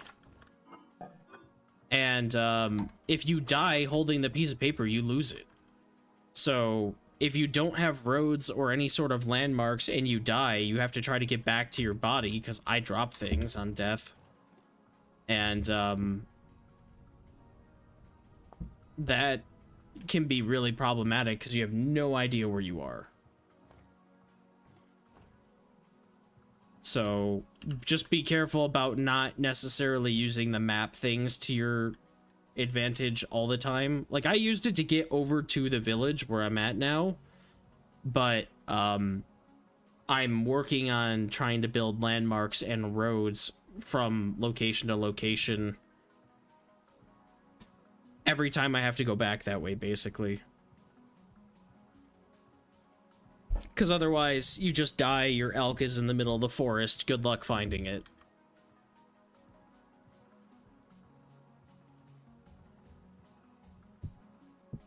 Nice, okay.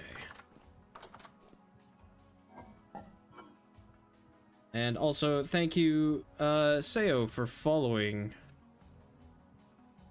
YouTube doesn't actually tell me if you're currently watching or not, so if you are, appreciate it. If not, well, hopefully you'll catch it in the VOD. That I appreciate you following. And if you're not actually watching Vintage Story and you follow because you liked my YouTube videos, also thank you. YouTube is weird about that. I do not understand why they do it that way.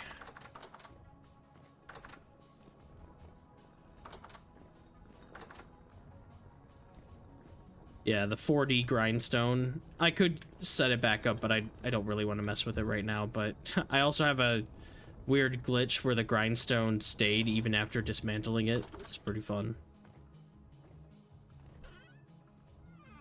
Let's see.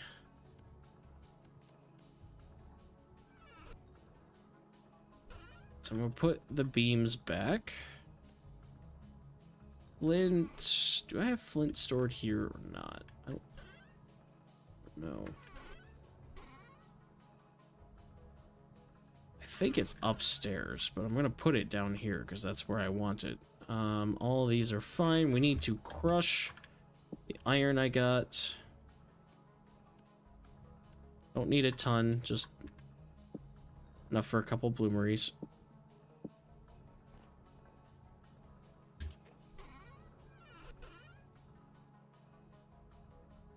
That's actually perfect. Okay, great. Then let's take 8 of these and this, and there'll be 2 stacks of iron like so. And then 2 bloomeries. Boom, boom. Boom, boom. Like that.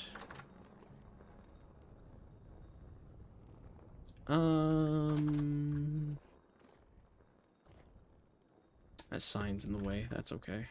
Do this. Yeah, it's kind of crazy the things that you'll end up carrying with you with a mapless run. Like when you're traveling far, or if you're out prospecting, if you're, you know, not near your home, or if it's like a resource you really want to remember, you're going to be having signs and charcoal on your inventory so you can write on them, or at least ready available in your house for when you're ready for that.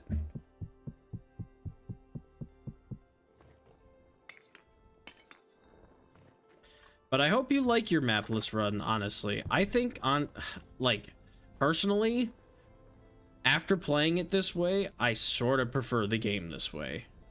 It's a completely different experience. Everything will be slower.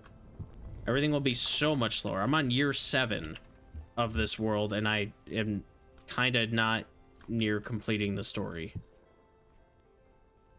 But, I hope you enjoy it, because I really did. And I kind of don't want to go back to normal Vintage Story after this.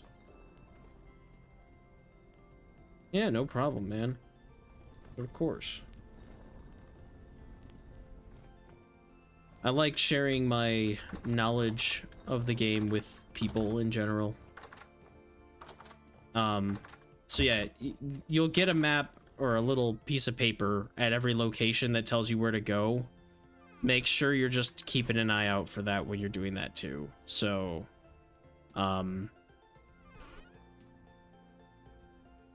yeah. Because they'll tell you, like, this one tells me where the village is at, and it just gives you a block range. Oops. And try not to lose those. Keep them either on your elk so that you can always make it back home if you live near one of the story locations, or, you know, keep it at your base so that you can always find one of those story locations if you have a map to it.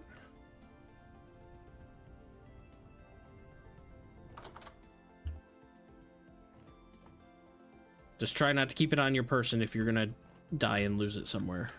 You can get copies of it, so like if you die and you're on your way to the archives and you got your map from the treasure hunter, you can just go back and ask him for another one. He'll give you another one. So the beginning, you don't necessarily need to worry about the map, but some of these other ones you get like one time.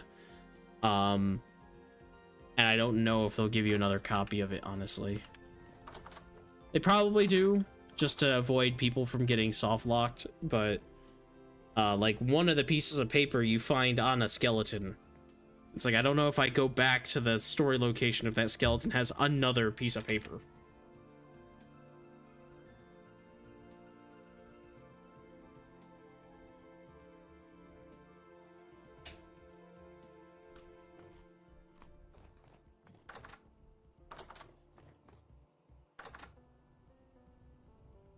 April 2nd. Is it melt? It is slowly melting. Good.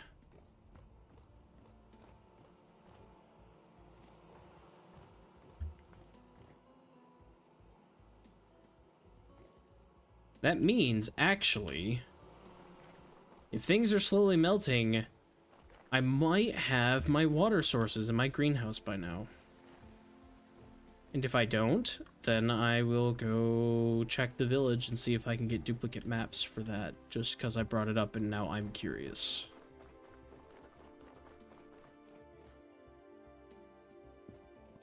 Away you go, souffle.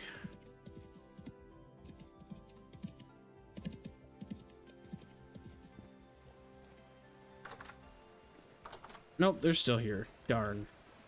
Well, hopefully in the summer they'll melt and the rumor will be true. Hey, that is growing. Nice. Oh, hello. Drifter, would you like a crit? Yeah, that's what I thought.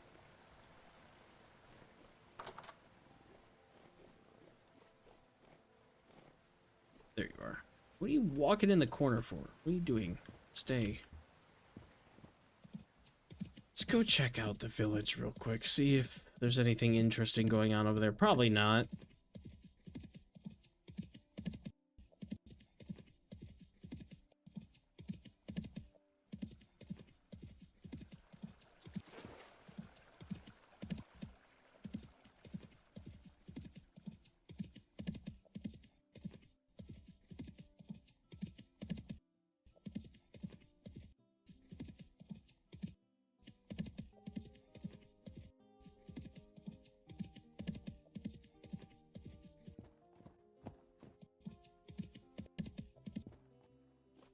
The front gate being gone will never make me laugh. Who did I talk to? Isn't there like a ranger guy?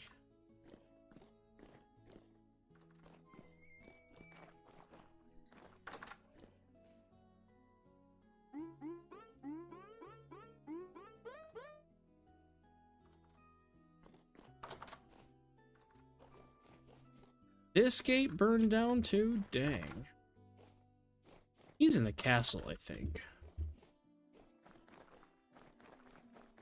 Or whatever we call this. Go this way.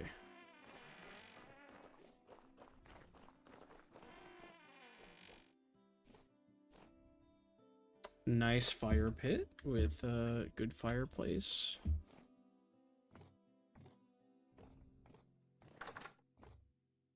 A ranger dude, where the heck are you? I know that it's like early morning, but I gots to say hi, see where the heck you are. Actually funny though that you have to crouch to get out of this.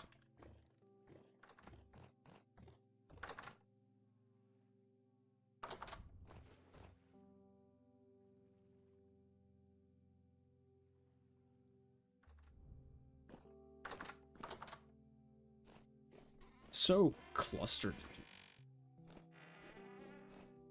He's got to be back here somewhere.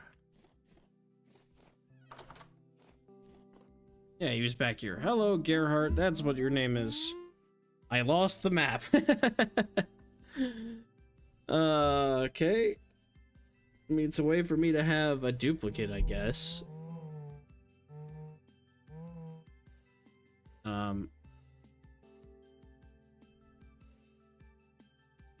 Small rawhides, say 10 of them.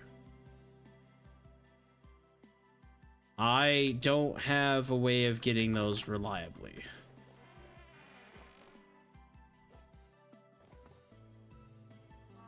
There is a rabbit here, but I don't have a rabbit farm. I should do that. Especially if that's like a quest reward. I wonder what he gives you if you bring him actually 10 of those. If he's just like, thanks. He'll probably give you some gears. I would hope a lot. At least like 5 or 6. Don't actually know though.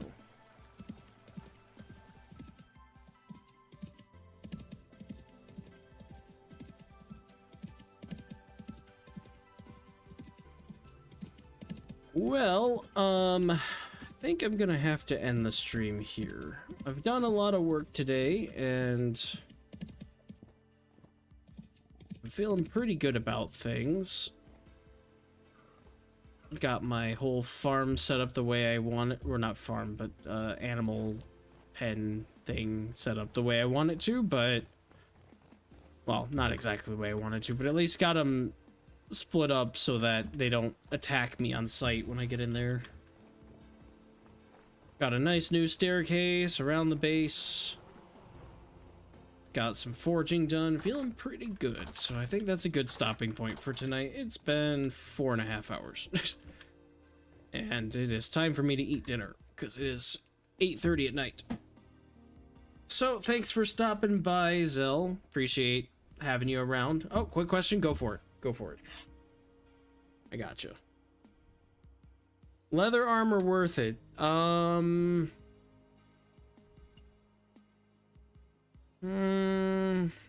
It's tough to say. I like it because it doesn't slow you down at all, and it is better than nothing. But I only ever made my leather armor when I had a surplus of leather, basically. I don't think I made it very early on. I focused on making leather backpacks and stuff before I made the armor. But I'd say yes, but not as an immediate thing.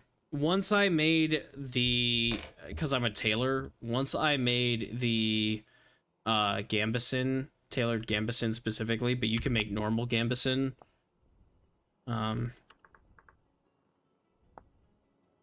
You don't have to be a tailor to make that, but once I made this gambeson stuff for the tailor, I didn't use my leather anymore. It's just really nice because it doesn't reduce your walk speed at all when you wear it, so you get the same movement wearing this at all times. You do get a little bit more hunger, so it's the same as like the normal gambeson. And your healing effectiveness is not as bad, but it still does go down. So I like the tailored gambeson, but that, you know, obviously is limited to me actually being a tailor and being able to do that. So,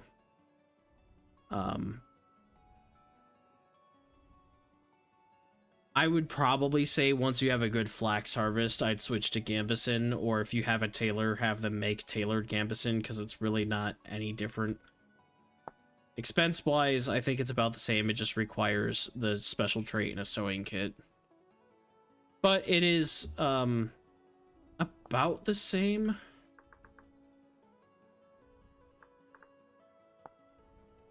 What's the damage reduction? 0.75 instead of 0.7. Yeah. Yeah, so it's slightly better, not much different. But before I had this, I did leather. I was wearing leather all the time. I loved having it because it did, I feel like, helped a little bit against wolves and stuff. Added an extra hit before I would die. But again, I wouldn't make it first thing.